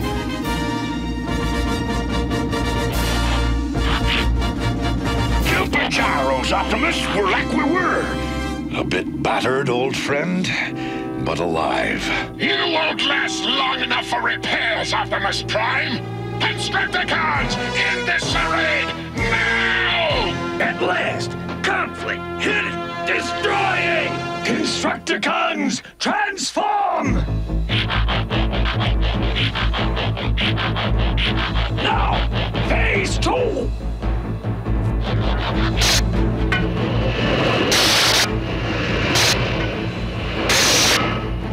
Goodbye, Autobots! Devastator is back! You know what they say, the bigger they are, the louder they crash!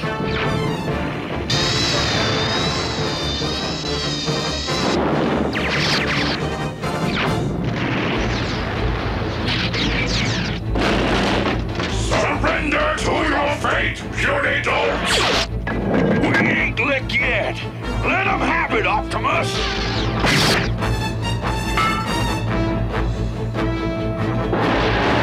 Extinguish their laser cores forever, Devastator! Finish them!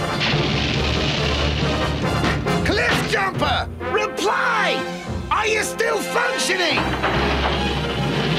There must be some way to whip that tower of scrap. Hey! Cliff Jumper, help me grab the Transfixatron. We'll give them a taste of their own electro-medicine. You got it, buddy!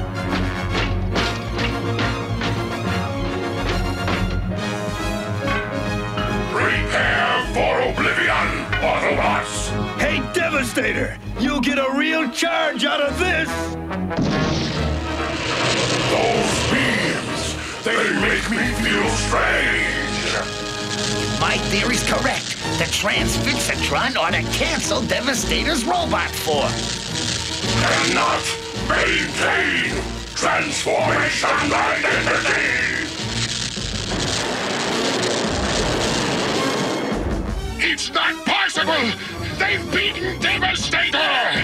And now we're gonna beat you, Megatron! Ain't we, fellas? We're outnumbered!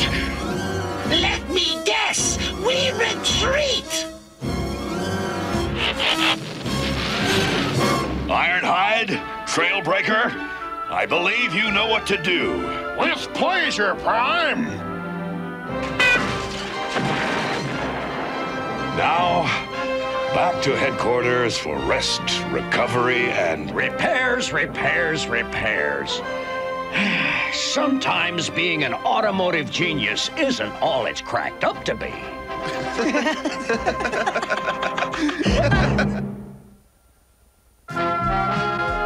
The Transformers will return after these messages.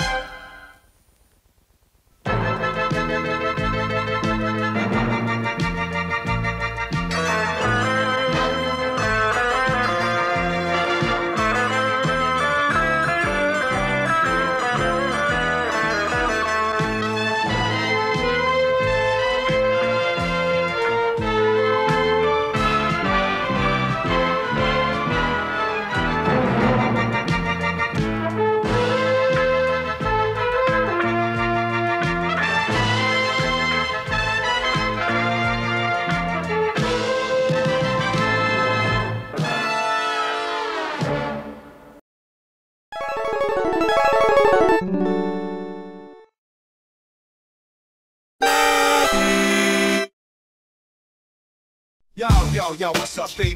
Pro-1 in the house. You ready? Ready? Super Saturday morning, straight from the tube. Click that link, jump in, join the crew. We roll heavy, Discord be the spot. Movies, fights, wrestling, we got a lot. Pro-1, best server, no lie. Chill with the homies, just vibe, get high. Early 90s style, gangsta flow. Kick it back, let the culture show. From M.A.S.K to the ring bell ding. Watching classics, yo, what else you think? Got the movies on lock, ain't no joke. Pro-1 Discord, behind the woke, yo. Super Saturday morning, hit that sub.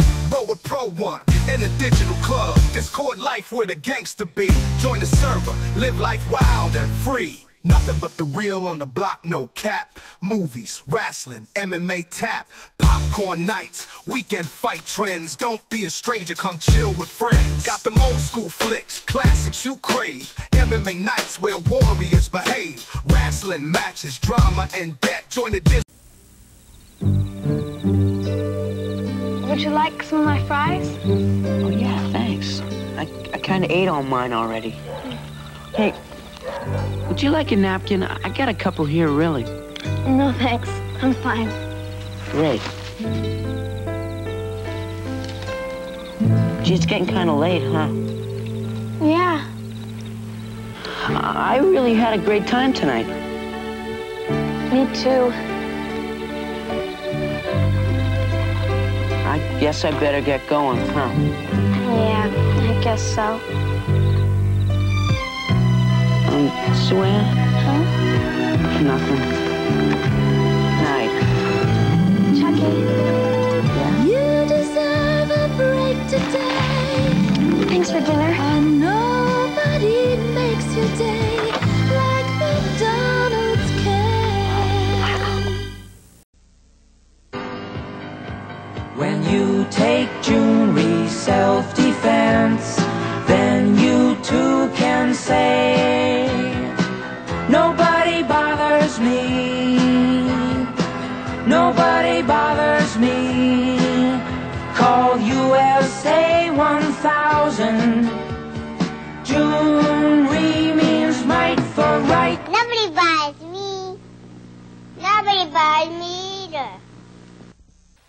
Time to make the donuts. Introducing a big idea from a giant in the business, the world's smallest donuts. Ta-da! In new Dunkin' Donut cereal, you get delicious, crunchy little donuts by the hundreds. All your favorite donut shapes, rings, holes, and twists. You can choose rich chocolate or glazed donut flavors, or both as part of a nutritious breakfast. Dunkin' Donut cereal, crunchy little donuts, great big taste.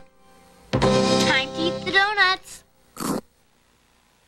1, 2, 1, 2, 3. I can hear it, feel it when the clock strikes 3. I can touch it, taste it, I'm finally free.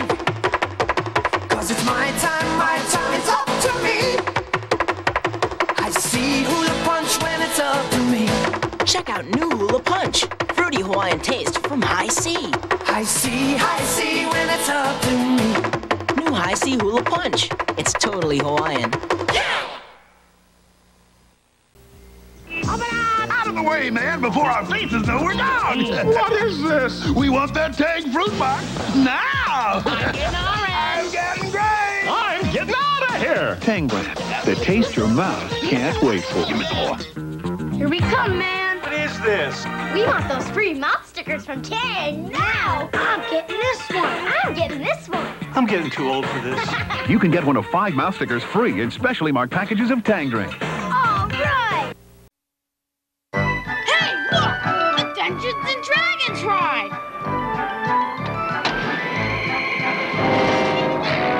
Wow, neat! Give me a break. I don't like this! Whoa! What's happening? Whoa! Where are we? Look out! Fear not, Ranger. Barbarian, magician, thief, cavalier, and acrobat.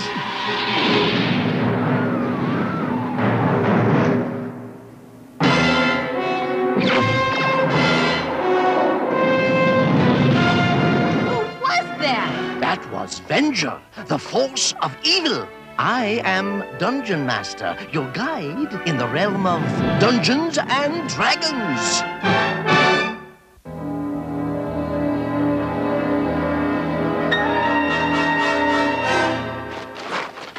Gee, when Dungeon Master said Tower of Darkness, he wasn't kidding. I can't see a thing. Ah! Sorry, Uni. Would you quit fooling around and knock open this door?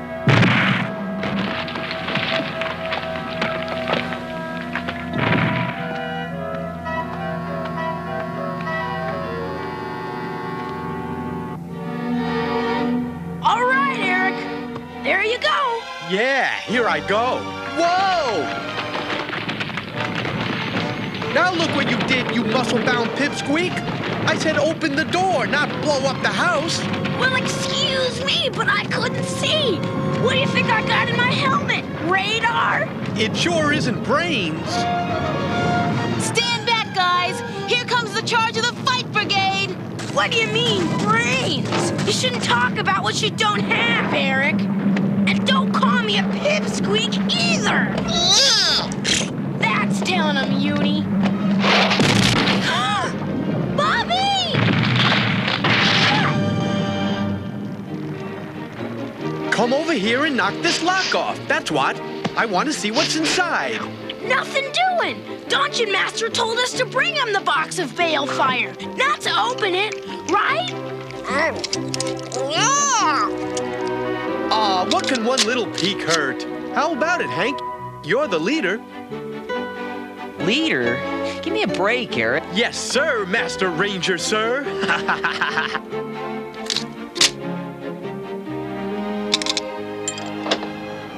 Stop! Ah! Now move away from there, Cavalier. Slowly. This isn't what it looks like, Dungeon Master. Well, we were just... Quickly! The lock!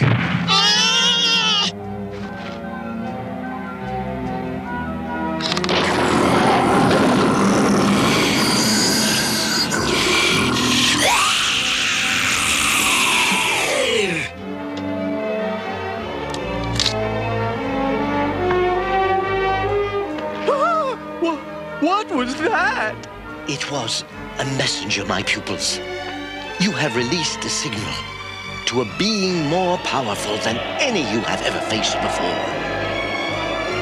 And now he knows we are here. Impossible. The true master. They have retrieved the box of balefire. It must be returned. Quickly, before he finds out. I'm afraid it's too late, Master. The pupils of Dungeon Master opened the box. No. You are correct. He is returning, Shadow Demon. No matter what happens, I will survive to see those accursed children punished. And I will crush them. Whoa! Hey, watch it! Take it easy, Hank. All right, quickly now. I thought only crooks buried their evidence. Pupils, hurry! Quickly, barbarian! Cover it! The rest of you, follow me!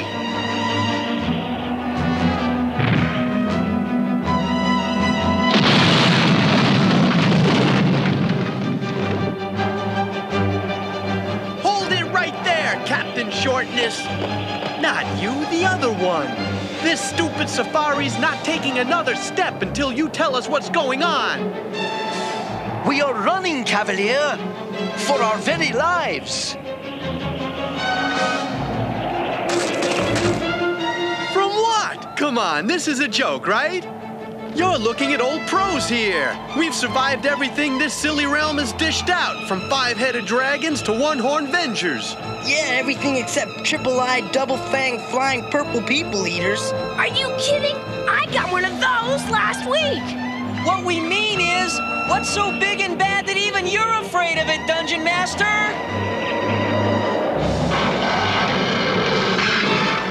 Master, there!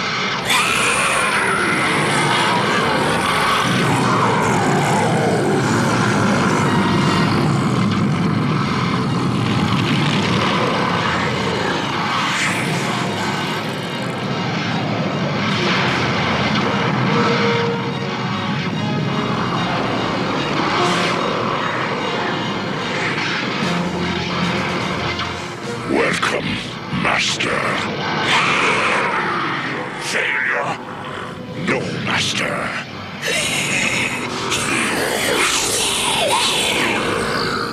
No! Dungeon Master will fall before me.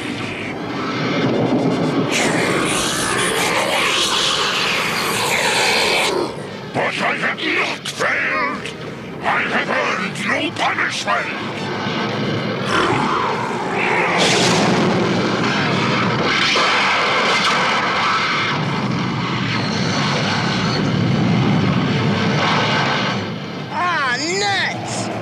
Give it up, Presto. Nothing in that hat's gonna help us. Well, not unless you want a set of highway safety flares or a battery-powered emergency radio with no batteries. Or maybe a copy of Ranger Fred's Guide to Survival in the Amazon? I think my stupid hat needs a tune-up. Hey, for a smart thing you said all... Wait! Dungeon Master! Is that... Yes! He has found us!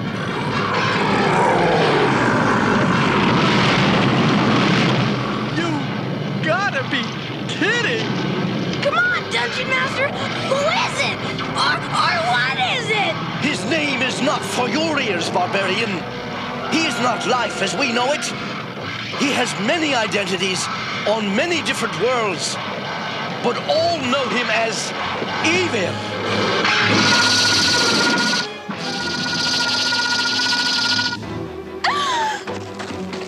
The ruler of many universes, but his goal is to rule the entire cosmos with evil. You okay, Dungeon Master? Thank you, yes. Transporting us all such a distance is rather fatiguing, I fear. It is.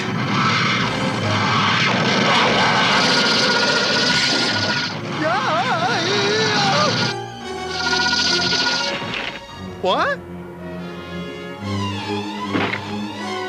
Oh, no! We're back where we started! That thing's chased us all the way around the realm. Where else can we run? We will run no further. Let it end here. One way or the other.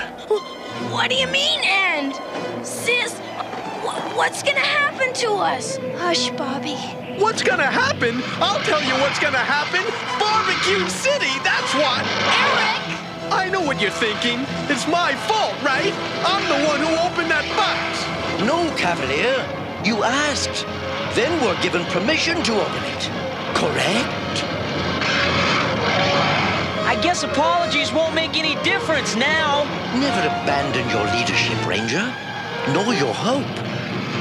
There is one chance, my children, if you will give me your weapons.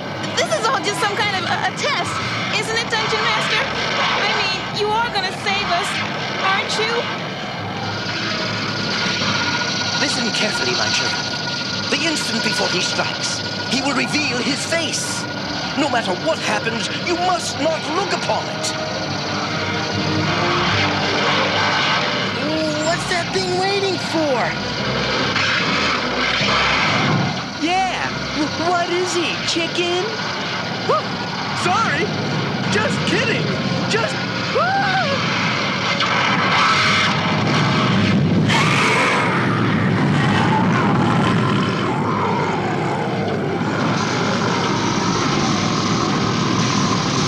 What's happening?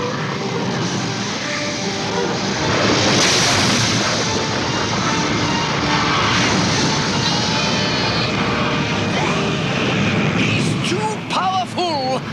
I cannot stop him.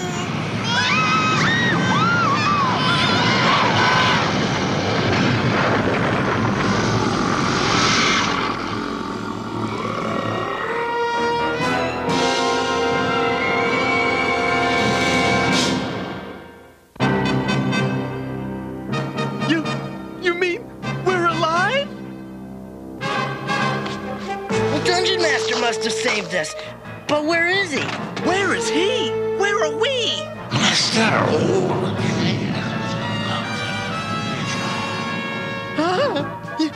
You guys hear that? Yeah.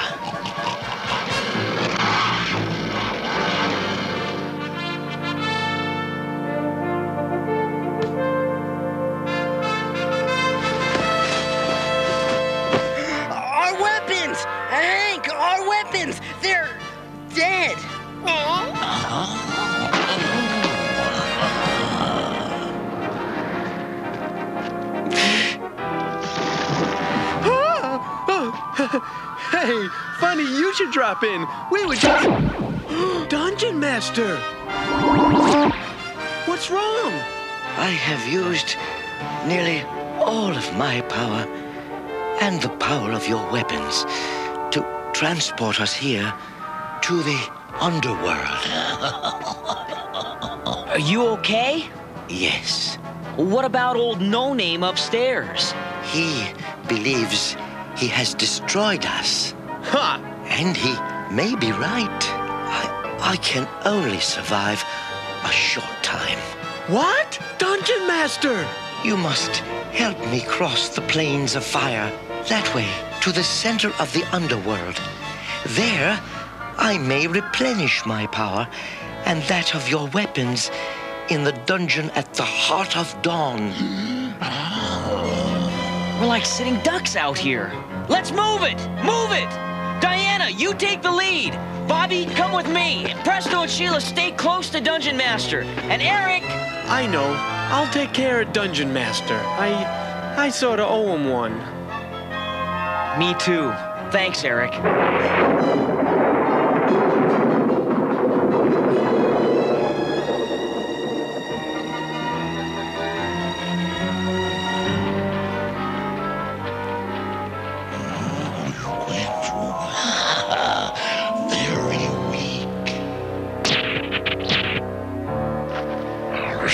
Used much of my power as well, Shadow Demon. But I am still strong enough to defeat Dungeon Master. Now we will let the fools lead us to the heart of dawn, where I will be the first to drink of its power, and the first to have my revenge.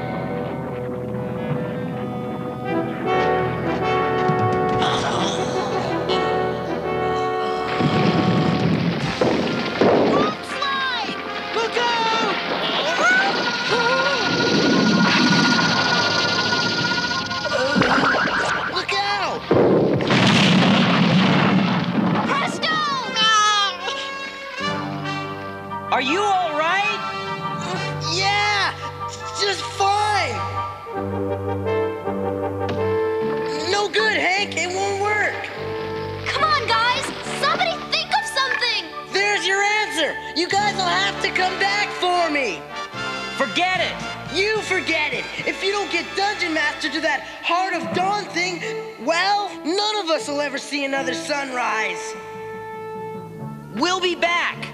Just don't move. And don't look down. Don't worry. Nice rock. Good rock.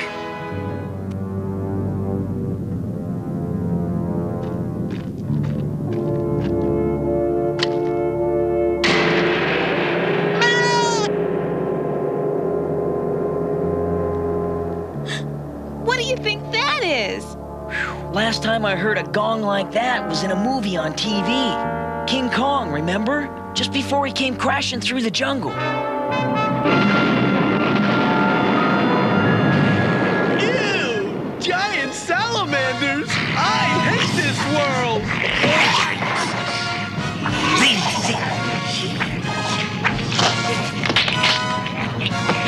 Hey, get Dungeon Master out of here! I can take care of these bumps!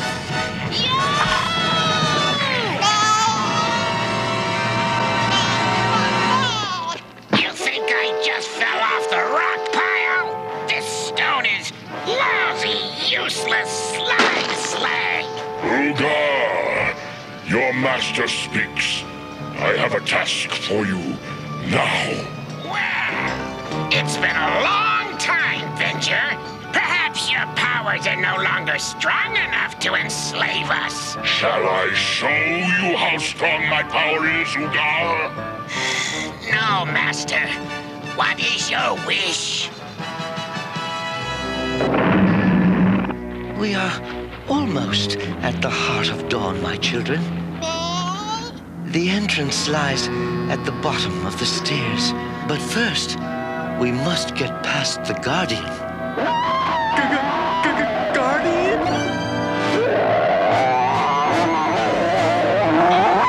Look out!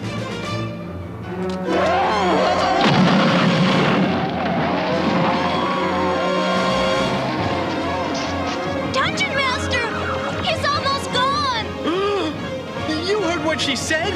Move out!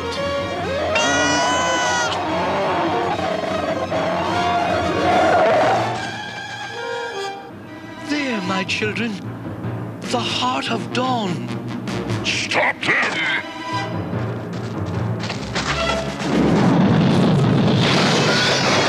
You guys get going. I'll stop Venger. But go on! Stop the others! This one is mine. Go on, Sheila. I'll hold him off.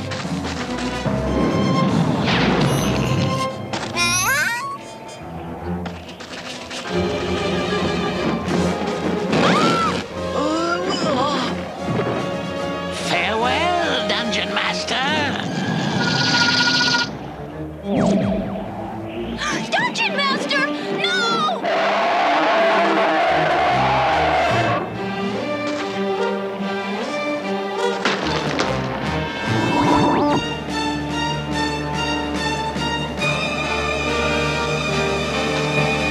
Your time has come, Ranger.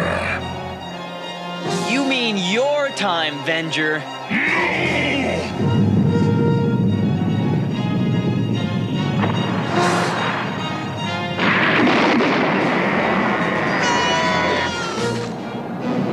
Cowards, come back!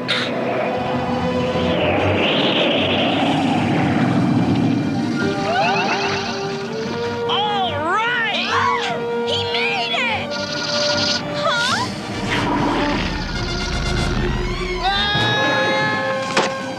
Hey! Okay! All right! Aren't we, missing somebody? I beg your pardon, my error.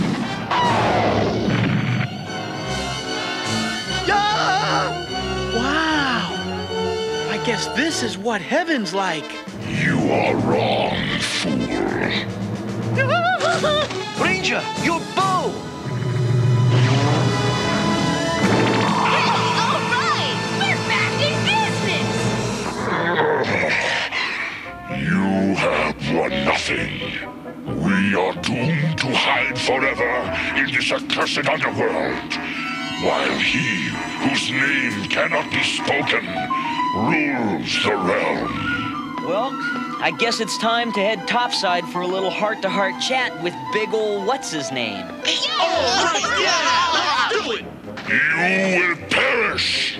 Nevertheless, we shall face him with all our powers combined, including yours, Venger. What? A little closer together, I think. There, that is it. We may be attacked the very instant we return. That is, those of us who are not afraid to return.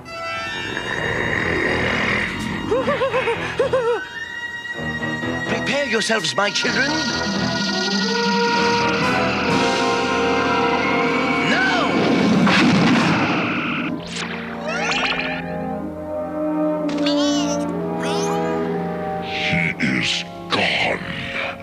Expect no gratitude from me, old man. I shall not rest until I have destroyed all of you. Is he really gone? Yes, gone to wreak terror and destruction on other worlds. Still, we may have little time. Until what? Until he returns.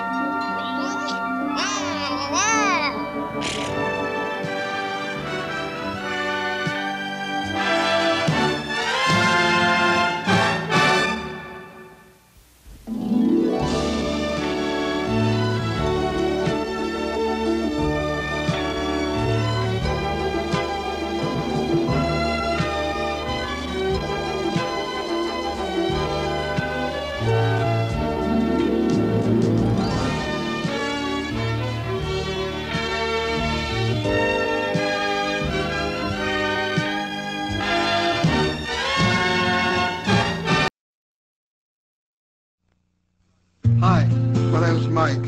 This is a story about me and my friends. Like my mom, she's a wonderful mother. And my dad, he is one cool dude. That's my teacher. She is the best. Mike's a super kid. Mike is very... brilliant. Outspoken. That's my friend Tracy. I think she's beautiful. Come on, let's take a ride to McDonald's. There's all my friends. Hey, you know, me and Dave are our best pals. We are a great team. Pie is up. Perfect. Ever since I was a little baby, people are always trying to help me. So now I love to say, welcome to McDonald's. May I help you?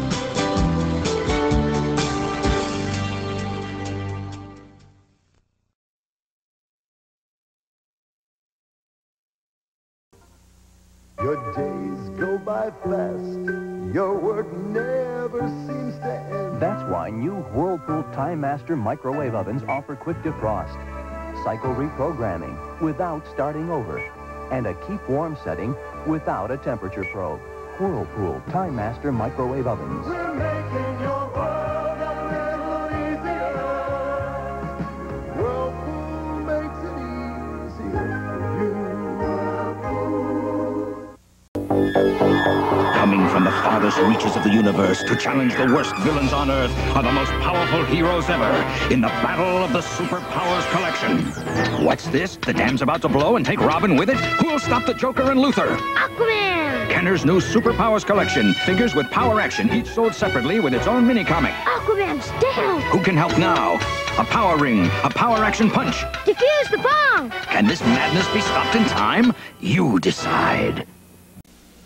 Battle Beast Wood! Fire! Fire burns wood! Battle Beast Fire! Water! Water puts out fire! Battle Beast Water! Wood! Wood beats water!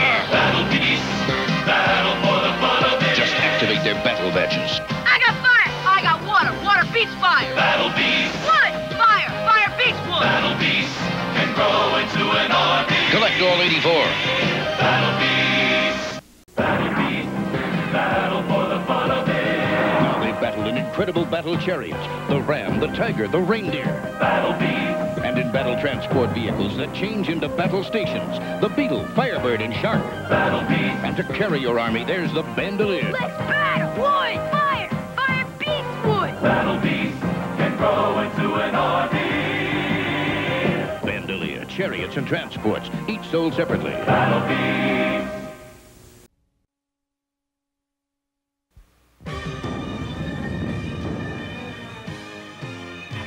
Inhumanoids! Inhumanoids! The evil that lies within.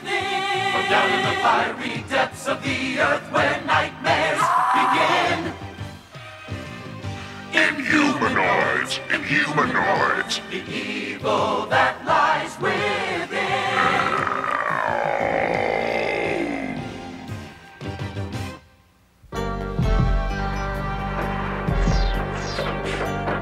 Good afternoon. I'm Hector Ramirez, and this is 20 Questions, the news magazine that's not afraid to ask the important questions, such as, who were the Inhumanoids really?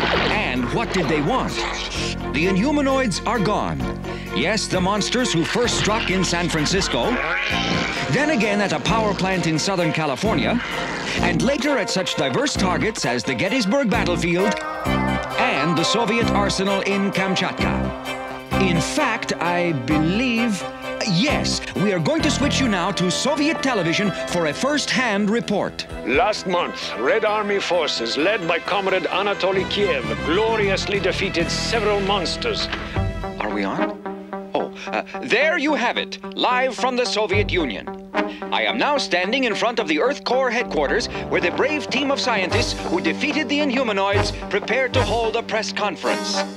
Gentlemen and ladies of the press, may I have your attention, please? As most of you know, I'm Herc Armstrong, and to my right is Sandra Shore, representing Shore Industries and the Shore Foundation. And next to her is Derek Bright and Mr. Jonathan Slattery, better known as Liquidator, and Augur. I hate reporters. Together, we form the team known as the Earth Corps. Can you tell us exactly what happened to the Inhumanoids, Mr. Armstrong? Metlar, the leader of the Inhumanoids, was trapped by the powerful magnetic fields of a Mutor ally known as Magna-Core. Decompose was tricked into an amber vat by Earth-Core with the help of the red... Don't tell him about the trees! Certain surface creatures of an undetermined nature. Would you care to describe these creatures? What are you trying to hide?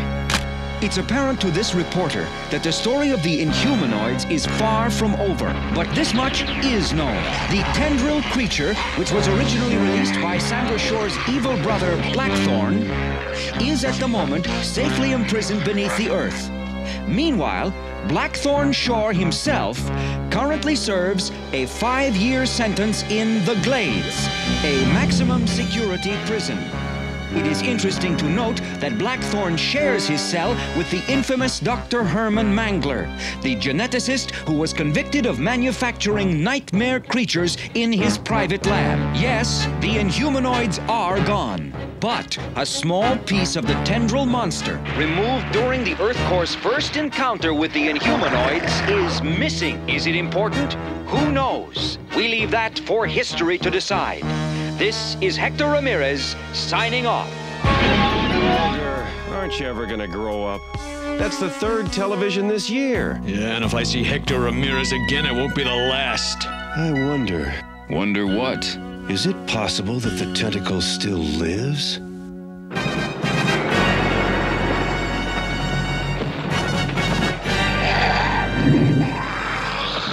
Whatever that is, I don't want to know. I'll be back in a few minutes. Hey, I'm out of here.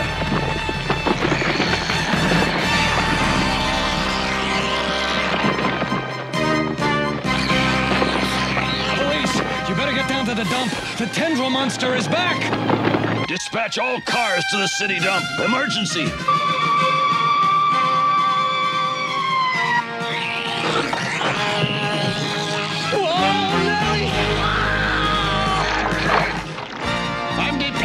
Choppers!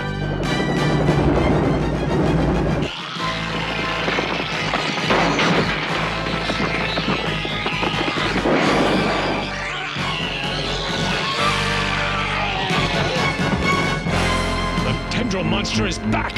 1 out of 11 report to dump. They'll be eaten alive. We can't let them tackle that thing alone. This glue might stick him for a while. Did you say might? Let's go.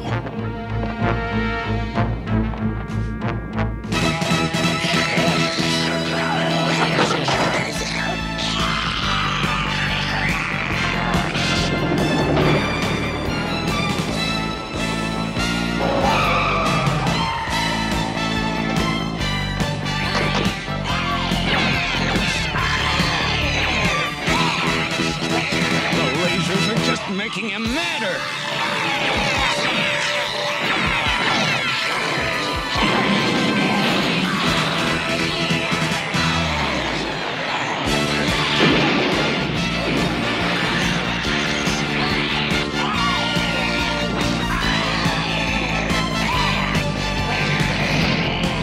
Liquidator slowed him down. Let's turn him into lawn clippings. Wait! I order you to stop! Order me a hamburger and a soda instead. You have no right to destroy this creature. What's in this for you, Masterson? You're gonna buy his vote? As chairman of the Wildlife Committee, I intend to put him in the zoo. The zoo? Do you have any idea what that thing could do to a zoo?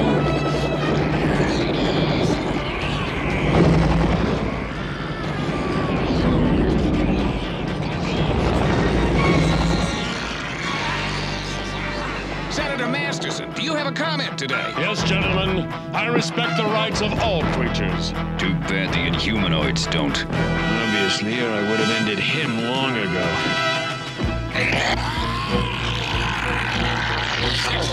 Cipher is the most advanced language computer ever created. How come it can't communicate with the monster? It's the creature that can't communicate. I know for a fact that creature can communicate.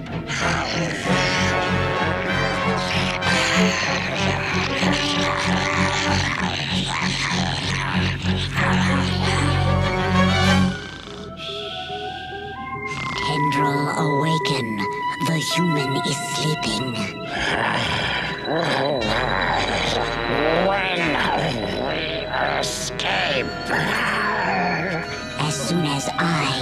interface with the zoo security computer.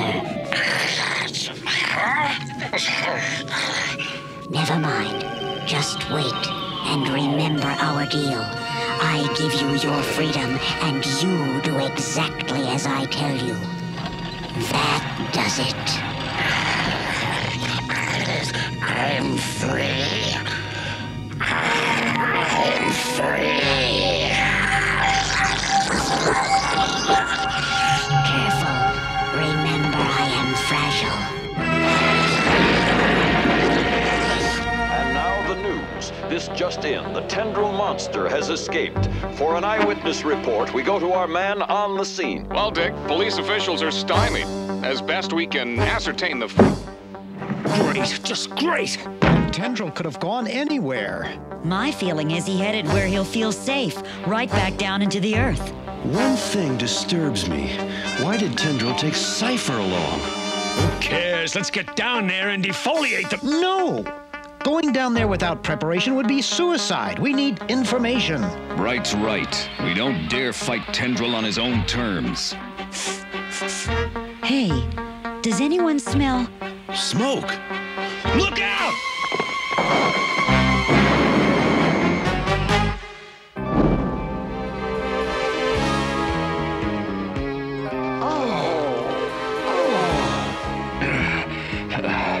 Everybody all right? I knew the job was dangerous when I took it, but this is a bit much. Don't do my headache much good either. Helps to clear your sinuses, though. Derek, you all right? I can't get a pulse. Darn it, got one. I'll take him to the hospital. And the rest of us will head into the ground to find Tendril. Come on! My sensors detect only 2 night watchmen, and they are asleep. You must hurry, Tendril. EarthCore will soon be hunting us, and I intend to be prepared. I will need many things. The microwave transmitting kit, the ultra-charged battery pack, the atmospheric detection probe. You have done well, Tendril. We now have all the components I need except one. And if my calculations are right, which they always are, the final component should be on its way down to us just about now. Tendril, sorry. Why me? Beginning to think we may never find him. Don't worry, they'll probably find us. Hey, look out! Don't squeeze! You overgrown rhubarb!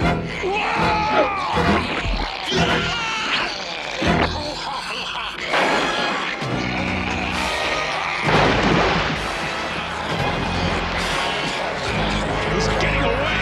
I wonder what he wants with the Terror Scout. Well, maybe he's tired of walking. Surely the implications of our situation are not lost on you. It's clear that Tendril has forged a dangerous alliance with the Cypher. The most primitive Inhumanoid, in league with the most advanced human technology. Yeah, but now for the good news. This thing is tuned to a homing signal on the Terror Scout. Then let's follow it. I am complete. You are brilliant, Tendril. I will give you an important task while I am gone. You see this box? It is very powerful because EarthCore will follow it wherever it leads. Now, here's what I want you to do.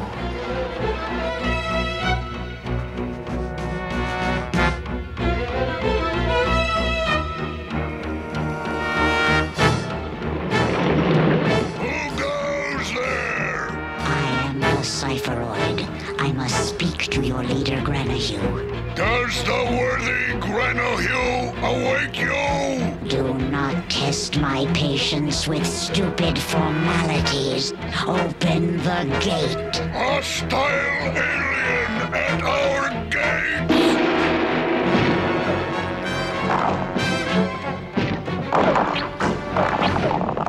I grow weary of this.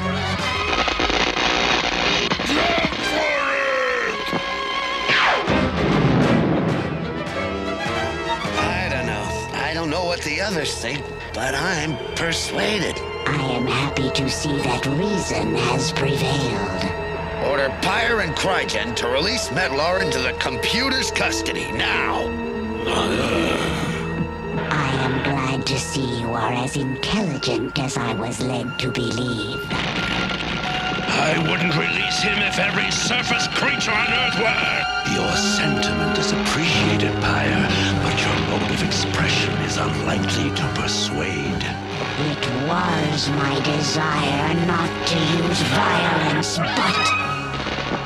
My bonds are broken!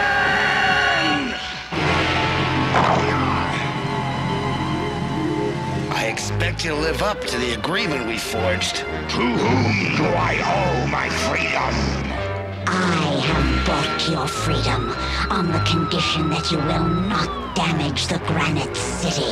I suggest that we not hesitate in our leave-taking. Tempers grow mean. Hey, I got an idea. Let's tell Bright we found a haul in gold, but since he wasn't here, tough luck. Yeah, you're all hard, aren't you, Ogre? This signal is exceptionally strong. If there's gunplay, don't hit the top of the cavern. There's a lake above us. We're very near now. It's up there. Ground flesh life!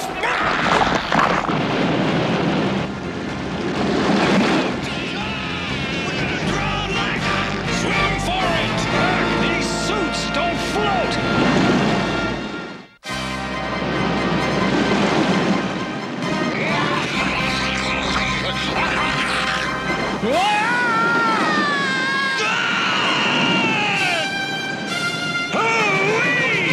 This is an E-ride! You usually gotta pay to do this! I'm getting seasick! Your suit's a real bad place to do it!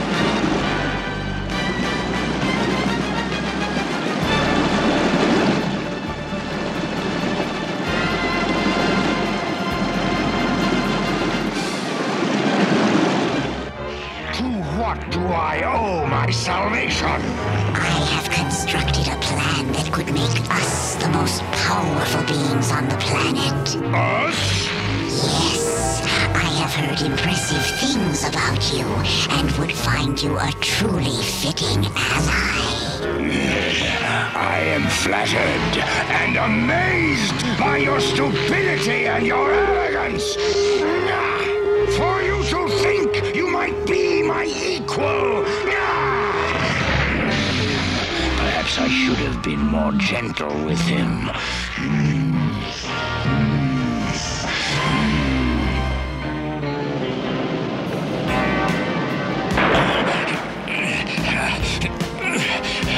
No two ways about it.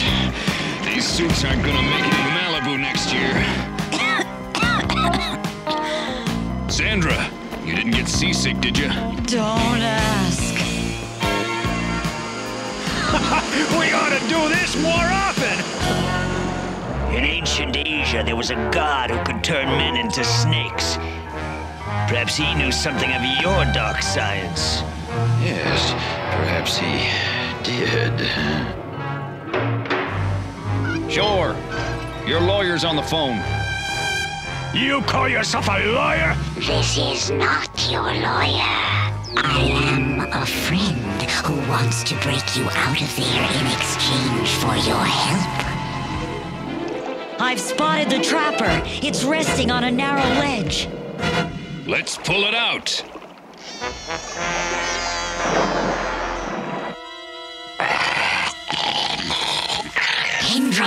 Tendril, I will need your help. Now, Tendril, now!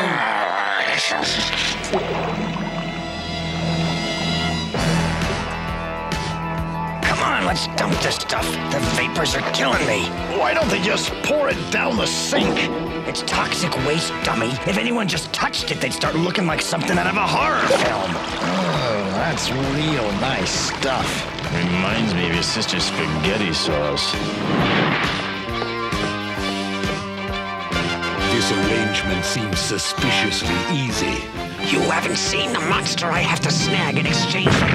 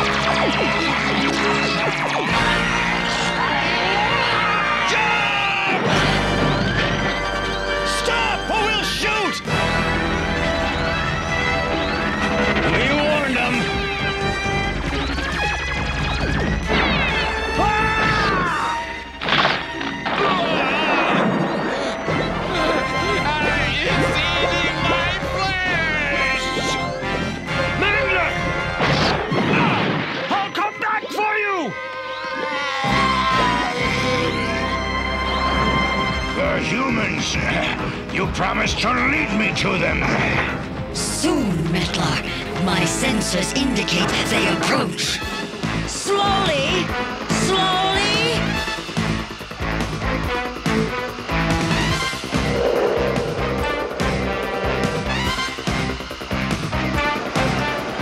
Way to go! We did it! We got it out! Metlar! I was about to eliminate my friend here until, surprise, surprise, he led me to you. Your friend bears a revolting resemblance to a stolen computer. You made the mistake of treating me like a slave, humans. You talk too much. Now, what are you gonna do, Metlar? Have lunch. All right, just get it over with, Metlar. Metlar! Metlar! Now I have fulfilled my part of the deal! Blackthorn! You came too soon, Blackthorn. The humans still live. Yeah, long enough to toast you, Cypheroid! Stop, Orion! You'll what? You'll release Metlar? I don't think that would be real bright, do you? Let him! Metlar's got a larger score to settle with him than he does with us! Herc! You mind getting off that thing?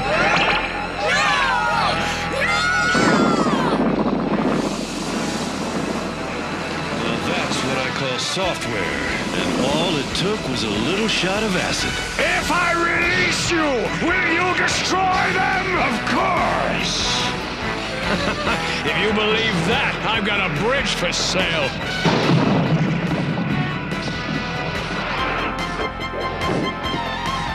Tendril, destroy him! I know what's coming next. Let's get out of here!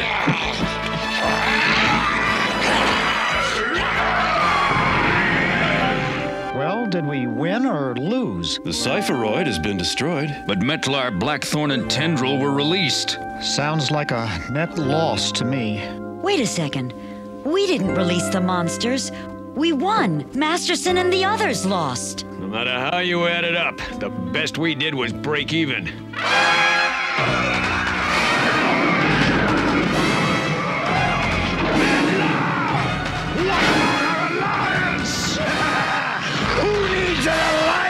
When I can have target practice! Nah!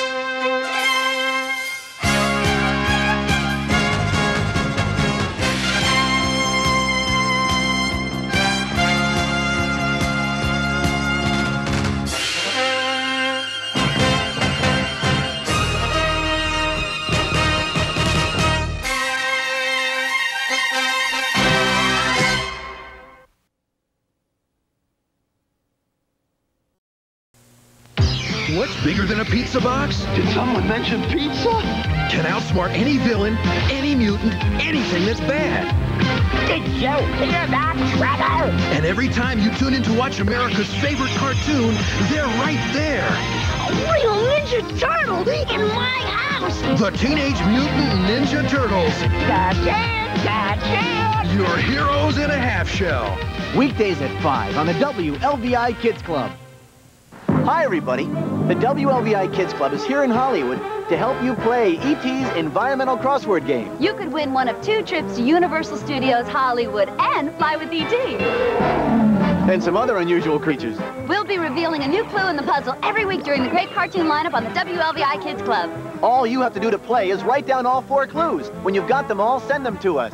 And you'll be eligible to win. So keep watching the Kids Club. And win a chance to take off with E.T. Yeah. To watch, they're so witty. Talk about the boys from City. Your work is done. Circus strangers growing pains. You need some fun. It's the Boss Night Court. 56 has the boys, oh yeah, they're number one. WLVI. Yeah. You've always got a date. Weeknights from 6 to 8. Belky and Larry likes to scream. Bull and Harry, Tony's a dream. Ha ha, you watch, they're so witty. Talk about the boys from Sitcom City. The world of sports gives us lots of heroes. Of course, these are the people who jump the highest, run the fastest, and throw the farthest. But some are quiet heroes, like Pee Wee Reese and Jackie Robinson. You can read about them in this book, Teammates, by Peter Golenbach. Jackie Robinson was the first African-American major leaguer. A lot of people at that time didn't want baseball to be open to everyone. Some people threatened his life. Pee Wee Reese befriended Jackie and showed through his actions that this kind of prejudice had to stop. Read Pee Wee and Jackie's story at the Boston Public Library. Evil has a new name. It's Savage, the secret army of vengeance and global evil. Today, Savage and its diabolical leader, General Warhawk, threaten the freedom of everyone on the face of the earth. Can anyone stop Savage? Rambo.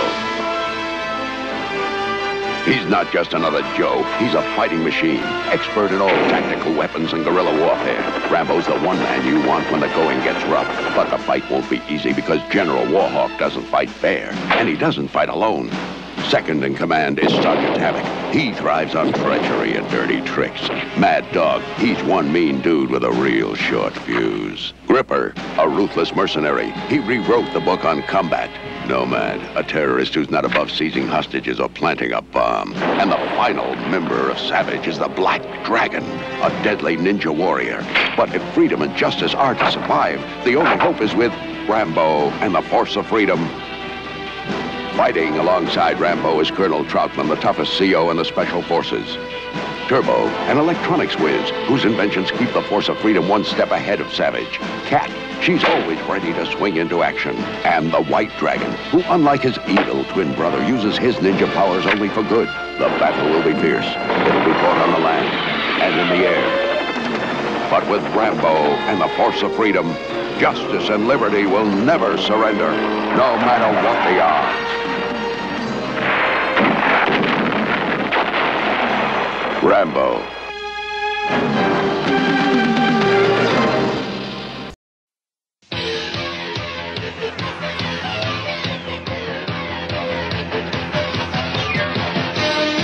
It is the 31st century. Ulysses killed the giant Cyclops when he rescued the children and his son Telemachus.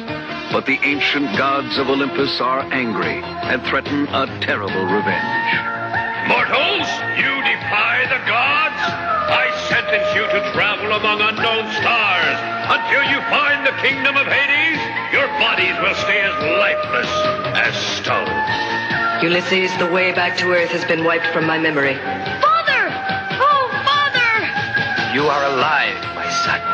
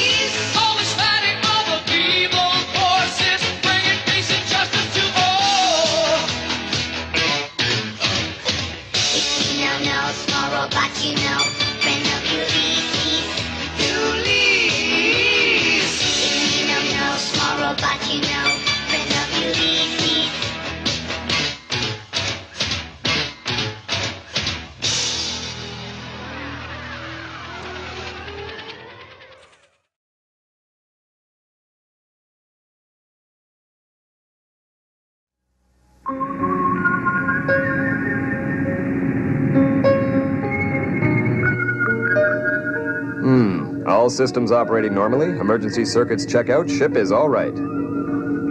Father! Yes?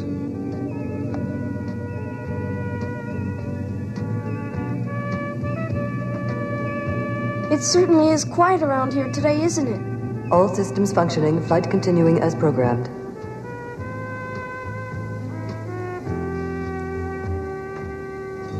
Humano, my brother. Steady now, steady. Wherever did I get this collection of lazy bones? Hey, you, some action. Oh my, look at that clumsy. Tisk. Have to pay a little more attention to detail. Oh, what a mess. What's the matter with you? Work? A robot's work is never... Oh, that is... did I say anything to offend you? Just forget it. Hey, stop! Oh, they've all got berserk. No! Hey, watch it. Out of the way. Oh! Come on, catch up with me if you're so clever. Now what have you done to them, No-No? No, you know No-No, that's a no-no. Don't forget, you're a robot, too.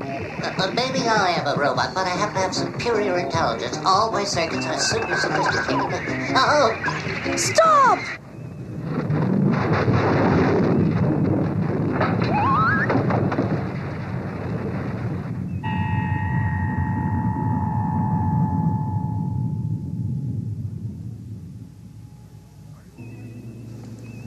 Are you all right, children? Not hurt. We were surprised. How do you explain that shaking, Shirka? No. Oh, Father, look. Waiting for your answer, Shirka. Strange, Shirka isn't answering. Father, No is... What's the matter with him? Look! The Odyssey is veering off its course.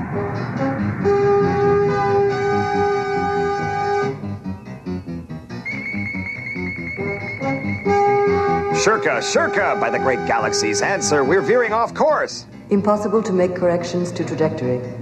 Adjacent corridor not ascertained.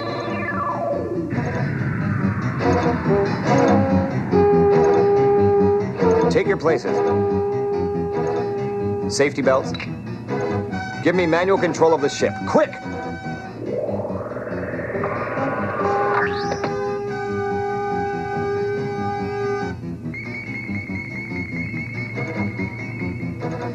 The controls aren't working.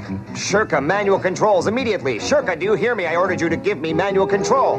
Machines only obey machines. Order rejected. By Jupiter's roar. What is going on here?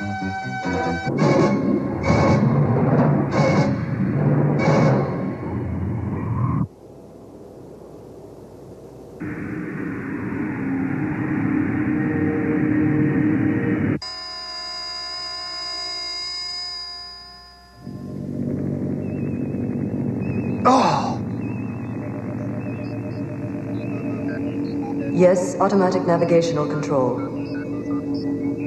Yes, emergency measures. I will program immediately.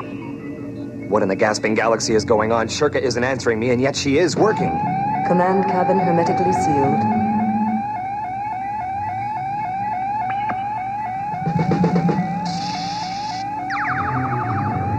You could almost say that the machines are trying to run themselves. The bodies must be recovered alive. What is going on? Crumbling asteroids! No, save us! No, help us! He can't. Come on, No, you can't leave us like this!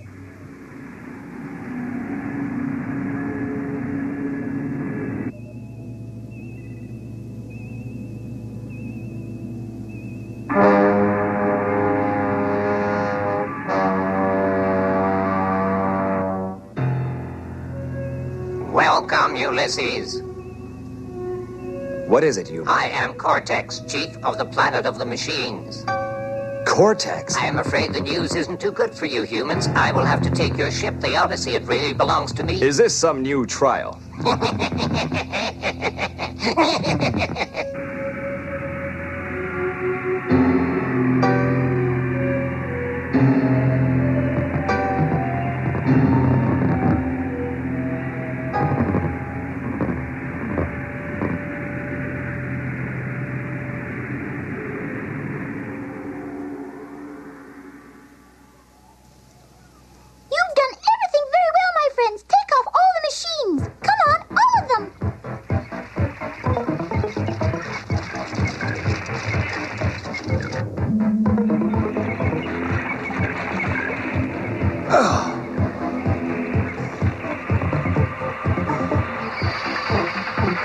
Wait! Stop! What are you doing?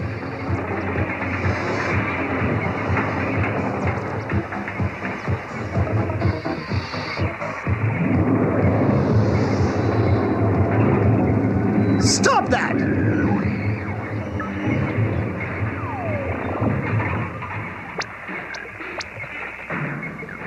Oh, this one. He looks like me. I think he's so charming. I'll have him for me.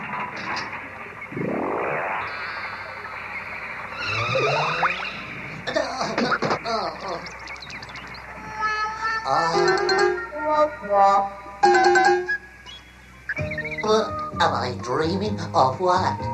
You've come too. Then you must be a much better robot than the others. Oh, yes, I'm considered not too bad, circuit-wise. Care for a nail? Delighted. Thank you very much. They're good. Oh, you know, you're the first person who ever actually ate one of my nails. And it is the first I've ever tasted. No. Oh, wait a minute. What is all this? Telemachus, Hubie, what happened to you? Why can't you move? Some power is holding us prisoner. You have to get us out of this. Naturally. You can count on good old reliable Dodo. No, don't do that. Come, I'll take you to meet Cortex. He's waiting. Careful, Cortex is the master of this planet. He plans to take over the Odyssey. Take over our spaceship, does he intend to? Oh, that sounds a little... It's true, but all I have to do is obey orders from Cortex. He's our master. Come. Hey, they're breaking everything up. Please, no, you have to stop them. Hurry up, before it is too late. Come on, Normo, come with me. Don't bother about these humans. Come, Cortex is waiting. No, don't listen and help us. Am I the prettiest robot you ever met? Oh, sure, of course. Oh, what a question. I mean it. I've never met anybody as pretty as you never. What a time for him to start playing Romeo. Am I prettier than she is? Oh, yes, certainly. Do you want to be my friend? I wouldn't mind. Then forget about these humans. No, we've always been friends. You wouldn't just walk out on us? Oh. Oh, well.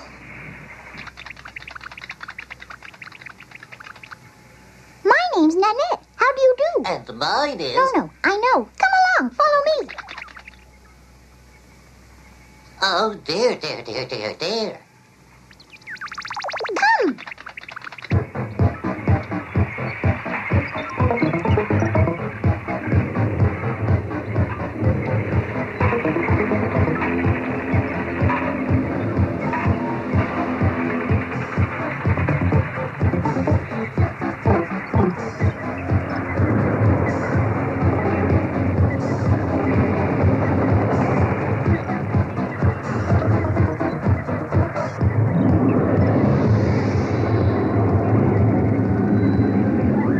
If I understand correctly, you're taking the Odyssey apart, but what do you do with the pieces? We give all the pieces to Cortex, and then he picks out the ones that look interesting to him, and he makes up a new machine with them.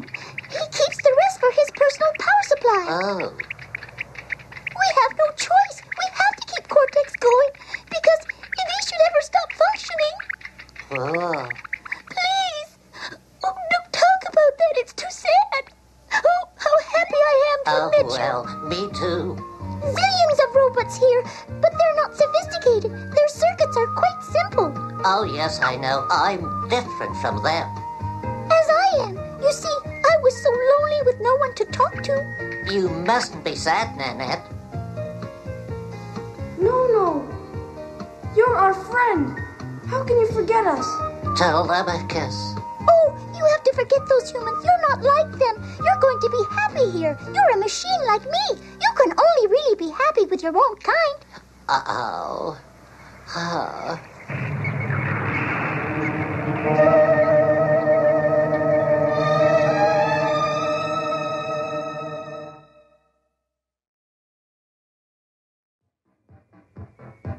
It's like a zoo.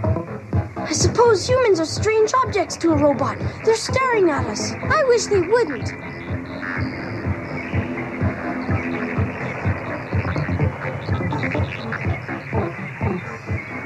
Telemachus, Yui! Nono's come to set us free. Stop, Nono! They'll kill you! I'm sorry, but Telemachus is a friend of mine. I just cannot abandon him. Oh.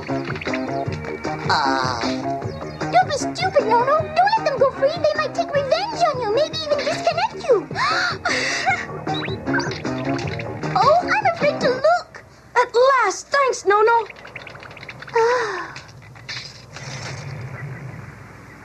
I knew you'd come back. Oh, aren't you going to punish Nono? He disobeyed you. He abandoned you. Don't you see that? Punish No-No. What? What an idea. Why does she say that? Then Cortex will get him. He will be so angry. He will eat us. No-No is our friend. We'll protect him. Nothing's going to happen to him. Anyway, he only forgot us because of his lovely new friend, Nanette. We can't blame him too much. I don't understand. You must come from a very strange planet. We are from the planet Earth. There are lots of people and robots almost intelligent as us. Now, Nanette, you must take us straight to Cortex. It's very important. Oh. We have to return to Earth, you understand? That's why it's absolutely essential that we get back our spaceship. Oh. Nanette, please. I want to see the Earth again, too, and I want to show it to you. You can come with us if you like. How about it? Oh. All right. I'll take you to Cortex. Thank you, Nanette.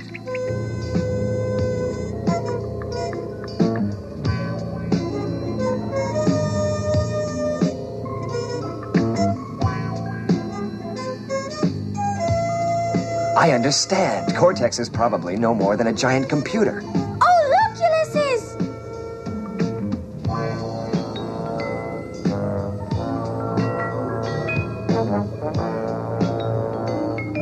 Quirks and charms. If they dismantle the iris, we're lost. Not the iris! We have to stop them!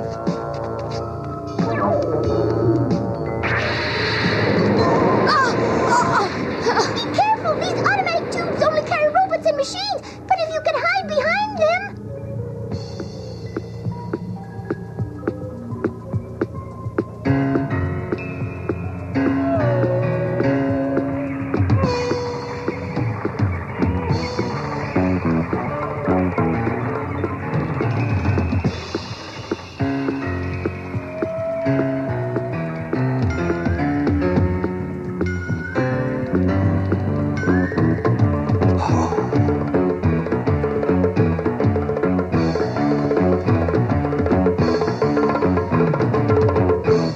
I suppose that is Cortex.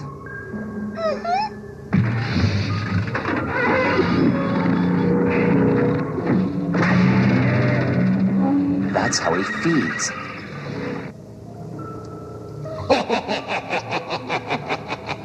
Poor little humans, what foolish bravery has brought you here? Cortex, I'll make a deal with you. Oh, a deal? I'm listening. Human. You must give us back the Odyssey, or otherwise we will destroy your city. If you take our ship, there's no reason for us to leave. Give us our Odyssey back, Cortex. You can't make us stay here forever. Such presumption. You will not return to the Earth. The gods do not wish it. The gods? The sign of the trident! Again, the gods of Olympus? Yes, the gods are my masters, and this time I assure you, you have lost. I see. Then you leave me no choice. True, from now on, indeed, you have no choice. Now, Ned. Great Lord Cortex! Why didn't you throw this robot into the repair room? Change his circuits immediately. Oh. Obey my orders. Do as I say, and I will make him your personal slave. Great Cortex, but I don't want a slave. What? Lord Cortex, let them go home. Let them go home to their planet Earth. Quiet. One more word from you, and I'll have you dismantled. Oh. No, Annette. He must have a weak point somewhere. There must be a way of disconnecting him, destroying him. Well, come in, Ulysses, if you are that stupid. You know the way.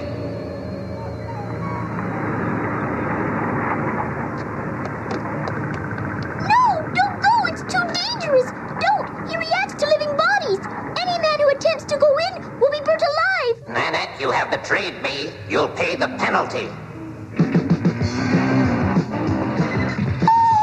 Nanette! Save yourself, no! Get away, all of you! Don't stay here!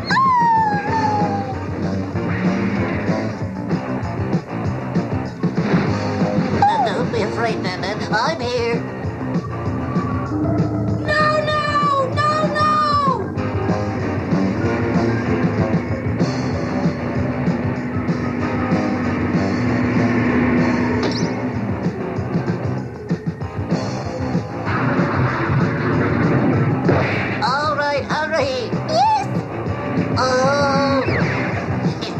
He was going to break me just like that.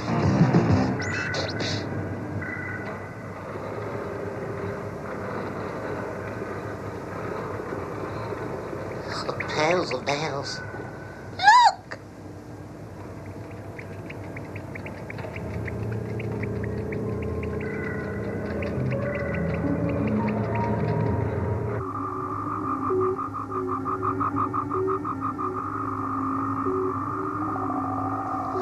We have to put him out of commission once and for all.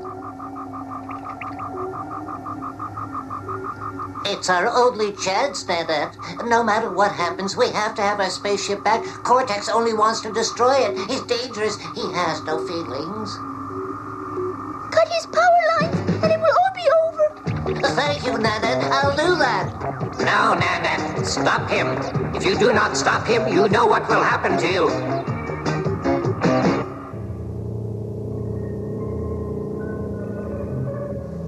I can't see anything. It's too far down there. Even a laser couldn't reach that far.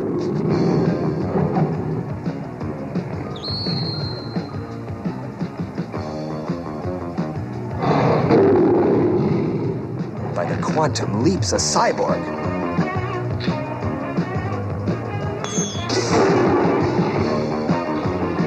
A living machine. My sword will be useless.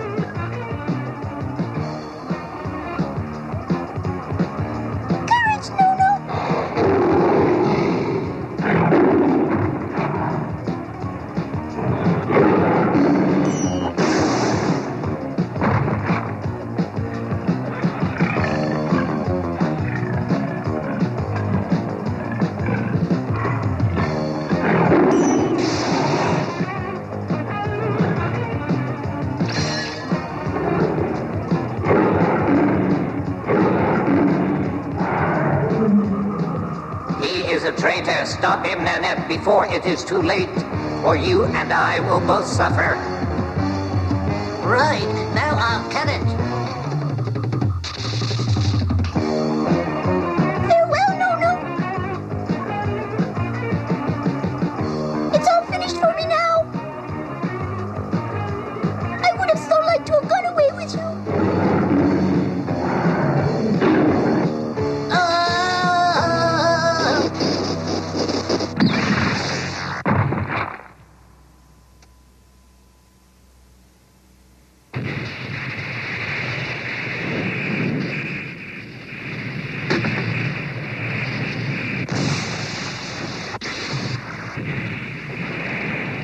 He's not moving. He's stopped. His circuits have gone dead. And all the other machines have stopped. Now I understand. The robots on the planet were all linked to Cortex. And Nanette. Nanette, my poor little Nanette. I understand it all now. You just stopped when Cortex did. Your life depended on his. Nanette. You knew this would happen to you, but you still went ahead and saved our lives. Oh, Nanette.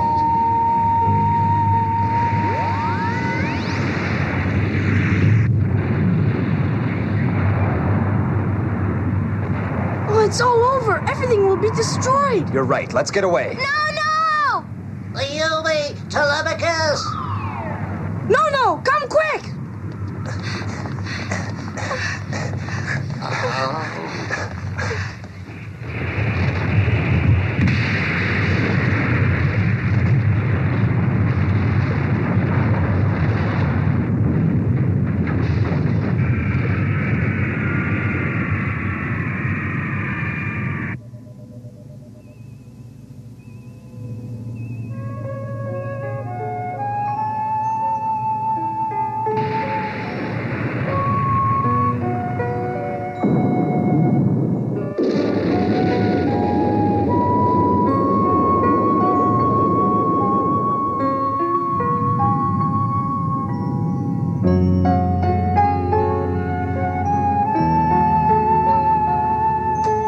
Ulysses Central Control.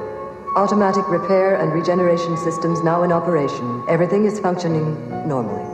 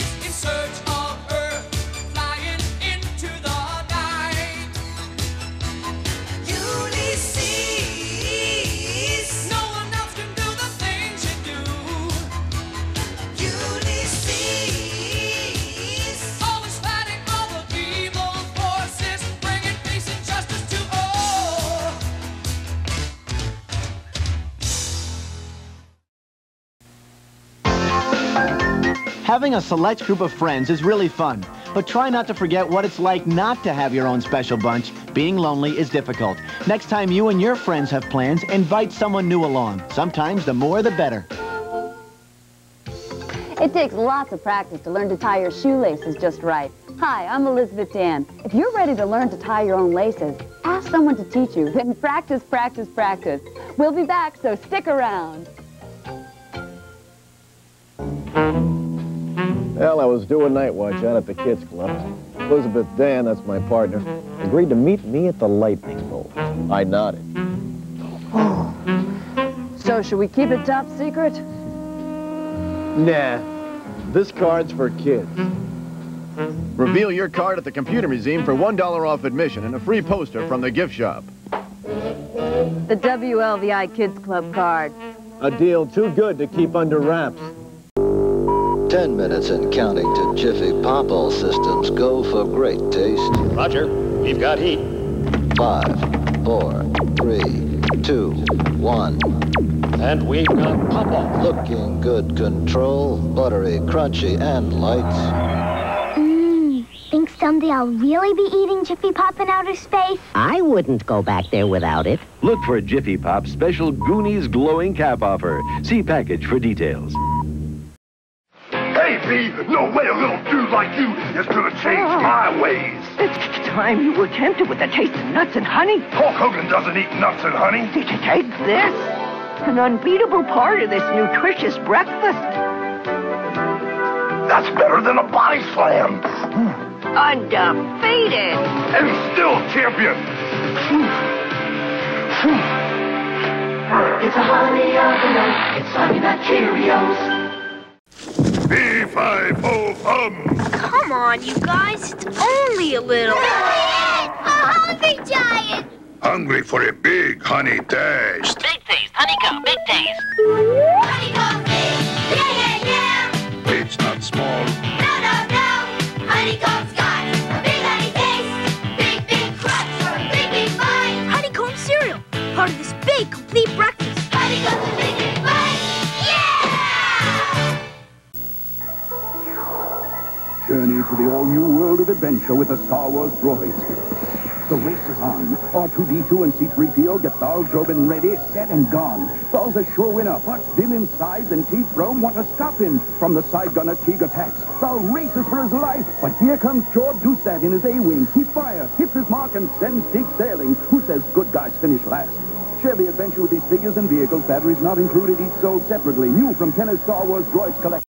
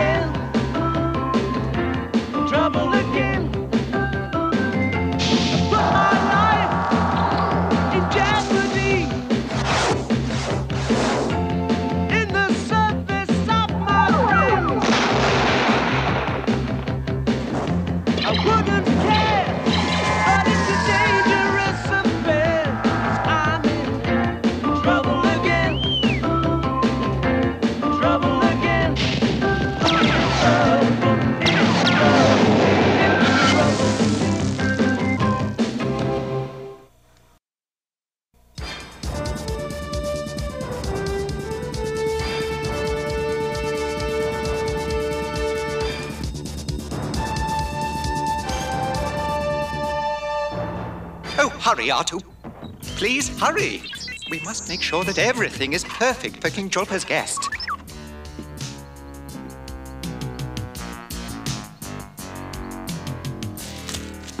Even the slightest upset could completely destroy any hope of negotiating a peace treaty with Tamazan's warrior chieftain, Lord Toda. Thank goodness we're finally here. R2? R2-D2! Oh no! Stop! R2, quick, back to the kitchen. This is just not my day!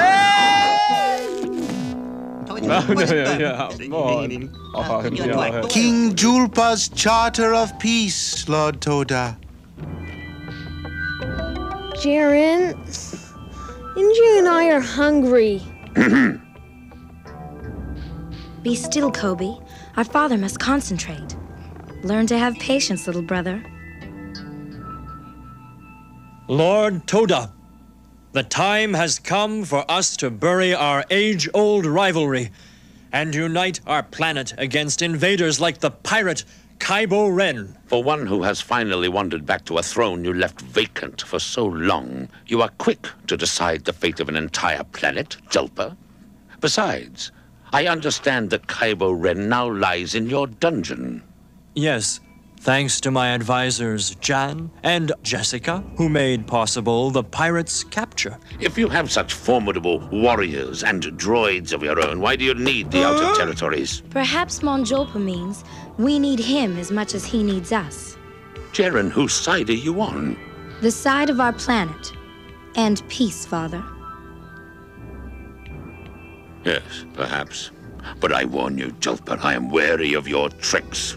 My king tricks no one, barbarian. Barbarian? Ah!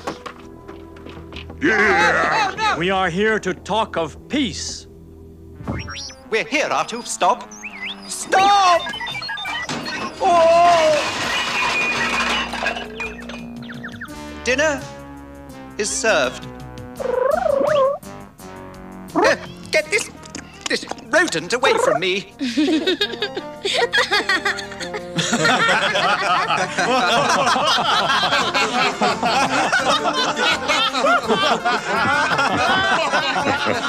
Yes, I suppose you do look rather silly, R2.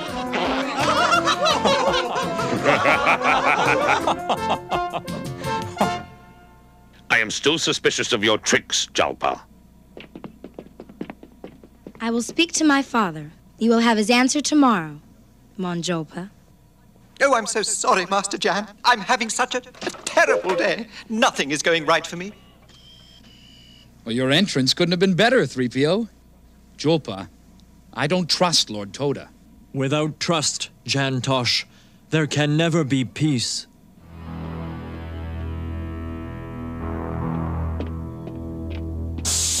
Who are you? Kybo Ren-cha. Jinoba, my trusty first mate. I knew you'd come to free me. Now, what about the guards? Good, a stunner. Aha! Quick, Jin, to a ship. Tamazan has not seen the last of Kybo Ren.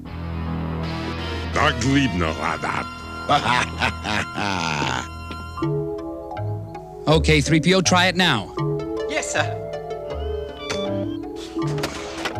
Oh, not that one, 3PO. Oh, I am sorry, sir.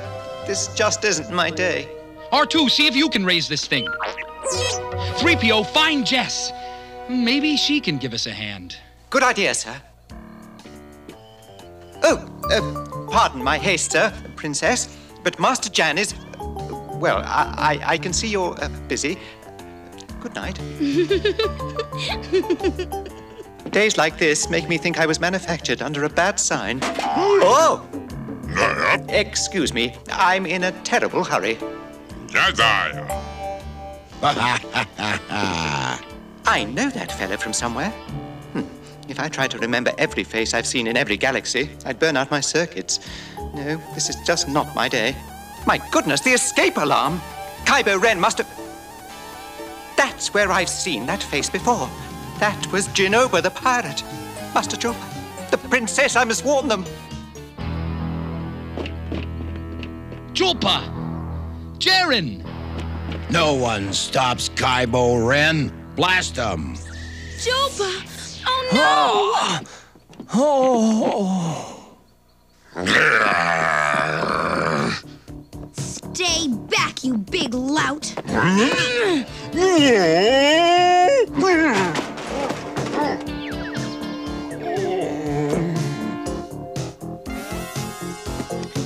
Stop where you are, Kybo Ren! I'll save you, Princess Jaren! Get back, you knave! Oh!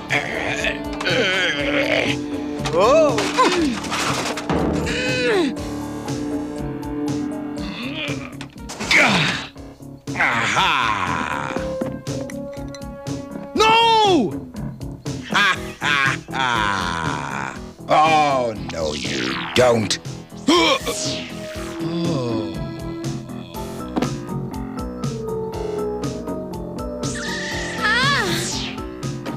Ha! You're coming with me, Princess. Oh, my goodness! Thanks, droid. He's taking the princess! Master Jan! Someone, anyone, help! What's going on out here? Jan! Jolpa! No! Hold it, Kybo!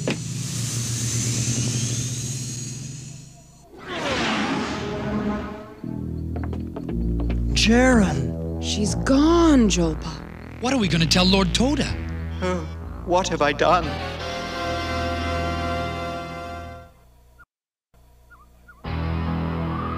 I want this protocol droid destroyed. It was an accident. Jin Oba must know where Kybo's going, but he's not talking. Well, don't worry, we'll find her. If anyone can find Jaren and rescue her, it's Jan and Jess. And if they fail?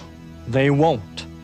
I will surrender myself to you, Lord Toda, until they return your daughter safely. So be it. Jolpa! Please don't let any harm come to Jaren. She's special to me. I know. We won't fail you, Jolpa. Oh dear. Because of me, King Jolpa is being held prisoner.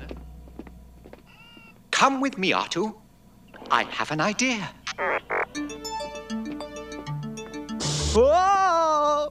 Oh! Oh! Oh! He's coming! Hide yourself! Oh! I've seen him question people before. He's heartless, merciless. Do something, please! I can't stand to watch. The beast knows no bounds. Blubbob.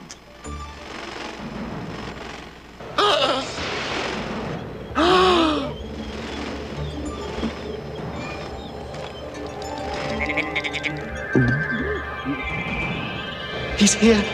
Save yourself! Oh, please, sir. What are you going to do with him? No! Anything but that! Sir, please tell him where your captain has taken the girl. Tell him and allow me to sleep at night, please! Kiladas are Bogdan. Kiladas are Bogdan.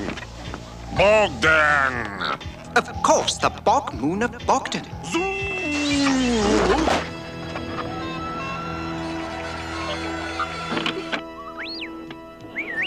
Quite a good performance on my part, don't you think? You? Well, quite convincing, but perhaps just a touch melodramatic. Now, hurry. We must inform Master Jan.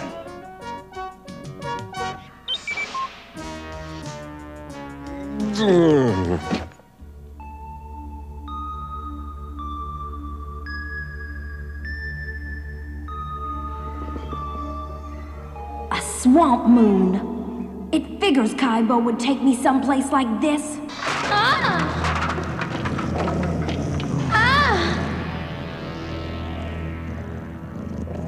Oh, he's a small one, isn't he? If you decide to leave your cell, you'll find that Sungwas grow to be at least twice his size. I I'd gladly take that chance to get to you, Kybo Ren. Try if you like. That's your decision. The rest, I will leave up to your father. So, is it agreed? Yes, it is agreed. Your men will be given their freedom. Where is the princess? I will conclude my end of the bargain as soon as my men arrive. If anything happens to Jaren... If anything happens, it will be your doing. I warn you, no tricks. He is not to be trusted. Free his men and you have nothing. Jan and Jess are Jaren's only hope. They'd better not fail. R2's locked onto the communication signal he picked up from the surface. It must be Kybo's. The only way to get to Kybo is through those beasts. Well, here goes. Now!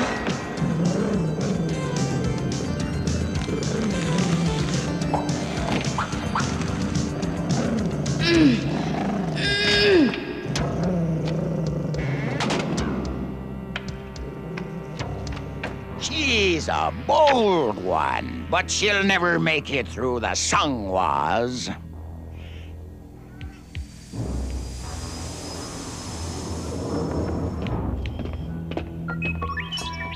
As far as R2 can detect, there are human life forms on 2 levels, one up and one down, as well as several not-so-human life forms. Jess, you take the droids and head up. I'll go down. Sir, I'll gladly volunteer to go with you. Let's go.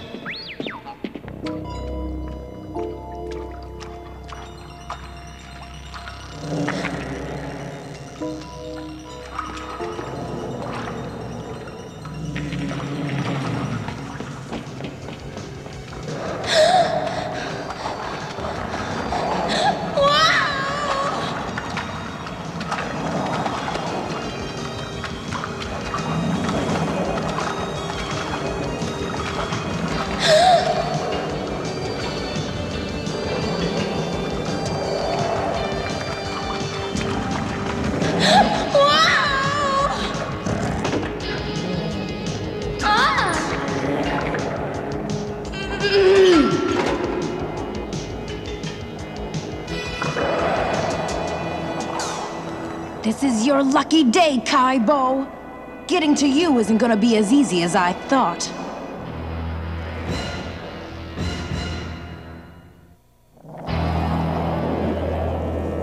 Jaren! Hold on! Master, what are you going to do? I'll figure something out, if I get there. It's time I did something right for a change, even if it is the last thing I do. Goodbye, sir. Oh! 3PO! Oh! Jan! All right, you scavengers. You've got C-3PO to deal with now. Whoa! What? Master, I'm creating a diversion! We've got to help 3PO. Let's go! They'll never find their way out of there before the Sunwas get them. No one tricks Kybo Ren. Your rescue team has failed, Toda. That was none of my doing. This is all your fault, Jalpa. What have you done with my sister, you slime serpent? You share the fearlessness of your sister, little one, not the foolishness of your father. My price for the return of the princess is now higher. I want my crew, my ship, and Jalpa. You can have him. No, Toda. Kybo Ren is not to be trusted. Father, Jaren believes in Mon Julpa. She wouldn't want us to do this. I have given Jalpa to you, Kybo. Now tell me, where's my daughter? Oh, I will reveal her location as soon as my men arrive here. Alone. Huh? Oh! Ha ha! No one sneaks up on Kybo Ren. My little force field sees to that.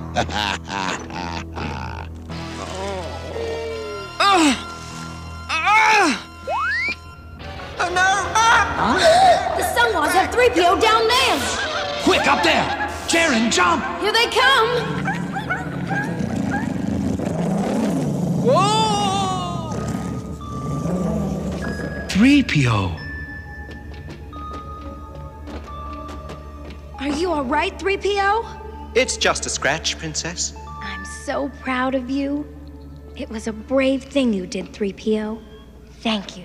I'm afraid it didn't quite work out as I had originally planned. But considering my luck lately... We're gonna need more than luck to find our way out of here.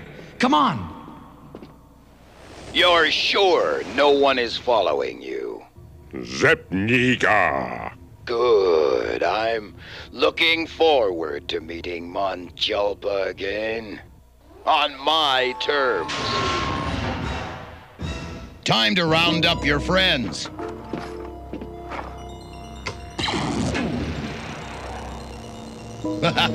Or what's left of them. R2, he shut down the force field. We have to get loose and use his surveillance system to warn Jan. Once Kybo's men arrive, it'll be too late. Oh, curse my half-eaten metal body. I'm sorry to be such a burden to you, Master Jan. That's okay, 3PO. Right now, we've got to find a way out of here. All these passageways look the same. Jan, 3PO. It's Jess. Can you hear me? R2, see if you can find them. Kybo's crew is coming. R2's on his way. Thanks for the warning, Jess.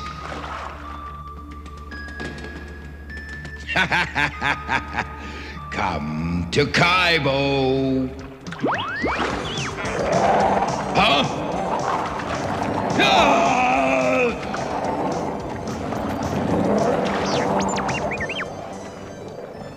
Oh, well done, R2. No time for that now. Let's follow Kybo out of here. Jan, over here! Kybo's ship is this way. Hurry!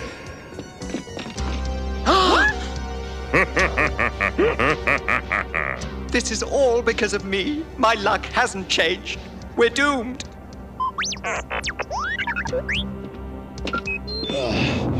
It takes more than a pack of yapping Sungwas to catch Kybo Ren. It's good to see you again, old friend. Huh? So good to have my old ship back. Julpa, you're a prisoner. What happened? He's a gift from your father. Be that as it may, it is your turn to complete your end of the bargain. Release her. You know I had no intention of freeing her. You're just as big a fool as Toda is. I am no fool, Kybo, and neither is Lord Toda. Yeah! To arms, warriors of Tamazan! Get those pirates!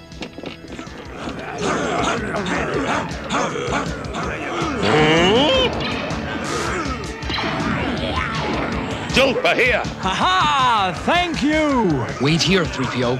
Gladly, sir.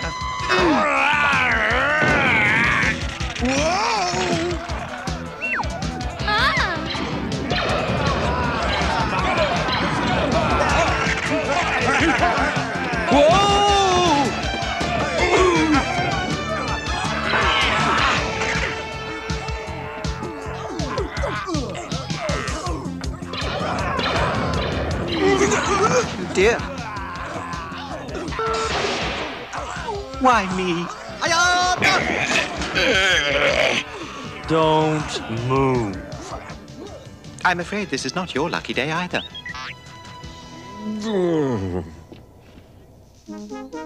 So you see, Kobe, we had to keep the pirate busy while King Julpa and your father constructed and concealed the secret compartment. And those pirates never even suspected that my father and his men were hiding in Kaibo's pirate ship. My thanks to you, Mon Julpa, and to all of you for the safe return of my daughter. Thank you, Julpa. And my thanks to you, Lord Toda. Well, then I guess it's time for me to head back to Tynes Horky. But, Jess... We have to follow our dreams, Jantosh. I have my freighter business, and you'll soon have the Space Academy. I'm sure of it. Artu and I are sorry to see you leave, Mistress Jessica. We'll keep in touch. Take good care of your master. Jess, well, Good luck, Jessica. And thank you. Are you gonna give me a hand loading my ship or what? It'll be a pleasure. Tell me again how you captured Kaibo Ren all by yourself, 3PO. Well, I wouldn't say all by myself. I did have luck on my side. The best luck of all. Good friends.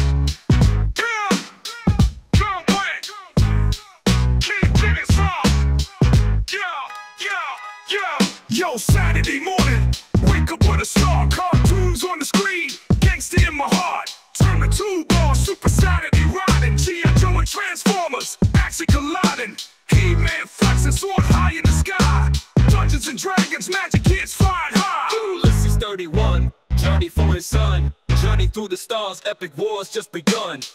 Captain N, he the game master soul, console heroes, Nintendo Go. Evil forces fighting against the video team. In the tube realm, living my dream. Super Saturday, where the gangsters play. Pixel heroes, cartoon machines sing. Old school vibes, every episode a hit. All my homies gather round, we ain't gonna quit. G.I. Joe's crew, they static on patrol. Laser shooting fast, Cobra taking toll. Transformers roll. My Super Golden Crisp cereal really shakes up this nutritious breakfast. Que pasa, Toro? Pasa your cereal, Sugar Bear. No way, Jose. How about a vitamin-packed punch? Olé! I can't get enough Super Golden Crisp. It's got the crunch with punch. Yeah. I'll give you an orange for a red. Now you can get your own Sugar Bear gummy bears in 4 fruity flavors free. Only in specially marked boxes of Super Golden Crisp cereal.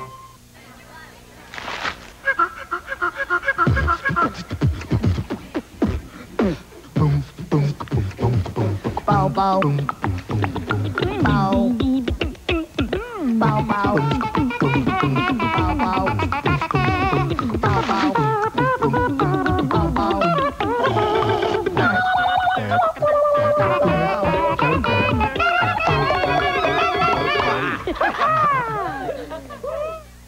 We're into wild shades! Movie stars and catching rays. And we're big time into California Dream Barbie. California Dream Barbie's into California fun, into wearing hip fashions in the California sun. She's into riding high and laughing a lot. We're into it too, and we just can't stop. We're into Barbie! California Dream Barbie doll comes with a Beach Boys record for you. Surf and Shop and dolls all sold separately. New from Mattel.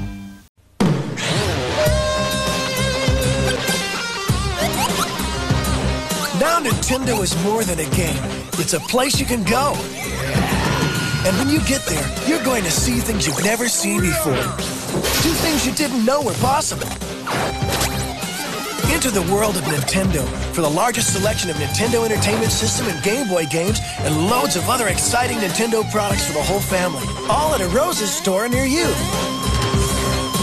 No flying colors with a different skin, so it's easier to catch and throw.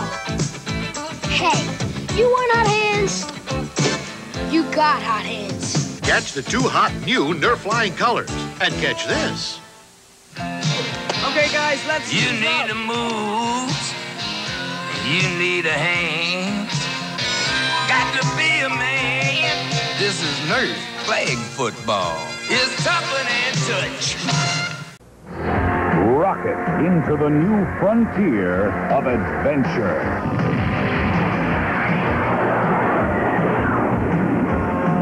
Into worlds of unknown dangers, ride the Galaxy Rangers. Ride with them.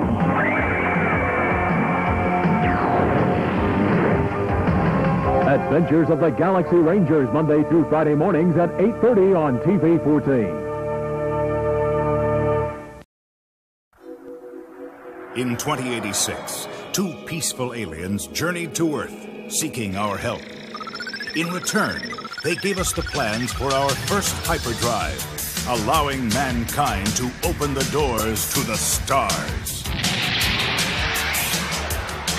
We have assembled a team of unique individuals to protect Earth and our allies, courageous pioneers committed to the highest ideals of justice and dedicated to preserving law and order across the new frontier. These are the adventures of the Galaxy Rangers.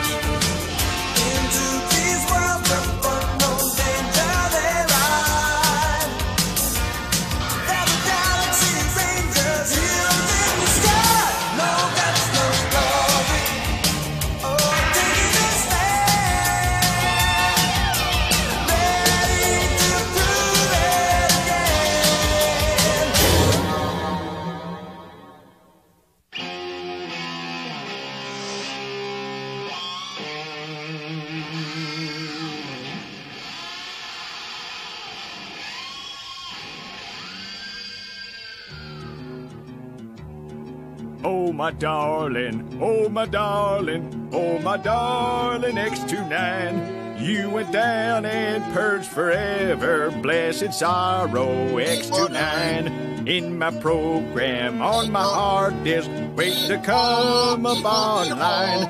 Came a blackout which did knock out my darling X29. I told you that shaft entrance was here, Burrow. Yeah.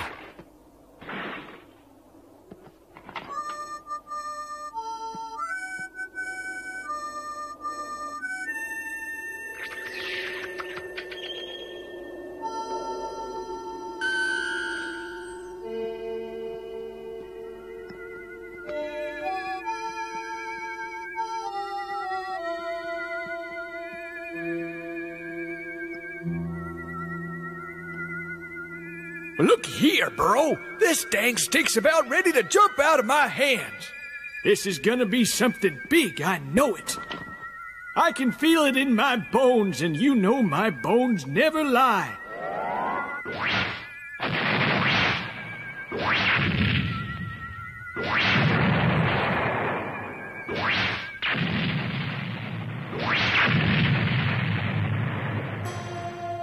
Golly, wow!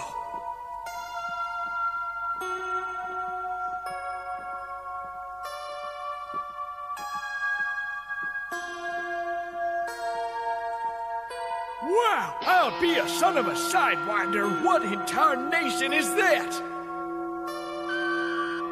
No, Burrow, don't go getting too close to it. I don't like the looks of that thing.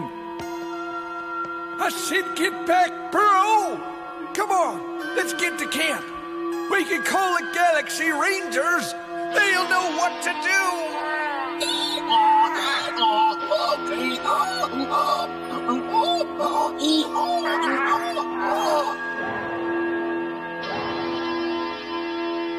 Burrow, dang you! Get your aluminum hide out here now!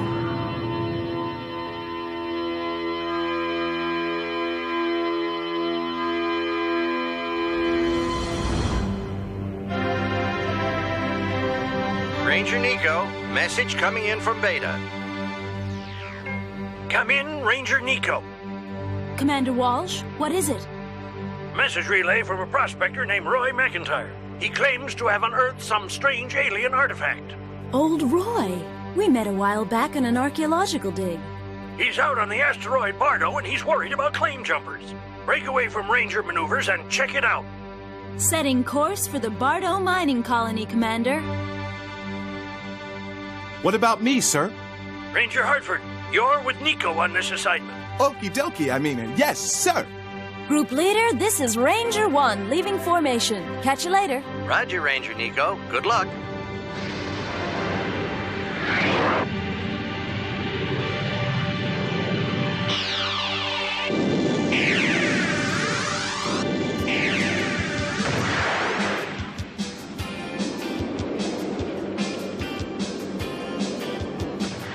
We're approaching Bardo. Doc, try to raise our prospector. Right. Hello, Bardo. This is Galaxy Ranger 1 calling Bardo. Anyone read me? You're darn tootin' I do. Nico, you there? Darn tootin'. Hot dang. Okay, land her out by Sector 9.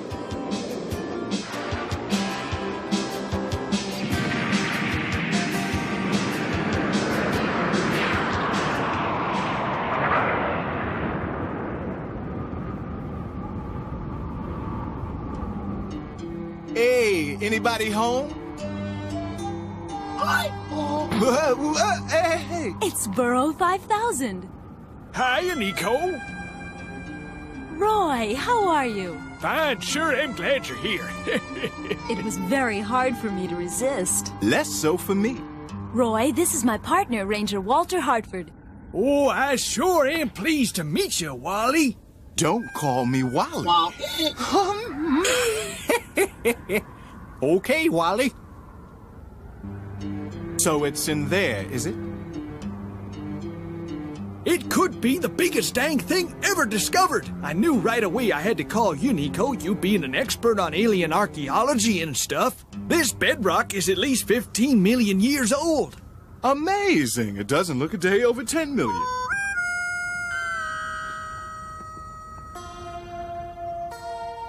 Not too eerie, huh? It's gone! What do you mean it's gone? Gone! Well, it was right here. Roy, this isn't some of your monkey shines, is it? Or some of your moonshines? Nico, can you check it out? Let's see.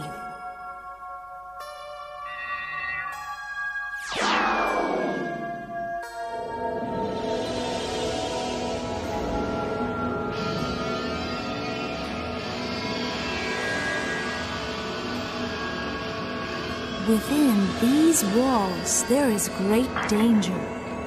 All who enter shall never leave. Beware the axe.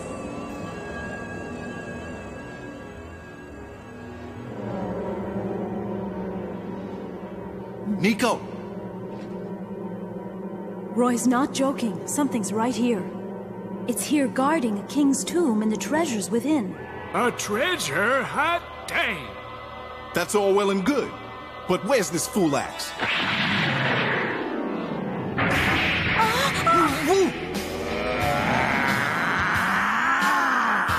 Hey, I was just kidding, babe.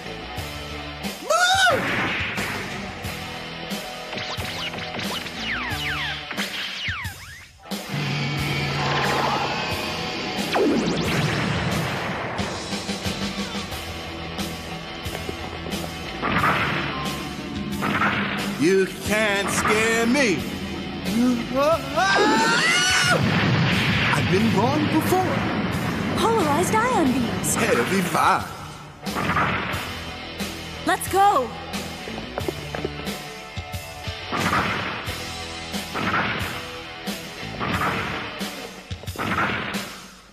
In here.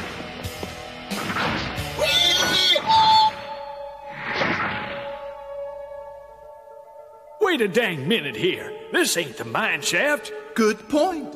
We're in the temple. Where's the treasure? Can we get out? These passageways could run for miles underground.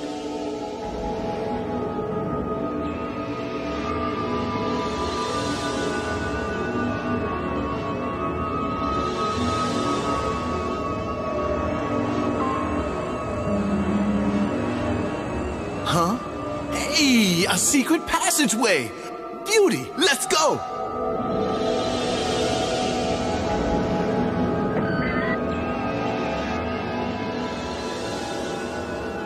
No, wait, Doc! What is it? Wait! I had to ask! Doc! Wally! Don't call me Wally! Hang on! I hate it when people say that.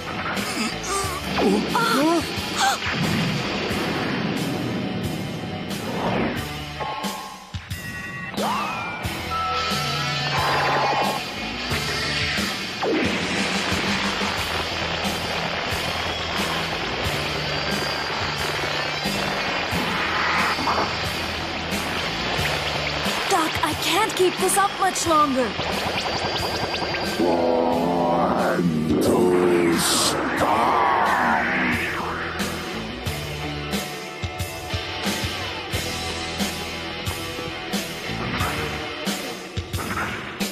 Roy, hand me that stone. I hope those years on my college baseball team weren't for nothing.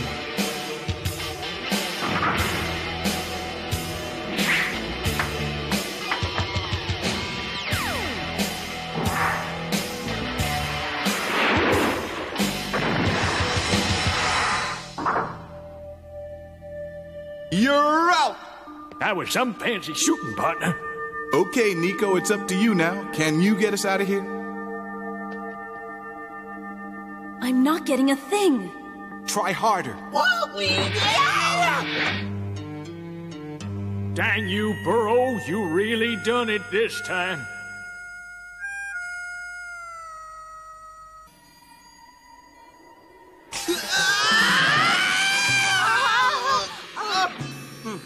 Welcome to my web, said the spider to the ranger.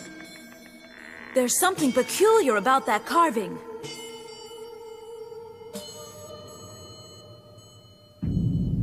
It's alive.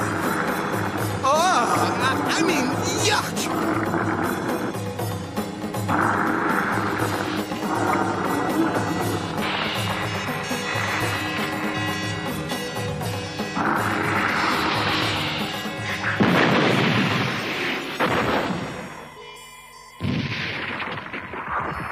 Well, that was extremely unpleasant. Now what? That platform, down there. Maybe we can swing over to it. Well, it's worth a try.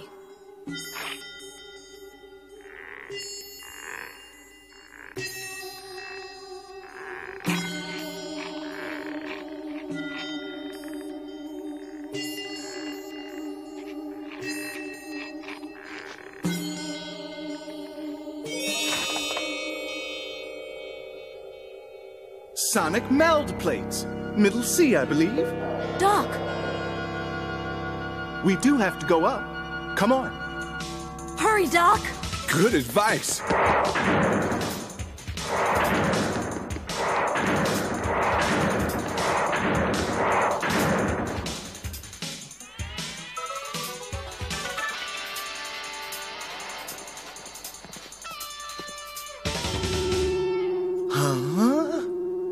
Don't do that ever again. I knew we'd find you. I just tracked down on your badges from back there. What does that thing want? It wants us out. I'm willing to oblige. Which way? This way.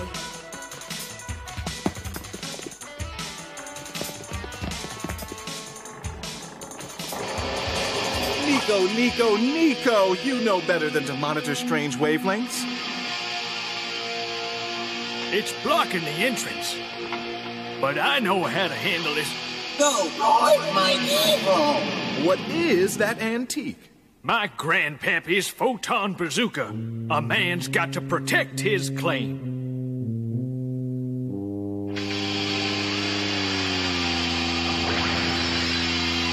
Wow!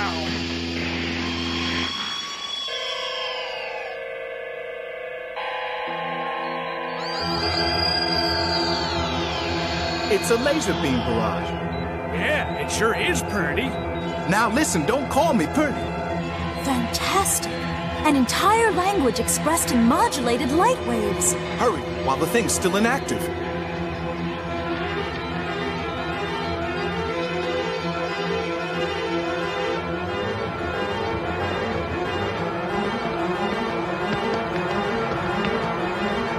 I gotta wait for Burrow. Hurry, Burrow!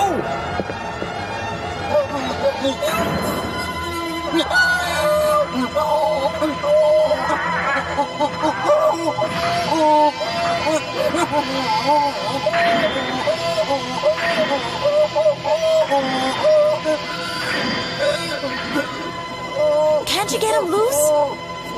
Take it easy, old pal. Let's go. Okay, Nico, which way?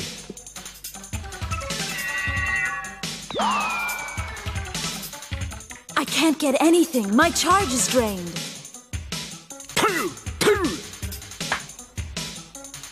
That away!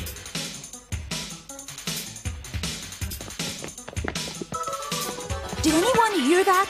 Hear what? Humming. I hear humming sounds. Why would you hear humming down here? Maybe you don't know the words.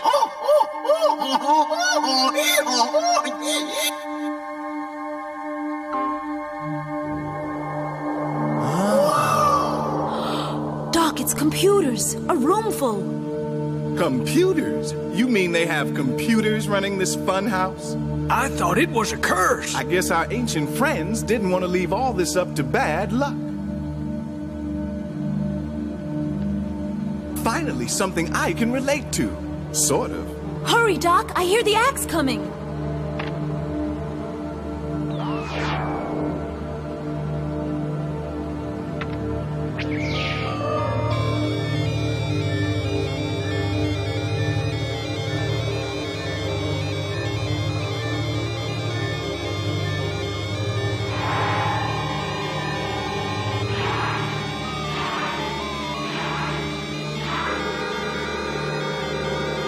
Go get him, Pathfinder. I'm in, Doc. Sure is stuffy in here. Axe is controlled from here, all right. Now if I can only find the program. Nico, you've got to hold it off until I break the code. How? The jewel! Fire at the jewel!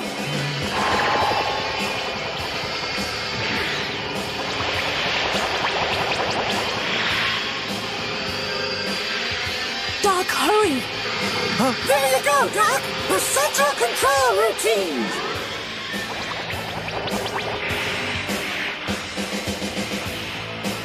Hang on, Nikki!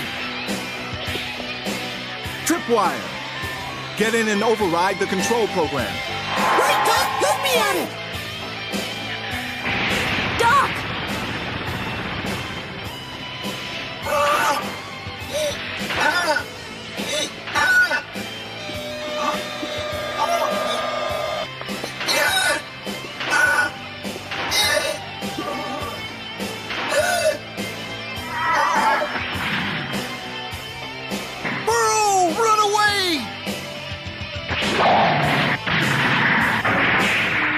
Bingo.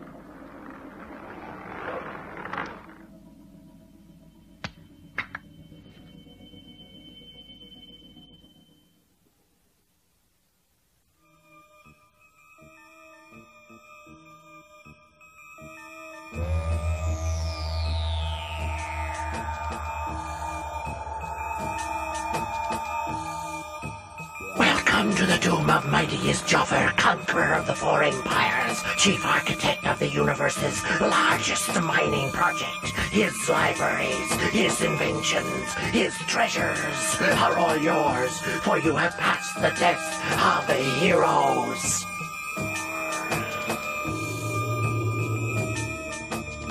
This is it. Incredible. They had good reason to guard it.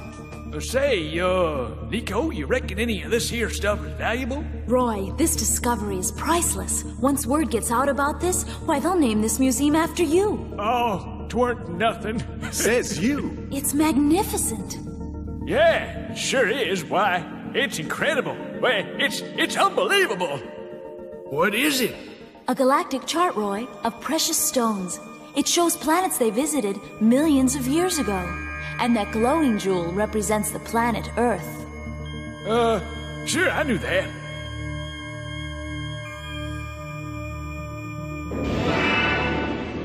I contacted Beta, and a scientific team is being assembled to come here. I'm sure even Goose would have been impressed by you in action today. Well, thanks. A token? A little souvenir of our adventure. I'm thinking of making it a ring. Howdy, Rangers! Roy, you fixed him. I couldn't very well leave him in there, littering up all that royal stuff. Roy, I just wanted to tell you that I owe you a big one for what you and Burrow did for us in there. If you ever need anything at all, give me a holler. Well, I'm plumb glad to hear you say that, Wally. You seem to be a whiz with machines. I was wondering if you might do me a favor. Sure. What is it? I can't seem to get all the bugs out. Hear that? Okay, I'll do it. On one condition. Anything. Just don't call me Wally,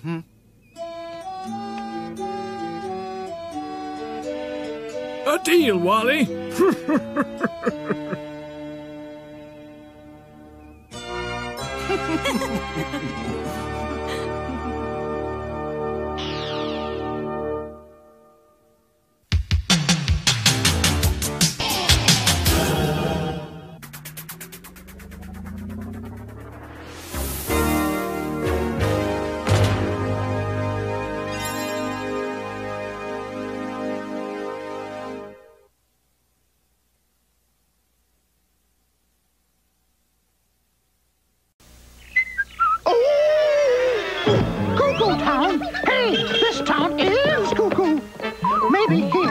Resist Cocoa Puffs. Ooh, the chocolatey part of this complete breakfast. All these munchy, crunchy, chocolatey Cocoa Puffs. Yahoo! I'm Cocoa Puffs just like back home. Hey, how do I get home? Kids, to help Sonny get home, you can look for the Cuckoo Town Maze on especially cuckoo boxes of Cocoa Puffs. In 1701, an obscure chef wanted to impress his king. Let's see, chocolate and peanut butter or chocolate and snails? Chocolate and peanut butter. What? I am the chef. You are the kid. Chocolate and snails. He just missed discovering the great taste of pure milk chocolate and delicious peanut butter. Not to mention impressing the king. And so the world would have to wait for the two great tastes that taste great together in Reese's Peanut Butter Cups. After these messages, we'll be right back. Field trip. Remember the buddy system. Alphabetical order. Seeing stuff. Stuff that's cool. Stuff that's really neat. That's so cute. Wild. Feed me. Stuff to eat. McDonald's! It's a good time for the great taste. Want a bite? Of McDonald's. What are you doing? Saving the future. But how? With Captain Power videotapes. There are 3 different skill levels. This one's the toughest. Now we can practice anytime with the Power Jet XD7. Score or be hit. Captain Power videotapes. I don't believe it. Believe it, large human. The power of the future is in your hands. Batteries not included. Jets figures and new interactive videotapes each sold separately from Captain Power and the Soldiers of the Future. In deepest space, a battle rages between the evil Shadow Force and StarCom! The Shadow Star! Emperor Dark! His master teleportation and dematerialization! Look out, Slim! Hey, that's top secret! Now the secrets of Magna-locking power deploy are mine! That's my polarizing death! Too late, Crowbar, but he'll be back. StarCom, the fight for freedom rages. My Shadow Force space fleet will spread darkness throughout the universe! Emperor Dark has a deadly new weapon, the Shadow Bat battlecruiser. But StarCom is ready with a high-performance, high-altitude StarMax bomber. Armed with the latest high-tech weapon, it opens up to hold the men and hold the ammo. But can it hold up Emperor Dark's Shadow Force? Figures and vehicles, each sold separately. The fight for freedom rages. StarMax and Star Wolf. Scramble!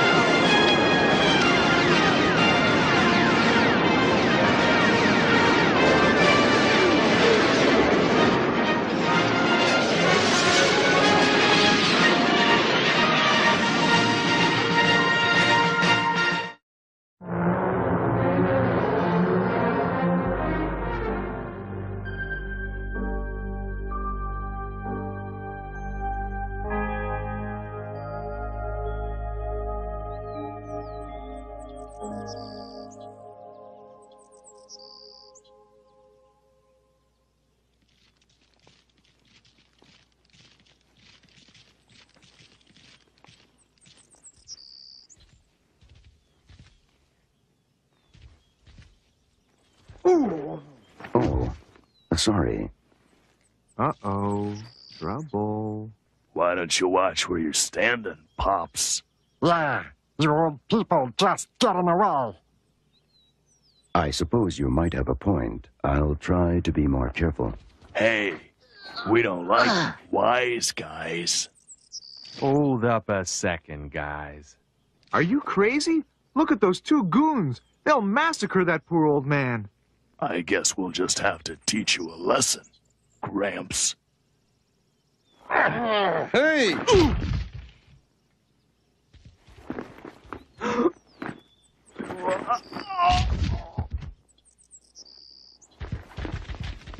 Who is that guy? That, gentleman, was Lucas Hull. The Lucas Hull? The Star Ranger? I didn't think there were any Star Rangers left. He's the last one.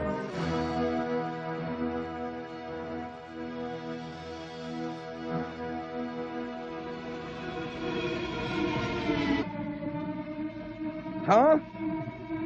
Sandstorm approaching. We better land and roll up the windows, boys.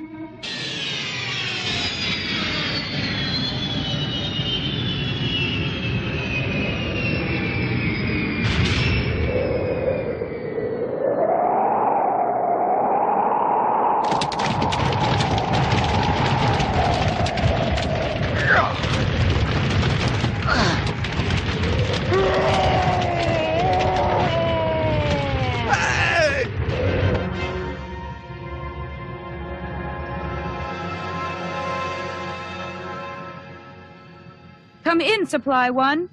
Supply One, do you copy? Ring station calling StarMax 1. Roger, this is StarMax 1.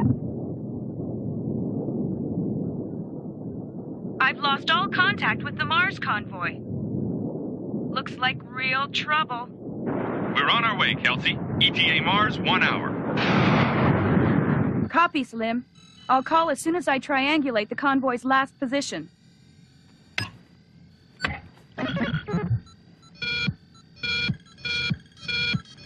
Got it. Uh-oh.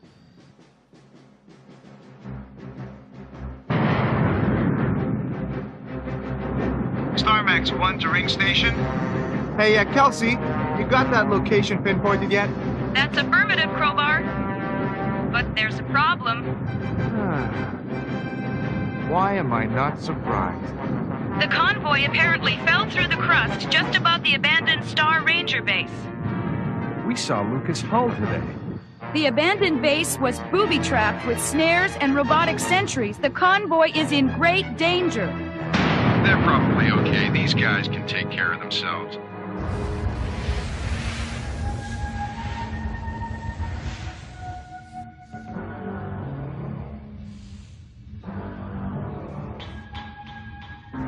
Now what do we do? Us Astro Marines do our best thinking on the ground. This one's up to you.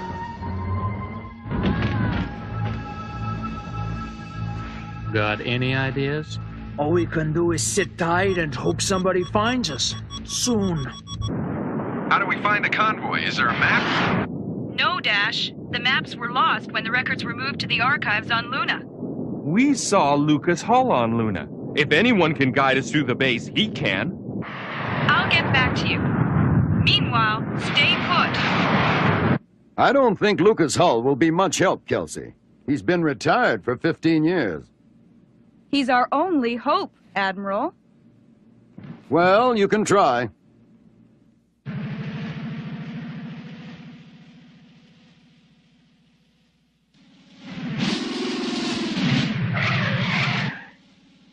Did I mention I thought this was a bad idea? About 12 times already. Kelsey told us to stay put, didn't she? We're just going to look at where the battle cranes vanished. Maybe they're trying to signal us.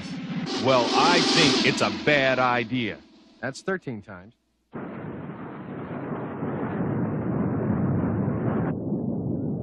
So, you think this old guy will help?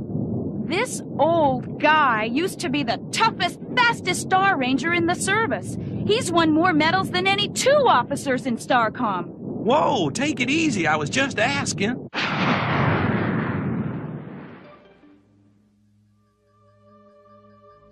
Somewhere around here, Kelsey said. I think we'd better go. Are you still griping? Boy, you Starbase command types, no sense of adventure. Adventure is one thing. That is something else altogether.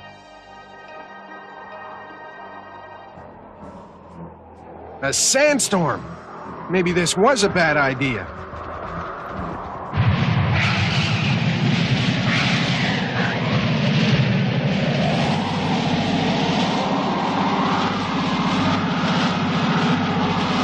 Hey, can't you go a little faster?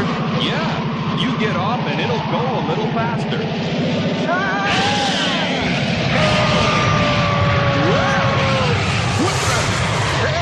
Hold on! Where are we going?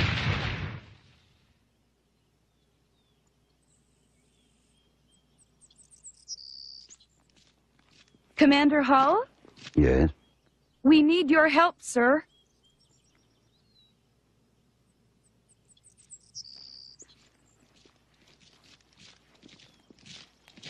I'm sorry, Lieutenant. I can't help you. But why? I'm tired and old. I was a Star Ranger for 30 years. That's enough for one man. But nobody else knows the maze. Kelsey! Kelsey, we've lost contact with Slim Dash and Crowbar. Oh, no. I bet they went after the convoy. You've got to help us. I'm sorry. You don't understand. This isn't just anyone. These 3 are my friends. They are also the field commanders for their branches of StarCom. We can't lose them. Do you know what that is, Miss Kelsey? No. An early StarMax bomber. When I was young, I stormed all over space in that thing. Just because it's old, it's all forgotten in an obscure nook of the park like that.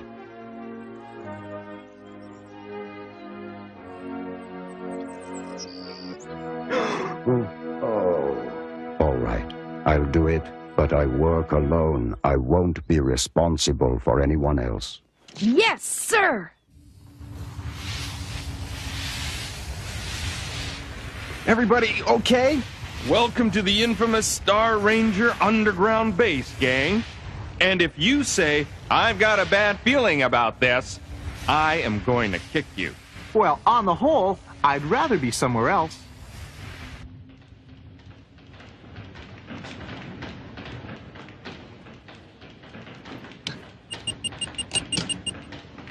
Hey, what are you doing? Sensors say the air is okay.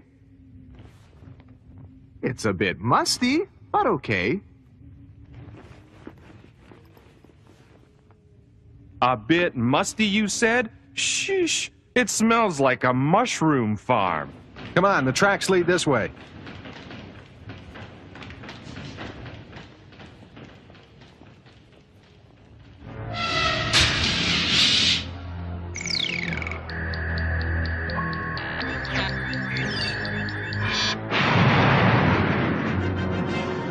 I'm out of date, but I could handle this ship alone. Sorry. StarCom regulations won't allow it. Besides, they're my friends. I'm going with you. They're lucky, these three, to have you for a friend. Are the traps really that bad? Afraid so. And you never know when they will go off. You might pass one a dozen times and nothing will happen. But the next time...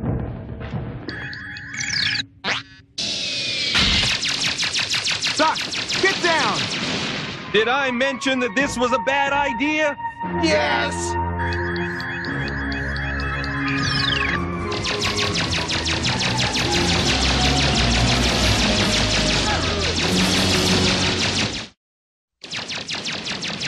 We gotta do something or we'll never find Andrew's convoy.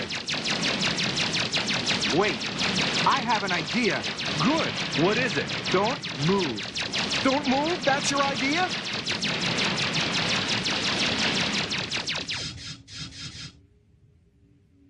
I know I'm gonna hate myself for asking, but I have to know. How did you do that? Easy. I figured it would run out of ammunition pretty soon, and it did. I was right. I hate myself. Him, too. I don't understand why they made the traps so dangerous. It was 30 years ago, Kelsey. A slightly more paranoid time. Danger existed, but not as much as we imagined. There's their StarMax.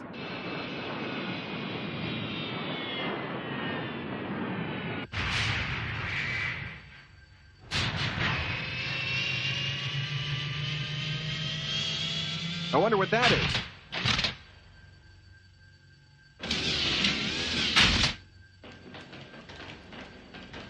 It's not the crew of the battle cranes, so let's just move on by, thank you. I've got a very bad feeling about this. It's a computer. Crowbar, what does that mean? Uh-oh. Well, that's a technical answer. What do you mean, uh-oh? Activated. 26 security systems total destruct sequence is now on standby. Implementation will begin in 10 seconds unless countermanded. Do you wish to countermand? Yes! What is the countermand password? Why are you looking at me? I don't know what it is. Swell. That is incorrect. Destruct sequence initiated. Wait, give us another chance. Countdown has begun. Destruct in 30 minutes and count.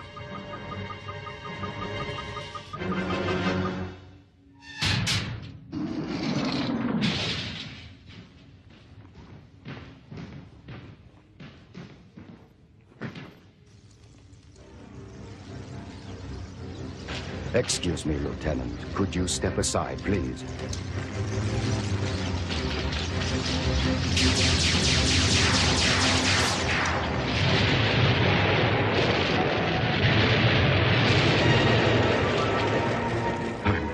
slow. In the old days, it would never have gotten a shot off. I'm not complaining. This way. 25 minutes to describe. Somebody has activated the security computer. That's bad? In 25 minutes, this entire base will be blown halfway to the nearest moon. Then we'd better hurry. I think you'll do fine, Lieutenant. Come on.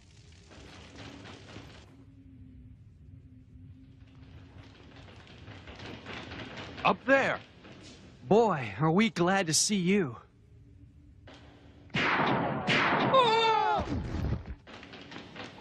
Where's the rest of the convoy? I don't know. We split up.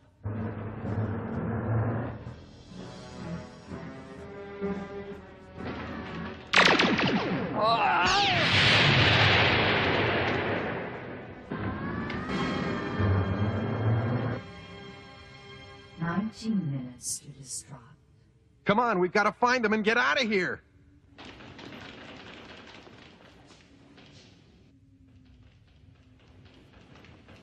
Wait. It's been a long time, but I think there might be something here.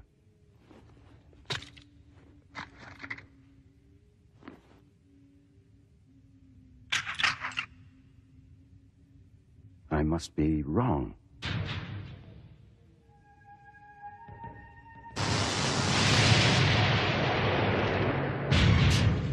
Nice to know I'm not altogether senile. 15 minutes to destruct.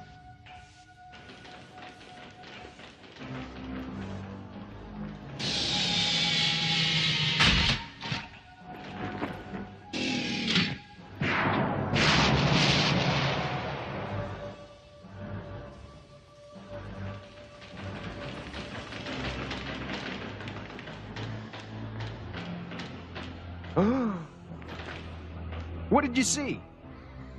Kramer and Morales and a robot guard.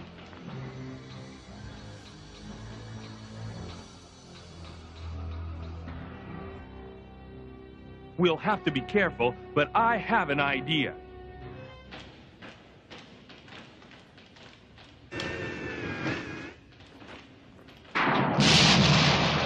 Phew. Looks like I forgot one. Nice shooting. Thanks.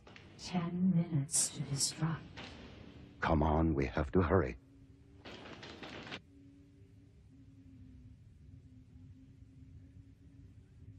Hey, brass brain! Come on, Tinhead, catch me if you can!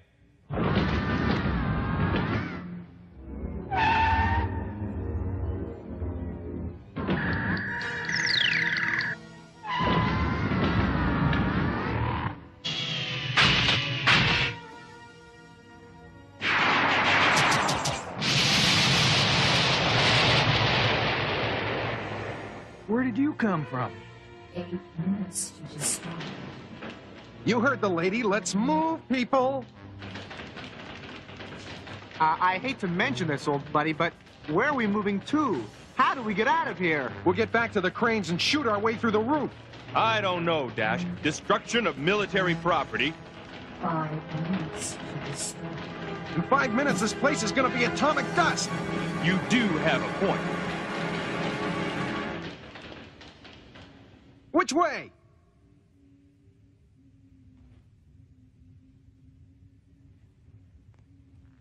There are tracks coming in, so this way. So much for that idea. Ready? Like I said before, 2 traps at the beginning and 1 in the back. Ready.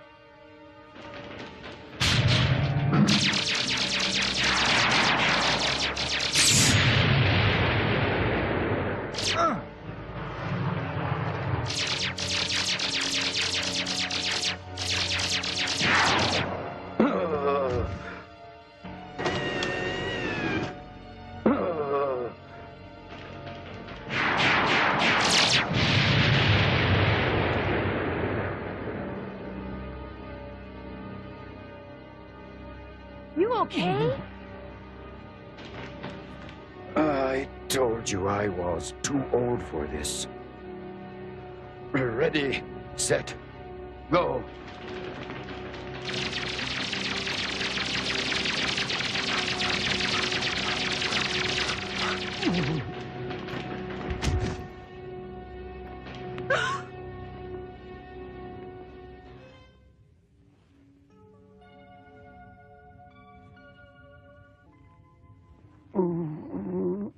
Hall! 2 minutes to the start.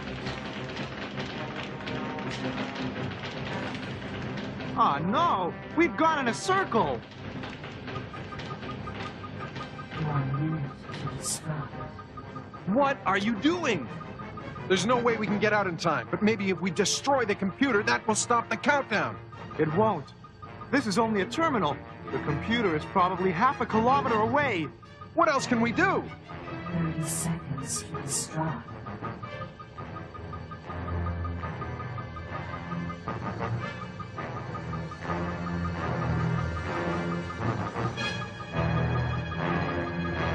Maybe I can help.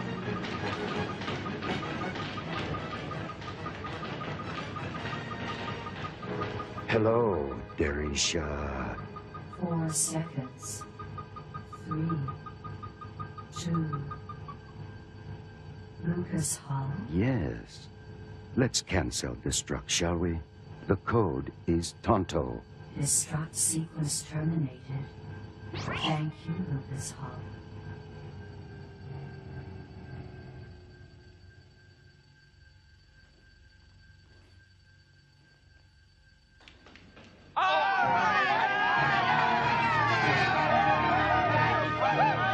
Thank you, Lucas Hall.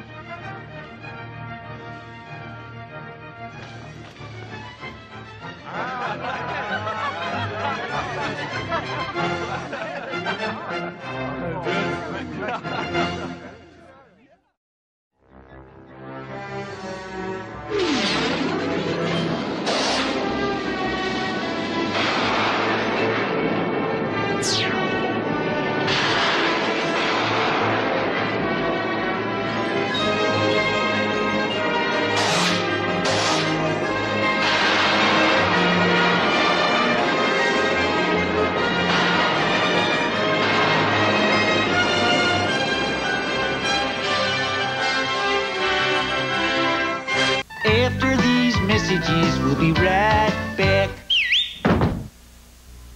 Done at last. Well, Jayce, how about some M&Ms? Hi, kids. Wow. Where M&M's chocolate candies go, there's bound to be some fun, you know. It's a bright and colorful wonderland. All the world loves M&M's. Pure milk chocolate joy for everyone. M&M's chocolate candies. The milk chocolate melts in your mouth, not in your hand. See you later. After these messages, we'll be right back. With Alphabets, you can eat the fun. F is for fire truck. There's a fire truck in my alphabet. How does it taste? Alphabet cereal, part of this nutritious breakfast. You can eat the fun. I'm putting my feet in your ear. Everybody's playing Scrabble. I'm putting an ox in your zoo. One Scrabble crossword game in each specially marked box of post-alphabet cereal. And my alligator ate them all. You can keep on moving with Twix. Old-timers versus Central High. Okay, youngster, you can kiss it goodbye. Dance. Round in the basement. Catch those whippers, snappers, faces. Chocolate, peanut butter, satisfaction. Like a crispy cookie, let you stay in the action. Won't slow you down. When you gotta get around. Twix lets you show 'em what you can do. Trotting on home. 23 skidoo, do. Keep on moving with Twix. We're into shopping. Real designer labels. And dressing our way. That's why we're so into shopping for fun to dress Barbie. Fun to dress Barbies into parties in the snow. She's into dancing to the beat and changing on the go. She's into lunch in the mall, into walking down the aisle. We're into it too, cause we love Barbie style. We're into Barbie. Fun to dress Barbie doll comes with pretty bra and panties. Genuine Barbie fashion sold separately. New from Mattel. They're unstoppable! trouble. But we're gonna stop them anyway. Send in the Marines. We're the Space Marines. Drake, Ripley, 8-Bone, Bishop, and I'm Hicks, armed with the latest high-tech heavy metal. Look out, Hicks! The Queen's gonna crown ya! My bug walker's on a roll! Bull alien attacking! Eat torch, bug brain! Alien invasion problem? Send in the Marines! Aliens! Send in the Marines! Space Marines! Aliens! Watch while I tell you of an ancient war. On the side of evil, Hellespont, ruler of the Daemonites. Against them, the Wildcats, the Cherubim Spark and their cybernetic leader, massive crossbreed Maul. Metamorphing Warblade, Master Marksman Grifter, Fierce Warrior Zealot. Will they succeed and defeat Hellespont? We're out of here. And only Wildcats from Playmates.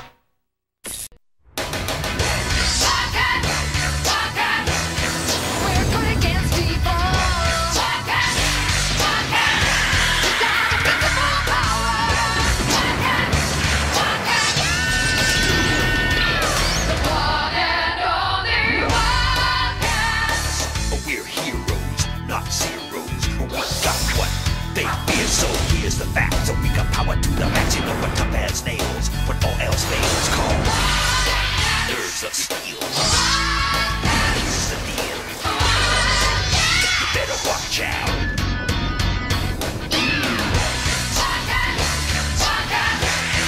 We're good against people. We got invincible power.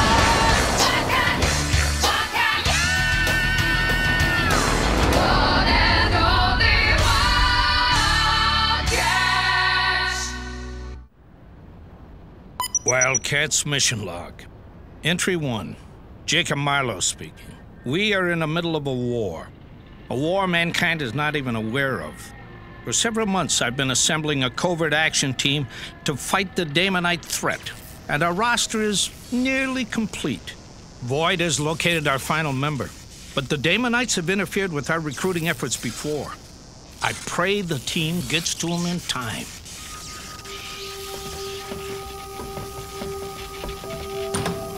Reno Bryce Computing. You are Reno Bryce. Who are you clowns? Mr. Bryce, you're an artist with a blade. Not only that, ha! I also happen to be a black belt. Get him! All agents, he's on the run. We must contain him in the building. Who are those guys? What do they want? And do I really want to stick around to find out?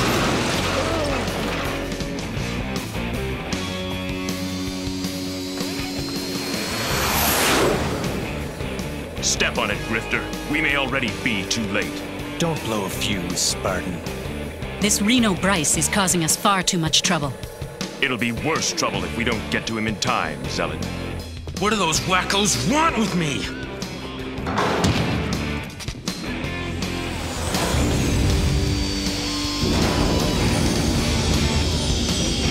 This is getting weirder by the second. Wait! Stop him! Do not rely on that contraption, Grifter. Remember your training in the Cherubim art of war. And just remember who saved your neck the last time we went up against these guys. Maul, come on! We're here!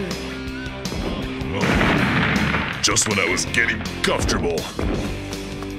Whoa! They're everywhere!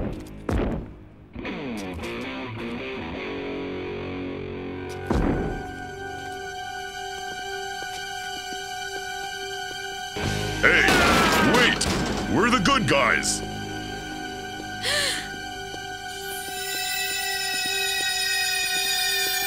Maul, they're Daemonites. No kidding. We're too late. The Daemonites are after him. Hey, not to worry. We can handle that space trash. Oh, man.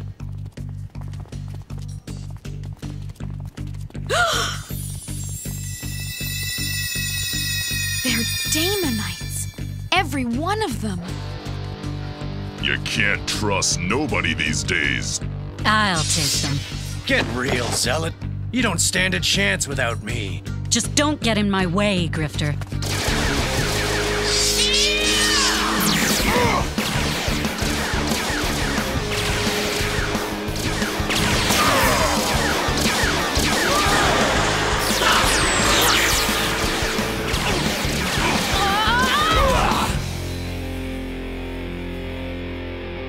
They're on the roof.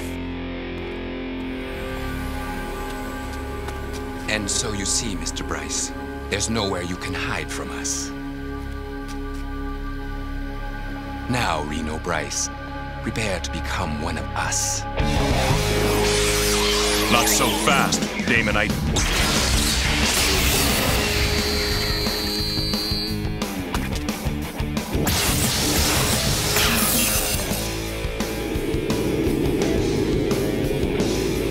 Come on. We're clearing out of here. Are you out of your mind? Maul, think you can handle that thing? It's just my size. I'm large and in charge. He shoots. He scores!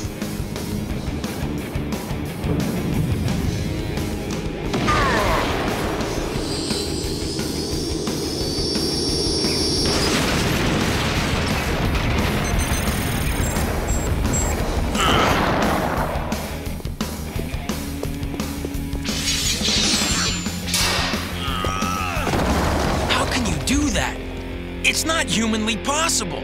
Whoever said we were human? Come on, we're clearing out of here. Hit him, Richter.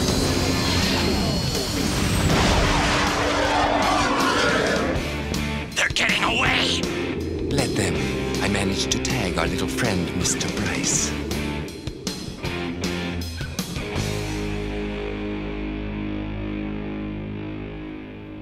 Well, Void, is he the one? Yes, he has the gift. Just who are you, lady? We call her Void. She's a living computer.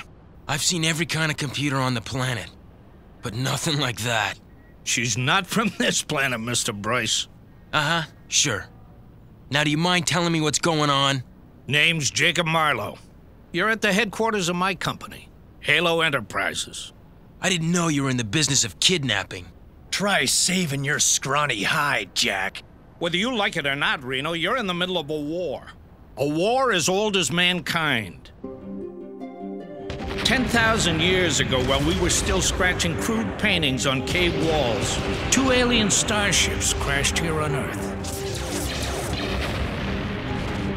One ship contained the last of the Damonites, an evil race who once ruled the galaxy.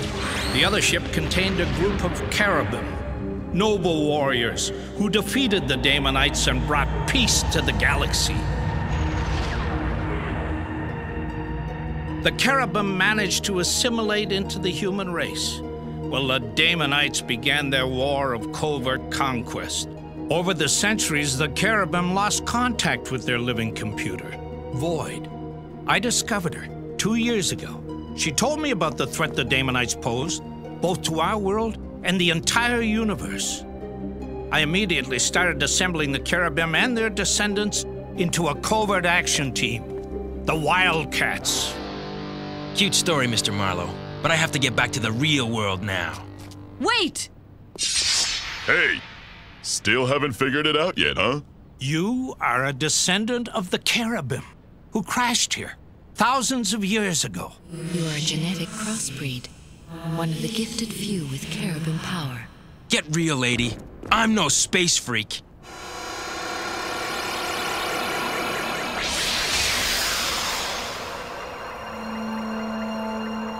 The time has come to unlock your power, Reno Bryce, and fulfill your destiny.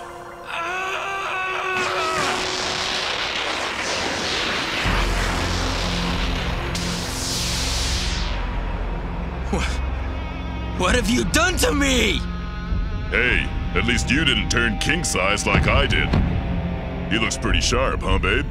Cool costume, too. I've had it with this! Hey, the boy's a regular warblade. You've made me into a freak! Watch it with those things. If you will calm yourself, you can control your power with your mind. Just leave me alone! I've had enough science fiction for one day. Stop him! You can't force someone to be a wildcat, Grifter. Stinking coward. He lacks our Carabim fighting instinct. You and I have been in this war for thousands of years, Zealot. It's too much for someone like him to comprehend. Yeah, when you guys came after Voodoo and me, we ran for cover too. Still, I'm not sure it was a good idea to let him walk out on us. Maybe he'll come back for his... Hey, what's this? Something he was carrying. But what? If I didn't know better, I'd say it was trying to get at you, Void. Let's get this thing to the tech lab on the double. I want to know what it is.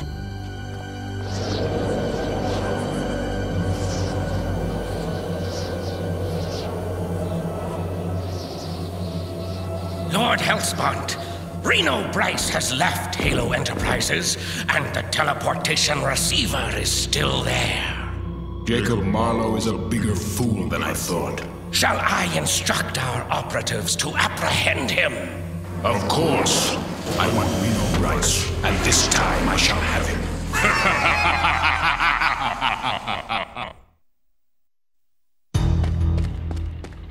Man, I can't believe I got away from those weirdos with my skin intact. My hands are okay again. At least that's something. Now I have to find some place to hide. Didn't you hear me the first time, Reno? There's nowhere for you to hide. You? Who are you? We are your masters. No! Get him. We Damonites can't survive in your atmosphere. We need host bodies. What are you doing to me? It's a marker, Mr. Bryce. It creates a point of entry into your physical form. Don't be afraid, human. All I want is your body. We must return to Lord Hellspawn at once.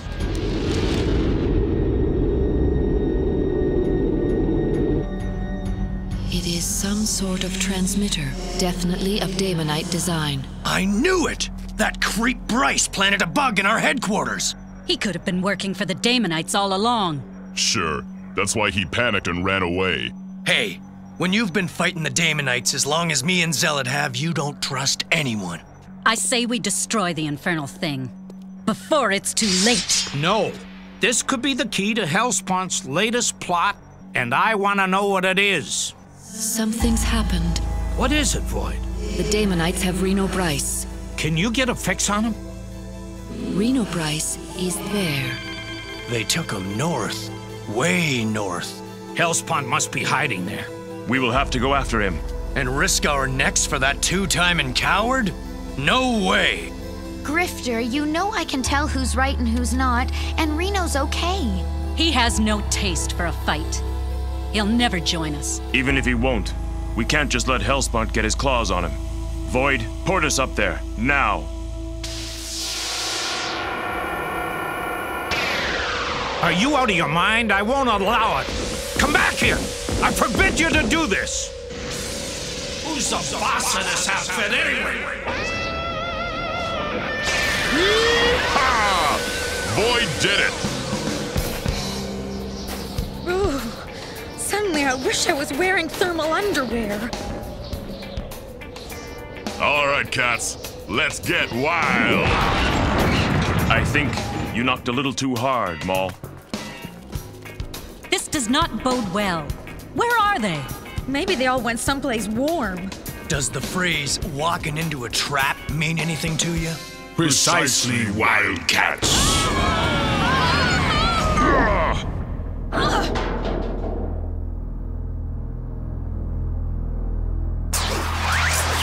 What? Hey!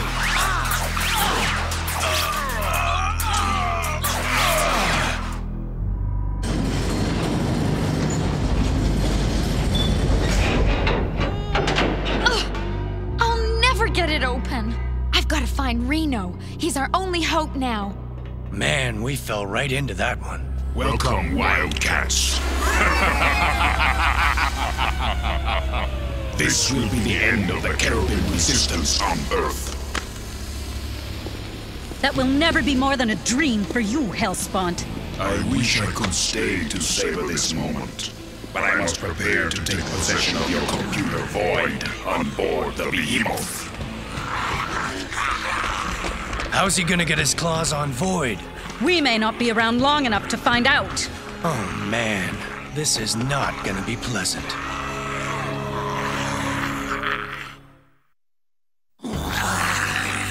Can't anyone break these cables? Even I can't. And I'm supposed to be the strongest. If I could just get to my sword. I still cannot establish this transmitter's purpose, Marlowe. What's going on up there?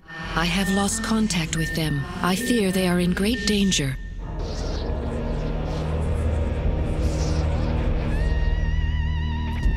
Release the prisoner. We'll store his body here with the others. Not while this girl's around.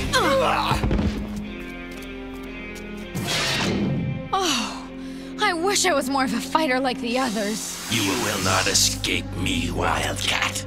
Your cherubim powers are no match for Daemonite might. Oh, yeah? Get ready to see just how special my power is. Cherubims, come unhand me!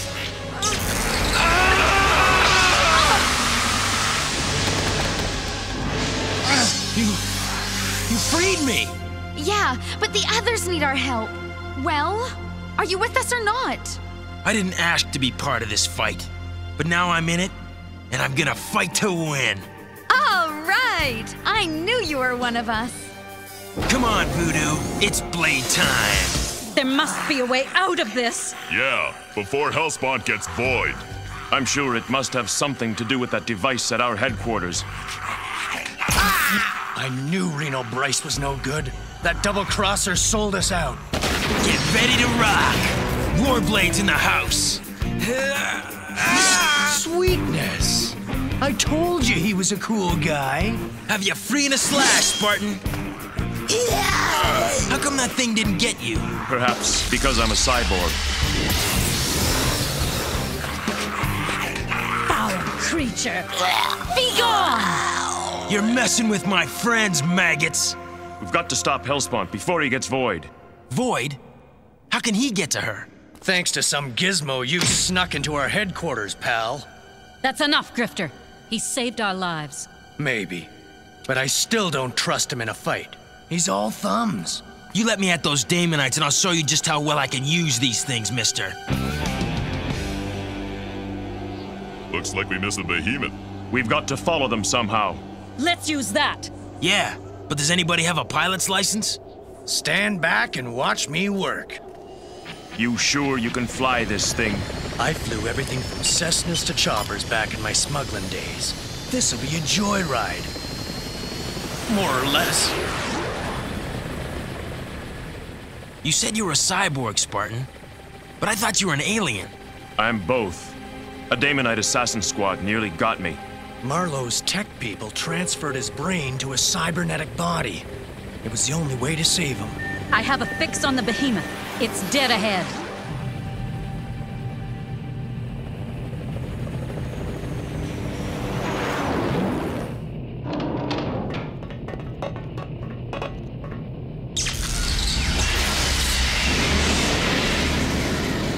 You'd better shrink down, Maul. Oh, but I hate being small.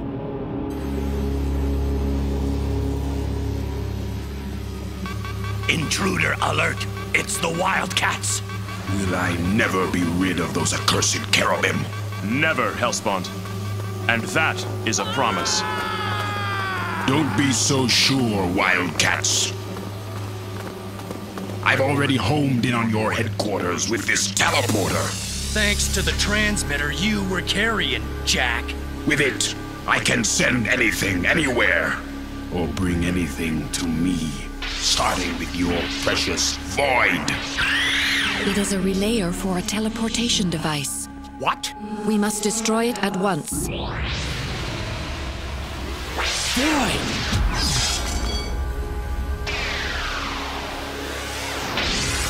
Void! Now I can drain your supercomputer of its data. All the secrets of the Cherubim's technology shall be mine. With such knowledge, we Damonites will rule the universe once more. Of course, the data drain will destroy your computer in the process. Not while the Wildcats are here, Hellspawn.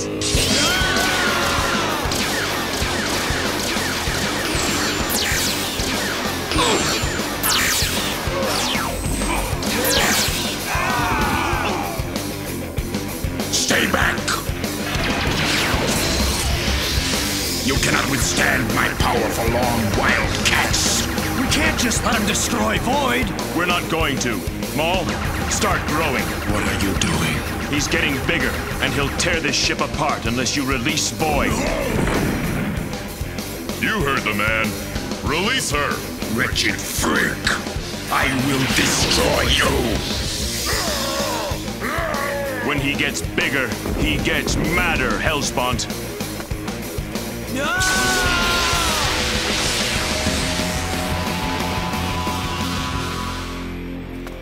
You did it! Now do you believe I'm on your side? Yeah, and I believe that thing's gonna blow in about 5 seconds. Void, get us out of here, now! Let me give you some advice, Hellspawn. When a 30-foot guy tells you to do something, you better do it! Let's go! Cursed Wildcats! This is but a setback! I have waited thousands of years to conquer this planet. I can be patient a little longer.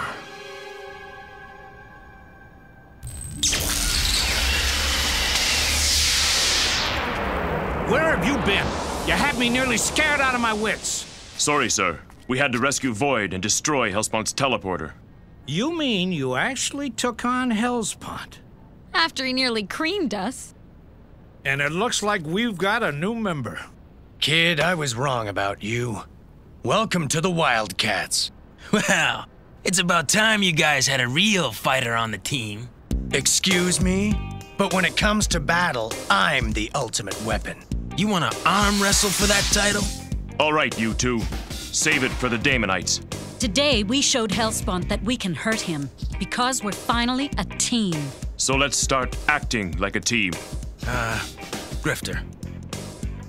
Thanks for giving me my name. Hey, anytime, Warblade. And thanks for saving our necks. From now on, we all stick together.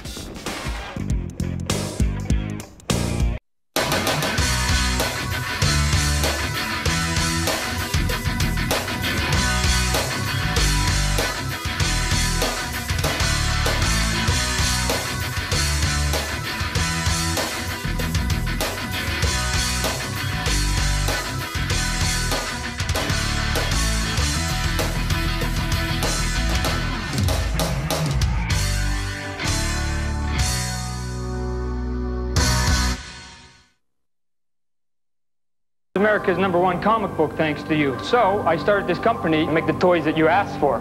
Spawn. Violator. I hear the competition's flying around. They could be any place. They're cool. Awesome. Trevor. Overkill. Medieval Spawn. The Clown. And they come with comics. Nice toys, kids. Nice try, guys. Spawn from Todd Toys. We're out to plaster the competition.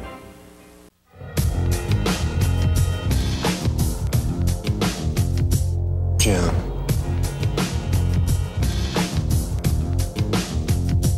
Jam.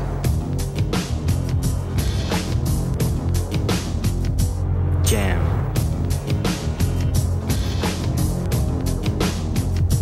Jam.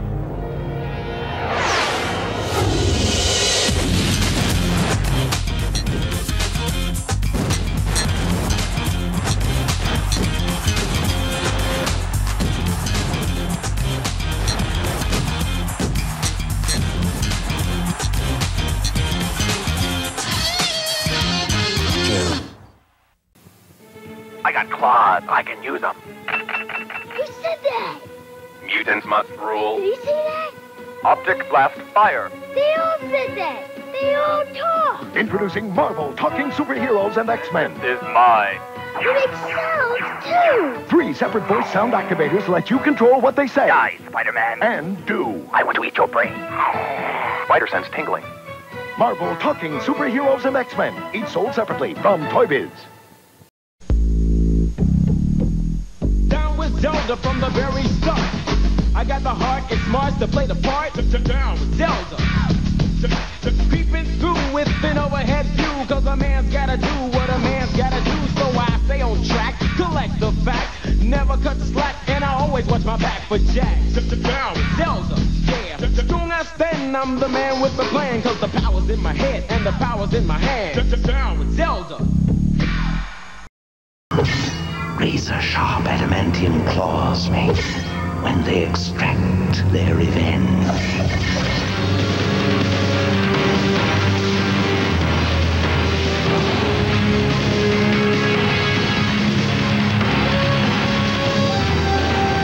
They're here. Marvel's X-Men on the Sega Genesis. Tired of the same old fun and games? Welcome, Spider-Man X-Men, to the video game ride of your lives. Wolverine, Spider-Man, Gambit, Cyclops. Now on Genesis, the ultimate video game team. Are we having fun yet?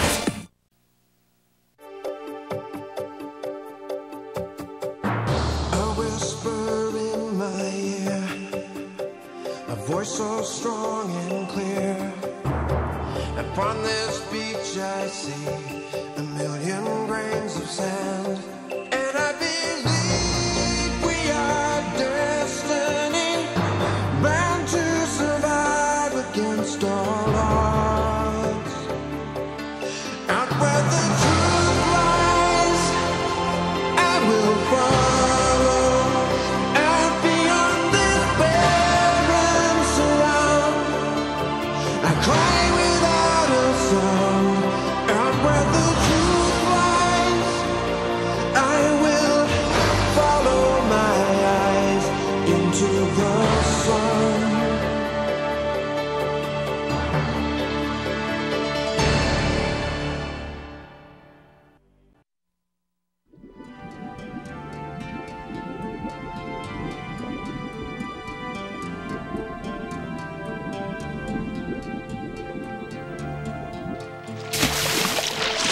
Aha! Gotcha! Oh! Whoa!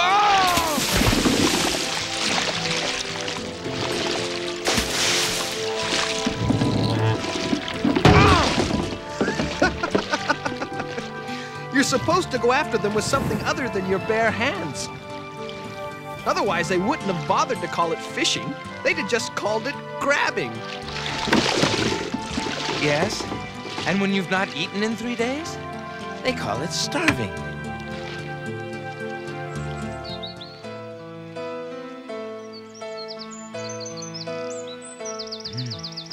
A meal fit for a king.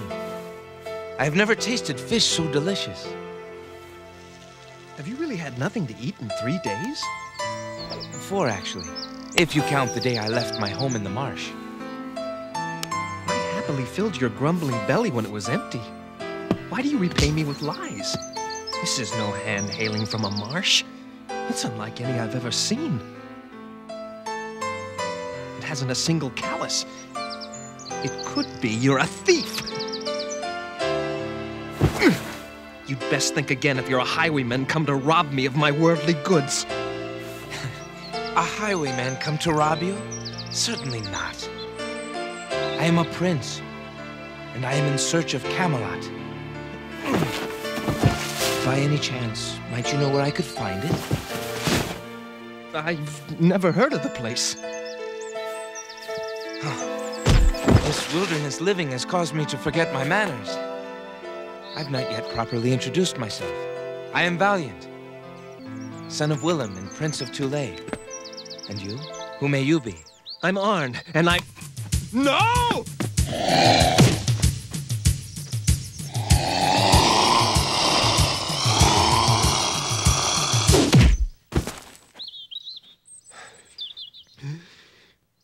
You could have been killed. You're a prince and you risked your life to spare mine? Did you not save me with your bounty of fishes and apples? Perhaps, but I'm nothing more than a stupid peasant.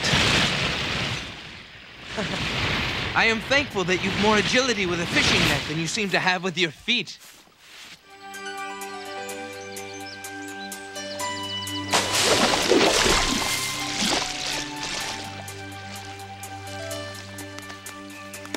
There's no trick to it, really. A strong throw and a fast pull. That's all it takes. I much appreciate your taking the time to give me this lesson. You must think me a fool for not even knowing how to catch my own dinner. Truth be told, Valiant, I've never before met a man who didn't. And then again, I've never before met a prince. Oh, I've called you by your Christian name. That's not fitting, is it? Of course it's not. I should address you as what? Would it be your highness? Or your lordship? Or... We've broken bread? We've slain a viper together?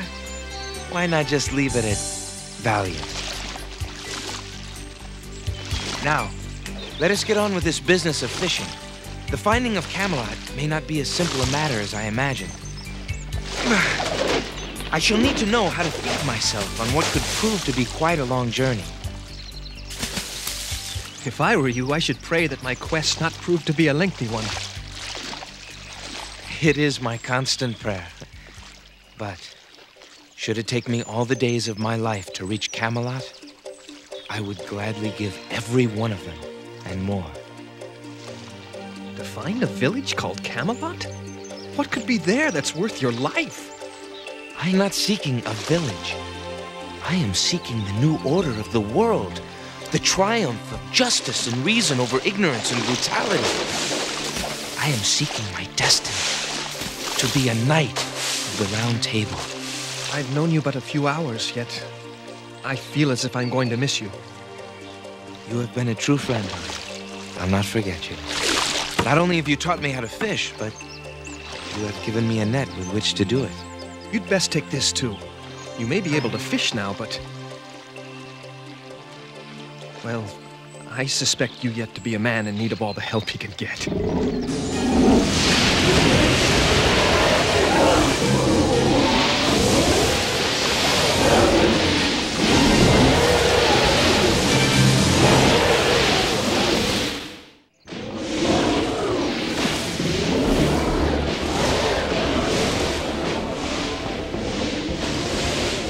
What is it? Quick, to the trees!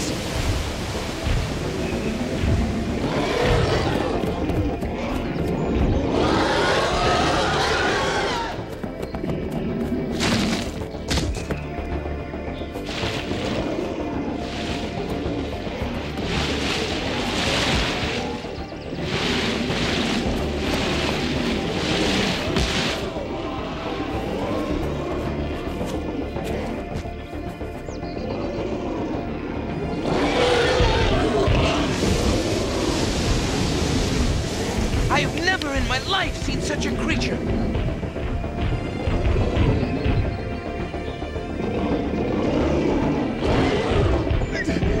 I've no idea what it's like where you're from, but this is a most fearsome place.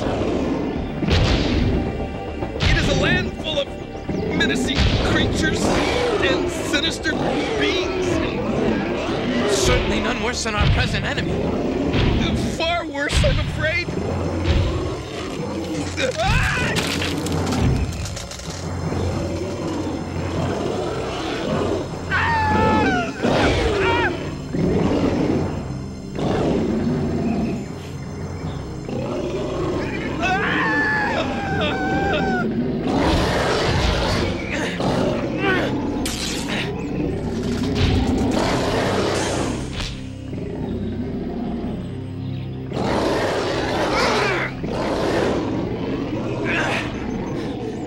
Are you a true shot with your spear? And have you another fishing net? In my pouch. Give me the net, and ready your spear.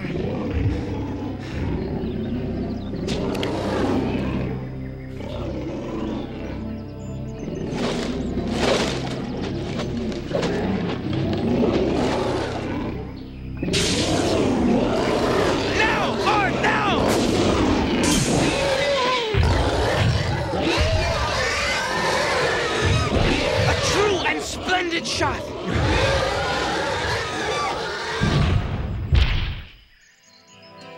It was but only part of a daring and clever plan. Look. What? Oh, please let it not be another creature come to kill us. No, not a creature. A strange glow.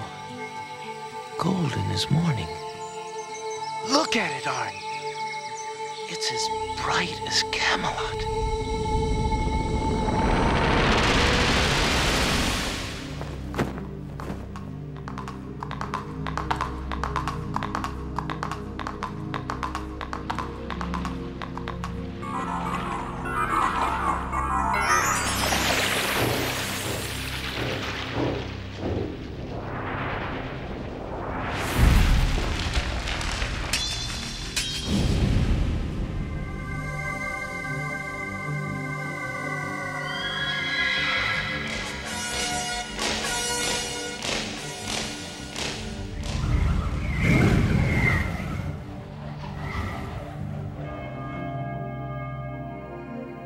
New order.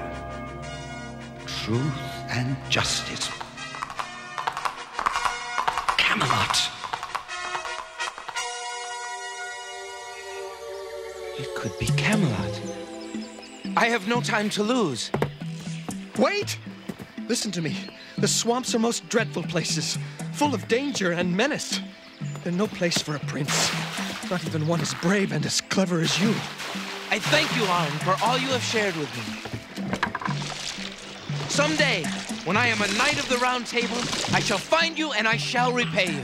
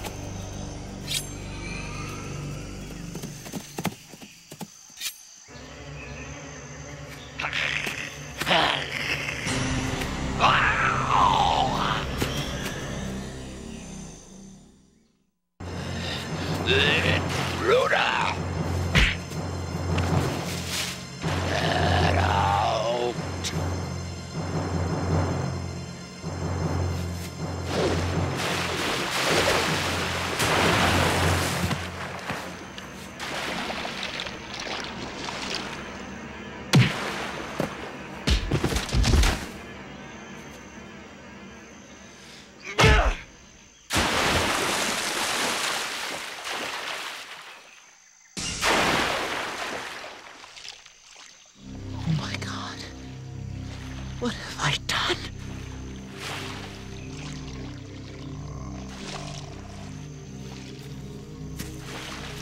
A lesser man would have put the final blow to him. Arn! It seemed best to come after you. This is an area known to be filled with vile things. I thought you might be in need of help. Look, Look what I have done, Arn.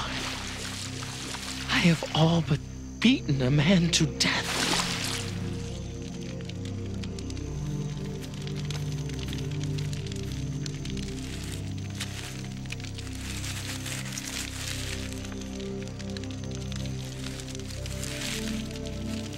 I found these close by the spot where you felled him.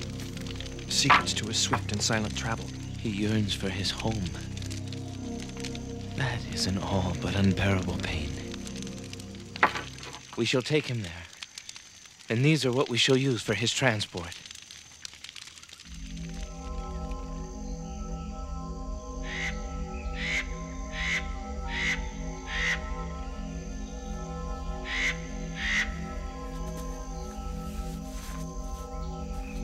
Be certain the boards are securely fastened. The journey to his home is sure to be a difficult one. Why is it so important to see him home? He's a filthy ogre. He tried to kill you. He is a man like any other. And if he is fortunate enough to have a home, it is only right to allow him to inhabit it. There is the beginnings of a good friendship between us. Can you not now tell me the truth? What truth is it that you seek? The truth of your beginnings. Of the place it is you call your home. It was taken from me by a black-hearted king named Sinan. He stole my father's kingdom, and he drove my family across the seas. And he doomed us to a life of misery in a stinking marsh. And someday I shall return, and I shall have my revenge for what was done to my father, and for every tear my mother has been forced to shed.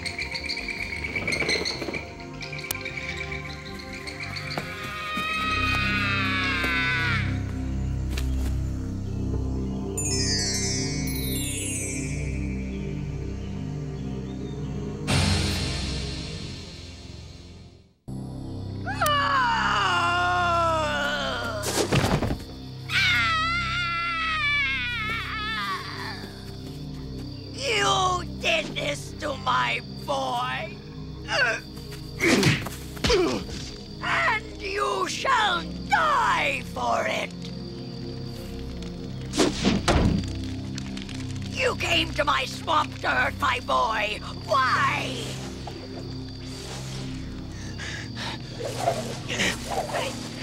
I came not seeking your son. I came seeking Camelot. Camelot. Camelot. It is my quest, my destiny, to serve King Arthur. You dream of Camelot, do you, boy? Then I shall show it to you. Drink of this herbed potion and see Camelot.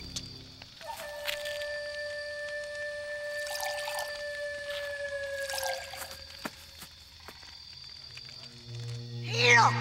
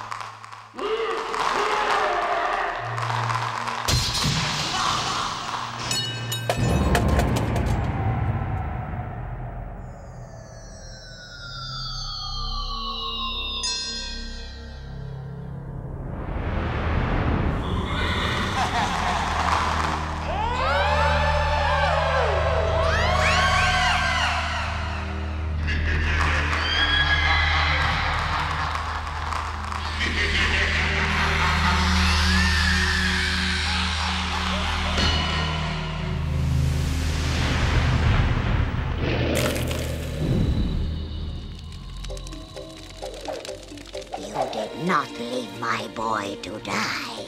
You brought him safely home.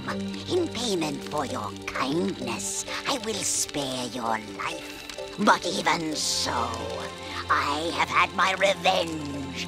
I have shown you Camelot in ruins, a vision to break your heart, a sight to cause you to suffer, not for a fleeting moment, but for the rest of your days.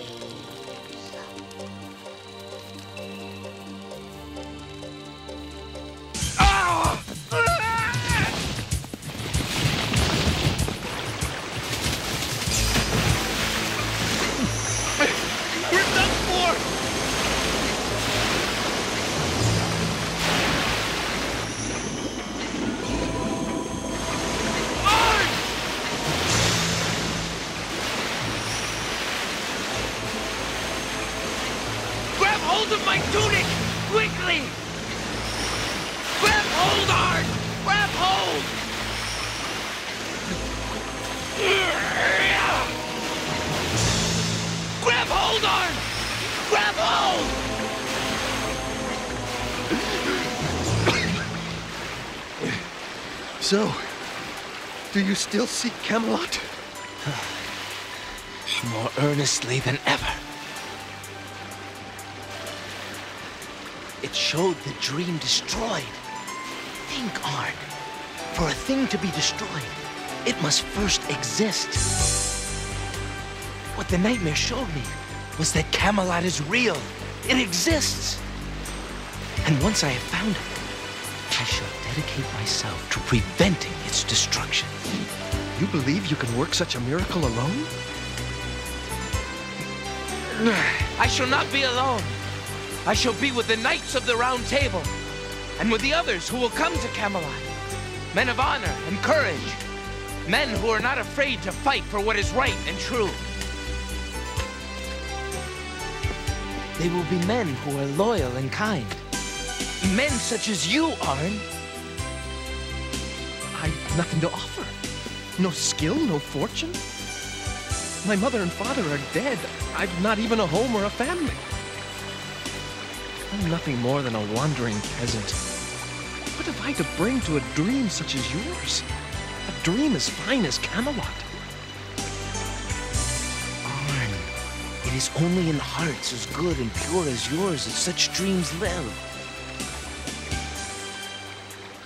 Join me, Arn.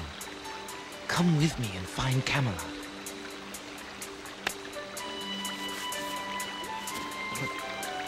But what if we aren't able to find it? How will we even know where to begin looking for it? We shall listen to our hearts, and somehow we shall know.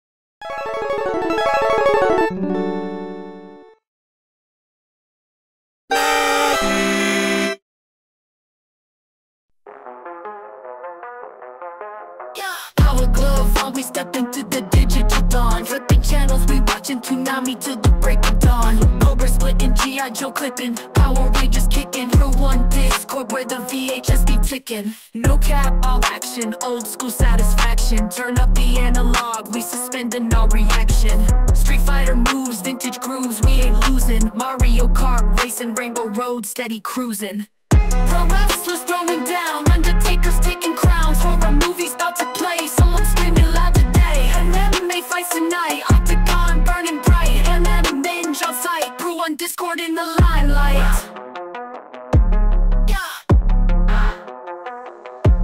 Neon vibes, arcade highs, 80s loops revive. We congregate, celebrate where retro lives thrive. Duck hunt blasting, no rest in this session. From Akira to Zelda, we seek no concession. Pixelated dreams, nostalgic themes, it's all here. Blockbusters to scream queens, yo, have no. Get those Steiners!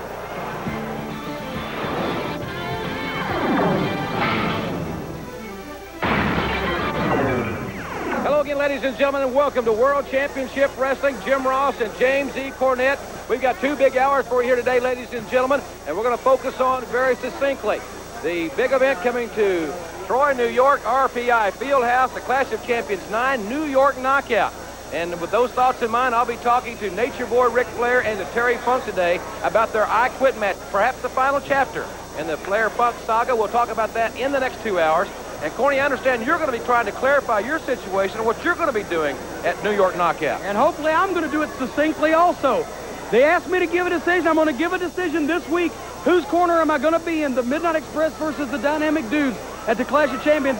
I want to tell the people a little bit later on. I've got an interview segment. I want to tell everybody face to face because we've got some explaining to do. And also remember, at the Clash, the most popular wrestler contest will be decided, and the votes will be tabulated. The results will be given November 15th at the Clash. I'll tell you something else. Well, I'll tell you what, I've already predicted Flying Brian's going to win it. Sting's the leading contender. Nature Boy Ric Flair, and the list, and maybe the Midnight Express.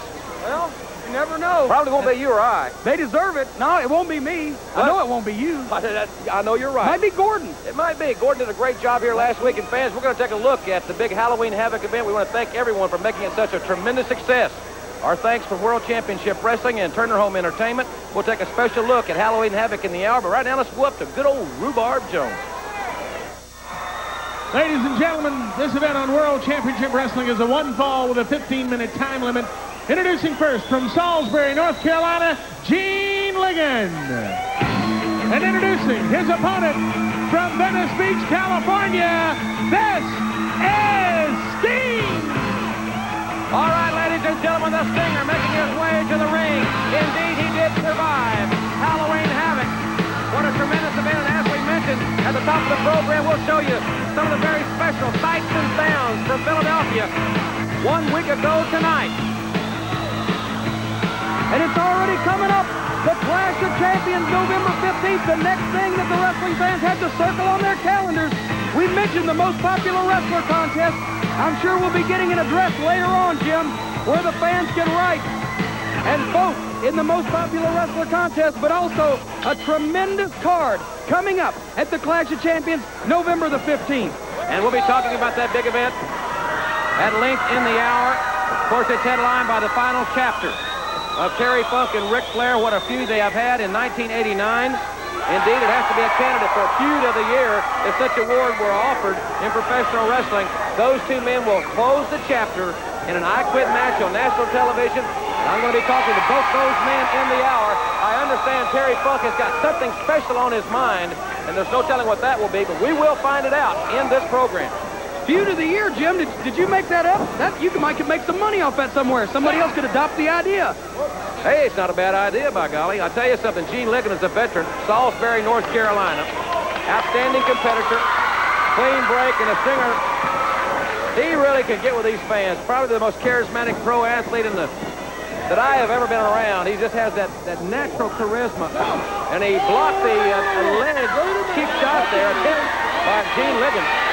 And he's got a big handful of Gene Ligon's hair, and he's asking the people. He's saying, should I nail him? Should I give him this knuckle sandwich? And of course, Gene Ligon saying, no, I wish you wouldn't do that, Stinger. Want to say hi to the fans in Springfield, Missouri tonight at the NWA in Springfield. at the McDonald Arena on the campus of Southwest Missouri State University. That's tonight, 8 o'clock in Springfield. Tomorrow, 2 o'clock, a big event in Spartanburg, South Carolina. And a big one tomorrow night in Indianapolis, Indiana. So a big weekend crisscrossing America. Tonight in Springfield, Missouri. Tomorrow afternoon at 2 in Spartanburg, South Carolina. And tomorrow night in Indianapolis, Indiana. Corny, you're going to rack up some frequent flyer miles this weekend, my friend. That's exactly right. A big weekend for the NWA. And as I asked Sting earlier, I said, is this going to be a big weekend for you? He said, hey, every weekend's a big weekend for the Stinger, and weekends go from Monday to Sunday. Every day ending in Y for the Stinger. That's his party time. Taking Gene Liggett over with a wrist lock. There you see a good look at that particular maneuver. Liggett back up to a vertical base to relieve a little of the pressure, but the Stinger takes it another turn. You know, the Stinger's going to be an important part of the November to Remember, Jim. The big Dream Match month. All the NWA telecasts are going to see unique and different matchups, stuff you're not going to see in the arenas, and that's on all the NWA television programs on November to Remember. And I know that Stinger, he's been contacted about being in a few of these Dream matches. You know, they're asking wrestlers, promoters, and fans alike what they want to see on television. Very unique concept. The true rewards will be given to the fans and our television viewing audience. November is indeed a November to remember. I want to say hello to our friends up in upstate New York. Of course, we're going to be there for the Clash of Champions. What's out of my good friend, the American League umpire, Ken Kaiser. His big annual benefit dinner is on November the 16th in Rochester, New York. And right here, the Stinger splash, followed by the Scorpion. Gene Liggett is in jeopardy, and he has given it up. Ladies and gentlemen, the winner of the event, Sting! The Stinger survived Thunderdome. And he has just taken care of Gene Liggett in very quick time. We'll take another look at the closing moments of this contest momentarily. And there goes the Stinger flying through the air, his patented Stinger splash. You gotta think he's a front runner for the most popular wrestler in the NWA. We'll find out who it is on November the 15th, Jim. Fans, the NWA back in the Omni on Thanksgiving night. More on that and on the New York Knockout in the hour, but right now, this time out.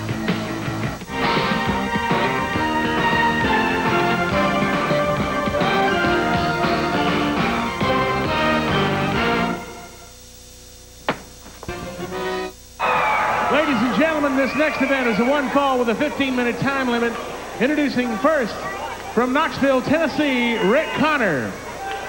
And his partner from Austin, Texas, Jake Steele.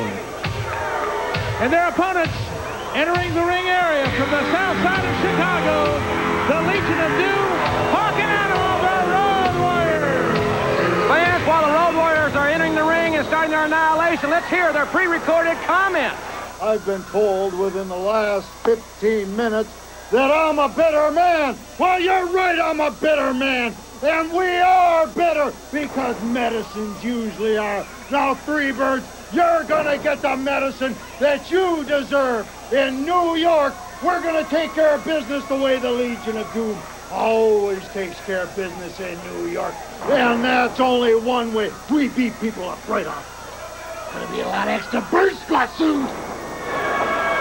Well, there you have it, Jim. They're talking about the World Tag Team Championship. They want those Freebirds, and they're going to get them at the Clash of Champions.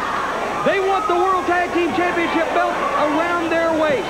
They have carried those titles on one other occasion. We saw, you know exactly how they won them. I certainly do. It was a Pearl Harbor attack, but hey, the Road Warriors have always said we're the meanest, nastiest, baddest guys from the baddest place in town, in the country, the south side of Chicago, and they will win those belts by hook or crook. And the Freebirds, they better watch out. And I'll tell you something else. The situation with them and the Skyscrapers hasn't been settled either. It would seem to me from what we saw at Halloween Havoc. And right here, Cowboy Jake Steele. They go back. This may be his last roundup. Yippee-ki-yay-yo. Get along, little doggy. Ladies and gentlemen, the winners of the event, Hawk and Animal, the Legion of Doom, the Road Warriors. Well, Jim, they told him go west, young man, and Road Warrior Animal took his body and went west with it. Also south, east, north, and down.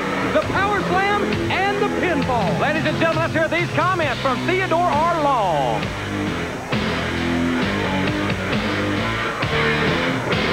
Just before I go to the ring with Norman today, I want you people to know one thing, that this interview time cost me a lot of money. And when I spend a lot of money, it upsets me. But I paid a lot of money for it because I want you people to know not to bring Norman any more teddy bears. Nobody brings any teddy bears to Norman. Now, I'll tell you what I'm going to have to do. If I have to snatch these teddy bears and pull their heads off, then I'll do it. Now, people, I don't care where you are, don't bring any more teddy bears to Norman. Ladies and gentlemen, your next event, one fall with a 15-minute time limit. Introducing from Malibu Beach, California, Rusty Riddle. And introducing his opponent, making his way into the ring area, accompanied by his manager, Theodore R. Long from State Hospital, it's Norman the Lunatic. Well, Teddy Long had some comments to the fans there about the teddy bear. What kind of jerk would destroy a teddy bear that some young kid, Jay, would give Norman? Well, we've seen a lot of the kids give Norman teddy bears. I guess Teddy Long figures that... He just got another one. He got one. Well, let's see Teddy Long in action. Let's see him back up his words. I guess Teddy Long figures that Norman doesn't deserve to be happy, doesn't deserve to have anything to keep him company, maybe doesn't deserve to have anything to play with. I don't know. Norman's taken to wearing some different kinds of hats, just like Teddy Long. Oh, well, slightly different, kind of like. Young fans are kind of taking a shine to big Norman there. Speaking of shine, maybe Teddy Long will take his hat off and we'll see his head. That's speaking of shine, but look now, Teddy Long, once again, he's getting on Norman's case. He does this all the time. Norman cannot please Teddy Long. He tries and tries, and he's got a winning record in the NWA, but he just can't please this guy. I think Norman's probably not a bad person if he wasn't provoked and agitated all the time like that by Teddy Long. He just kicked that little teddy bear. Some kid probably took the money out of a piggy bank to buy the teddy bear. Long must have had a very unhappy childhood, is all I can say. I'm not sure he's finished with it yet. As a matter of fact, at least psychologically, Teddy Long seems to be very immature, not letting Norman form his own friendships or do his own thing. Rusty Riddle trying to get some momentum. He can go the ropes all he wants, and Norman's not going to budge. He's about 380 pounds. Fans, next week here in the program, we're going to be talking a little bit more about StarCade 89, the next big pay-per-view spectacular from World Championship Wrestling and Turner Home Entertainment. StarCade this year right here in Atlanta in the Omni on Wednesday night, December 13th. More on that big event in the next few weeks. So we'll be back in here in Atlanta on Thanksgiving night for the annual Thanksgiving Wrestling Spectacular. A lot more. There's so much happening in the month of November and December here in the NWA. A November to remember. And I'll tell you what, that Thanksgiving Spectacular, it's a tradition in it. It's a tradition in Atlanta, wrestling on Thanksgiving, and it's going to be there at the Omni again, Thursday, November 23rd. I was going to say, Jim, if I had a guy like Norman, if I had a wrestler under contract the size and ability of Norman, I'd do everything I could to make him happy. To motivate him. To motivate him, because Norman, you know, let's be obvious, he's kind of a simple-minded fella. Right. You got to kind of give him a little encouragement, stroke him on the head, tell him good job, then he'll produce for you. Teddy Long is something to get out there and inflict more pain on Rusty Riddle. I think this is going against Norman's brain a little bit. Ooh, gosh almighty, I tell you, that's a devastating move. We've seen him do it before. Norman uses a lot of different type maneuvers, allowing his bulk to become a weapon. In that case, he barreled right into his opponent, Rusty Riddle, while he was leaning on the ring post. Nowhere to go. Took a heck of a shot.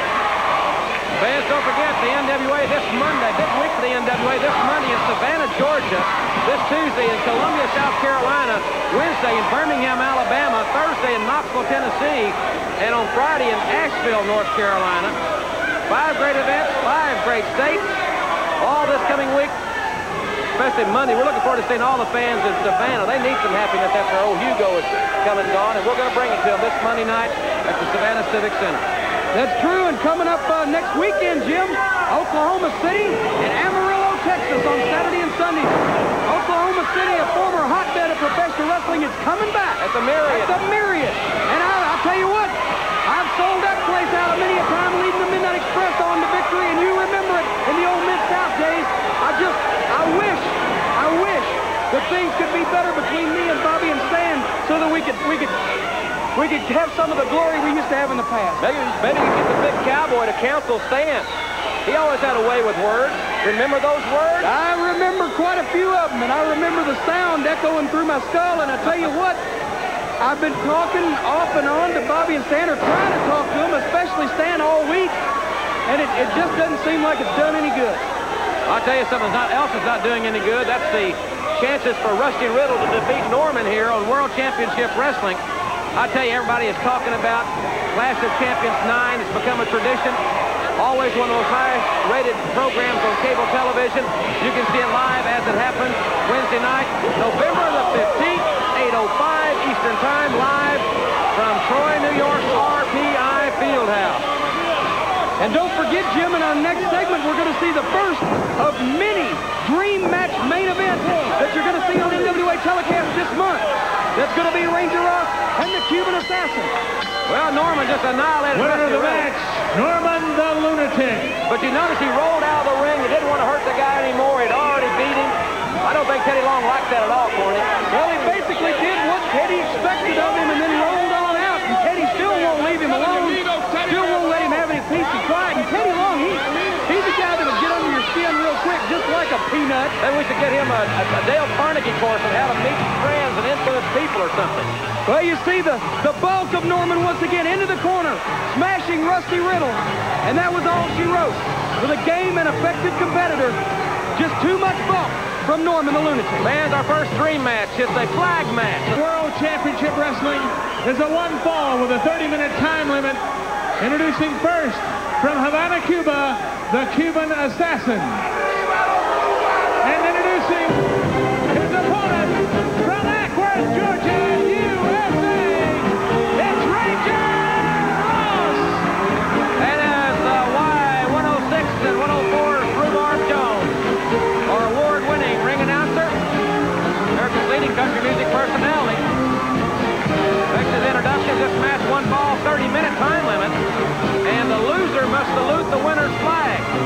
As many of you know, a few weeks ago, Ranger Ross edged the Cuban Assassin in a very hard and close-fought event. But after the match, it was a cheap shot by the Cuban, and he stood over the Ranger with that Cuban flag waving it high. And that is the reason that we are having this dream match with a flag match. Very interesting. But remember, the loser must salute the winner's flag. You're going to see it right here. And Jim, I think you realize, I think everyone else realizes, Ranger Ross is part of that elite corps, the Rangers. He was in the mission at Grenada. He was given a commendation by President Reagan, and he has pledged his country and his president that he would die before he would ever salute another country's flag, and the Cuban Assassin is going to put him to that test. He certainly is, starting out very aggressively as the Cuban misses the clothesline. High cross body by Ranger Ross. 1-2 and a near fall. Ranger now coming back up against the Cuban. You know, Ranger Ross, impossible not to be behind this man. Impossible not to be appreciative of the Ranger.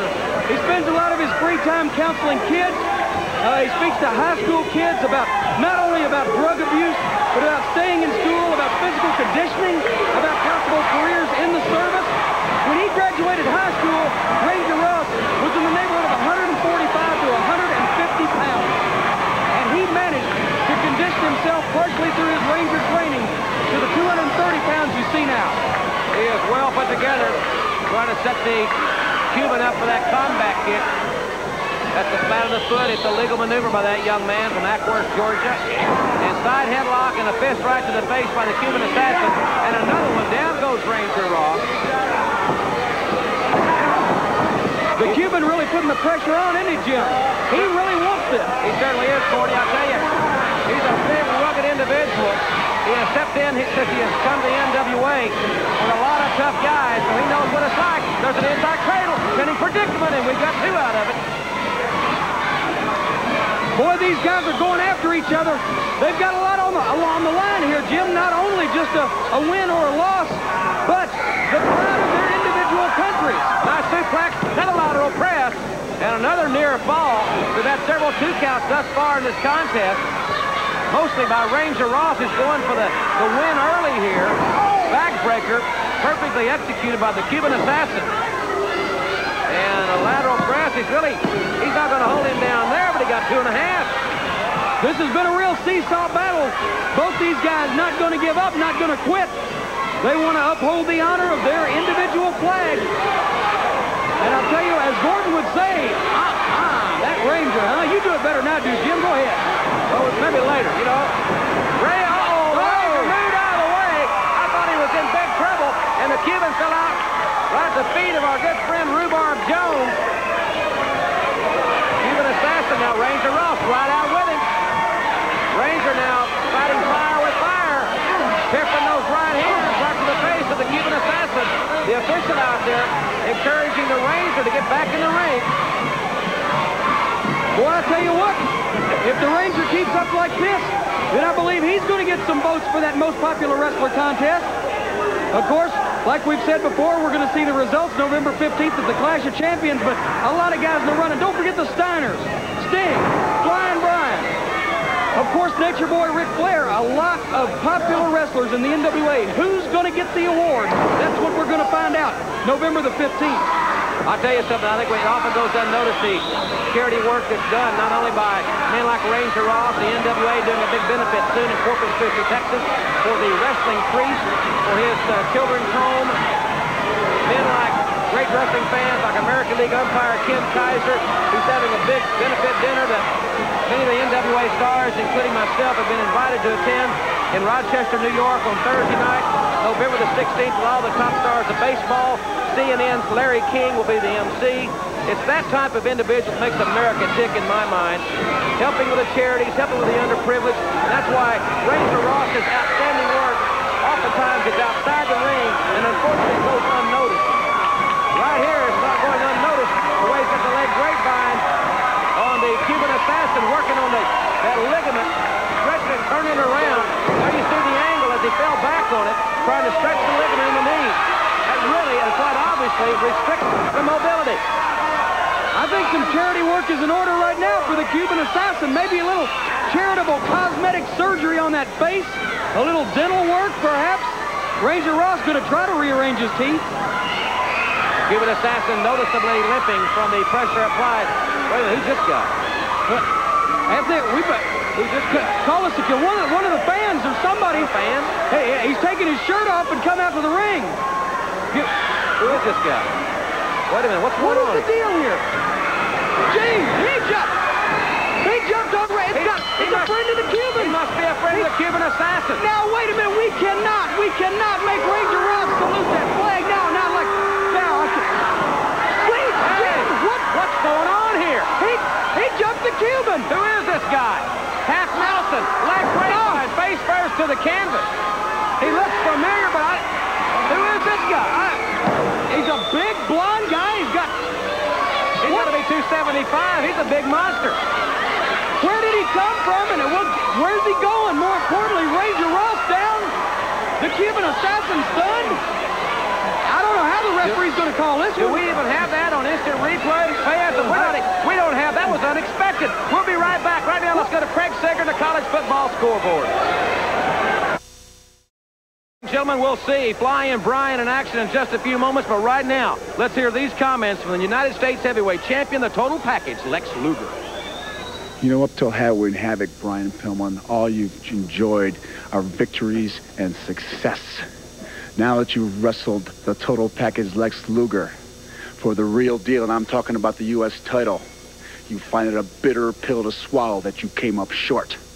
But let me tell you something, Brian Pillman. You're finding out just now what everybody else has found out in the sport of professional wrestling that's coming against the total package. I'm an unbeatable force. You want me? The contract's open. Go for it again, Pillman. Ladies and gentlemen, this next event is a one fall with a 15-minute time limit. Introducing from the great state of Alabama, Richard Sartain. And introducing his opponent from Cincinnati, Ohio, here comes Flying Brian. Ladies and gentlemen, while the Flying One makes his way to the ring, let's hear his pre-recorded comments. Lex, I know what you're doing right now. You're at home, you got your feet propped up, you got your eyes closed, you think that you finally got rid of Flying Brian. Well, let me tell you something, it's not over, it's only just begun. You know it, I know it, all the millions of people that saw the Halloween Havoc know it. And I want a rematch, brother, for that U.S. Heavyweight Championship. I wanted the Clash of the Championships November 15th, because Flying Brian's coming back at you, brother. I'm going to be flying high, and you're going to be going down real low. 1, 2, 3. Flying Brian certainly has another date with destiny in the total package. Lex Luger. It is I think he's a very fortunate young man. Luger's fortunate to walk out of Halloween Havoc with the U.S. Heavyweight Championship, but he might not be so lucky, Corny, at New York Knockout, and the fans can see it around the world right here live on Wednesday night, November 15th, 8:05 Eastern Time is the start, live as it happens, as Clash of Champions 9 kicks off our first big clash ever in the Northeast, New York Knockout from the RPI Fieldhouse in Troy. Oh! Rocket Man was his music, and indeed, he has lightning in his legs because he can really get right in your face, and I think he's got the best drop kick in the sport. He comes at you from a different direction every time, Jim. You never know where he's going to strike next. And I'll tell you what, he has pushed Lex Luger farther than anybody else has in the NWA. I think you're right. One more chance, he may do it. Gosh! Sartain was trying to get on top, having trouble with his footing, and Flying Brian seized the moment to drop kick him right in the face, right off the top rope. There's those big Ric Flair-like chops from the Flying Brian as he tosses Sartain back in the ring, and now he will go up to the top and launch another aerial attack. Here he comes. Oh, he nailed him right in the face with a drop kick. 1, 2, 3. The lights are out for Sartain. Ladies and gentlemen, the winner of the match, Flying Brian. Big Lex Luger, just best beware. We'll have him on the program next week, but I gotta think that he was a lucky man to walk out of Halloween Havoc with his belt. He's got to have coiled steel springs for legs. Flying Brian, he's leaping high and leaping hard toward the U.S. Heavyweight Champion. Fans, when we come back, we'll hear from Woman and see the Steiners as World Championship Wrestling continues. Just a few moments, we'll see the Steiner brothers in tag team action, but right now, let's hear these comments from Woman. I'm so happy. Everything's going my way. Doom has done their job very well, and I've decided to pay them well, too. I'm very proud of Kevin. He's done his job quite well also. It's all going my way. I am Woman. Money can buy me whatever I want. Brian Pillman, Sting, maybe even the world champion could be persuaded and pursued. Could you imagine? Me controlling the world champion? Oh, I like that idea. He has lots of money, but I have more, so I could offer him much more. It's an idea, don't you think? Ladies and gentlemen, your next event here on World Championship Wrestling is a one fall with a 15-minute time limit. Introducing first from parts unknown, Agent Steel. And his partner from Los Angeles, California, Scrap Iron, Bill Ford. And introducing their opponents making their way into the ring area from Detroit, Michigan, Rex Steiner and Scott Steiner. All right, fans, the Steiners making their way to the ring. Corey, what do you think about what Woman had to say? There's a guy used to rush here and he'd say, she's a Jezebel. She is a Jezebel. I cannot believe what I just heard. I cannot believe what I just heard. Woman is now mentioning the name of Ric Flair. I cannot believe it. She's evidently looking to go straight to the top. And I tell you what, having been around her, that magnetism or whatever it is she's got, she will take you in, even if you know going into the thing what she's going to try to do to you. I agree with you. I've had a couple of occasions to speak with her myself. She's very mesmerizing. She knows what she wants. Scotty Steiner went underneath the rope, retaliates right back viciously on Agent Steel. There's the shoulder breaker. And the Steiners in Doom, I'll tell you something, someone's going to get injured before that one's all over. And Doom here today. That's right. Doom is here. We're going to get our first look on World Championship Wrestling, Adam. And they're a formidable team from what I understand, but the Steiner, oh my goodness. Well, turn out the lights on Bill Ford. He needs to be put to bed and sent some chicken soup. You notice Steiner's got a new tattoo, if fans may not have noticed that, on his left arm. I don't know if we can get a shot of it. Perhaps we can. I wasn't sure whether that was a tattoo or whether he and Scotty got a new box of Crayolas. I said, he's got a big old bulldog, you know. He does that barking. The dog face. Oh, he takes him up and over. Right there it is. I said, why didn't you have a Wolverine tattooed on your shoulder? He said, because I wanted a dog. I said, well, that's a good reason. Yeah. There's the belly to belly. The best reason for Ford to stay down. He will have no better idea if my colleague gets in this one. Ladies and gentlemen, the winners of the event, Rick Steiner and Scott Steiner. All right, fans, still to come. I'll be talking to Terry Funk. We'll see the Z-Man, all still to come here in our first hour. And these guys, the Steiner brothers, taking on the Skyscrapers at the New York Knockout, November 15th. You talk about brawn, they've both got it.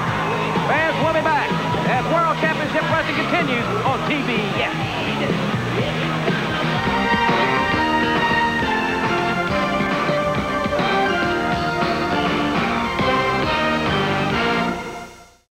Man in action, let's go to Jim Ross. He's standing by to talk to the Wild Texan, Terry Funk.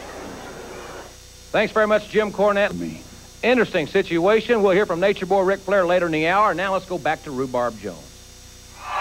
Ladies and gentlemen, your next event here on World Championship Wrestling is a one fall with a 15-minute time limit. Introducing first from Trenton, Georgia, Pat Rose. And introducing his opponent, making his way into the ring area, from Minneapolis, Minnesota, Z-Man. Well, while Z-Man makes his way to the ring before this great adulation, the great fans that have started really supporting this young man, can you believe what Terry Funk said? He said, I couldn't believe it. I will shake Flair's hand on national TV live. I will admit to the world he is a better man if he can make me say I quit in Troy, New York. And Corny, I gotta add, because I know you got something on your mind about that, that fans, this match only ends when either Flair or Funk says I quit. And it won't be just to the crowd in Troy, New York, it will be to the world. That's right, they want it on national television. Each man wants to have the other submit on national television, admit the other's a better man, and Funk said it. And you know, that's the one thing I think that Terry Funk has never done. He's an evil man, he's a crazy man, but he's never lied to us yet, has he? No, he's got one of the highest thresholds of pain also in this sport, and has had for years. That's been one of the great Funk legacies that his legendary father, Dory Funk Sr., established. He's the guy that set the all-time record in the Texas Death Match. That's exactly right. 44 falls, some 2 hours and some minutes. Both guys went to the hospital for 3 days after the match. And I'll tell you what, Terry Funk has continued that tradition. He's wrestled injured. He has wrestled in tremendous pain. And I've got to think if he says that he will shake Flair's hand, then he means it. As crazy as it may seem, Terry Funk's a crazy guy. High cross body by the Z-Man. Tom Zink, former Mr. Minnesota, that the ladies have affectionately called the Z-Man. Corny figured that out, right, Corny? Zowie or something? Well, that's what I heard from some of them. I didn't actually figure it out myself. I was tipped off. As a matter of fact, I did a little double agenting, found out about that. Pat Rose, he's doing a double take now, trying to figure out which way to attack the Z-Man next. Pat Rose is dangerous. He will surprise you. He's been around for a while. He's got about a 2-to-1 edge on the Z-Man as far as experience goes. So you shouldn't take him lightly. But at the same time, Z-Man is taller, he's stronger, better physique, and he's got that deadly sleeper that nobody has been able to break. Nobody has beat the Z-Man since his debut in the NWA. I remember Pat Rose from the old Mid-South days, 40, when we were down in Louisiana in that area, that Mid-South region. Pat Rose just getting started in pro wrestling, about 1983 or so, I believe it was. That's right. He was about a 1 or 2 year veteran, if you would say that, at that time. And Pat Rose has had a checkered career in professional wrestling, but he's gained a number of upsets. That's why the Z-Man shouldn't take him lightly. But Z-Man, of course, obviously, he's looking ahead to his next big test in the NWA. That's going to be at the Clash of Champions November 15th. He takes on the Super Destroyer. The next big chance for the Z-Man to prove himself in the NWA. Another rung of the ladder that Tom Zink has to climb. Fans will have big information on the Clash of Champions live broadcast. we've been talking about here on the program tomorrow at 6:05 on the NWA main event. Hope you'll join me tomorrow at 6:05 on the NWA main event. I'll tell you something, the Power Hour ratings are really going through the roof, and the fans know where they can find us every Friday night at 10:05 Eastern Time, and we do really appreciate the support. I tell you, I don't think people say often enough, thanks for letting us come into your home and making us a part of your weekend. We do sincerely appreciate it from everyone at World Championship Wrestling. This is the fans' organization. That's why the dream matches. We've listened to the fans. We've listened to the promoters. We've listened to the sports writers. And we're going to give you what you want to see all throughout the month of November on NWA and World Championship Wrestling Television. The dream matches, the November to remember. Some unique and different matchups, and I'll tell you what, well, there's no more unique and different matchup than the thing that I'm faced with at the Clash of Champions, and I'm going to give my decision later on. The Midnight Express taking on the Dynamic Dudes. I had to decide who I was going to support, whose corner I was going to be in, what I was going to do, and I've done that over the past week, Jim. I'll tell you about that later on. We'll look forward to that. And the Z-Man getting a little bit frustrated by the somewhat marginal tactics of Pat Rose. Back to a collar and elbow tie-up. And Rose has the low center of gravity, forces Z-Man back to the corner. There's some stiff chops right to the solar plexus area. Z-Man freed himself. Oh! High risk. And Rose, the veteran, anticipated, moved out of the way, and is now attempting to capitalize. Rose was going to send him across the ring. Z-Man managed to jerk his arm out of the grasp. He went up for the crossbody off the turnbuckles, but he was too far away from Pat Rose. Rose had too much notice on that maneuver. Rose, the Irish Whip. No, it's reversed by Z-Man, who elevates Rose. Upstairs, down he comes. And the Z-Man now, who really is, he's a very physically dominant athlete. He's a lot bigger than people might think on television. He's about 6'3", good 250 in my book. Yeah, and I'll tell you what, the Z-Man, here's another guy that's going to get some votes as the most popular wrestler in the NWA, especially from the kids. They love this sleeper. And it's going to be a lullaby time for Pat Rose here. Can Rose be the first man? I don't think so, to break the sleeper. The Z-Man, the Z-Lot, and the Z's are getting ready to flow from Pat Rose. I think everybody at home should say, good night, Pat. The winner of the event, Z-Man.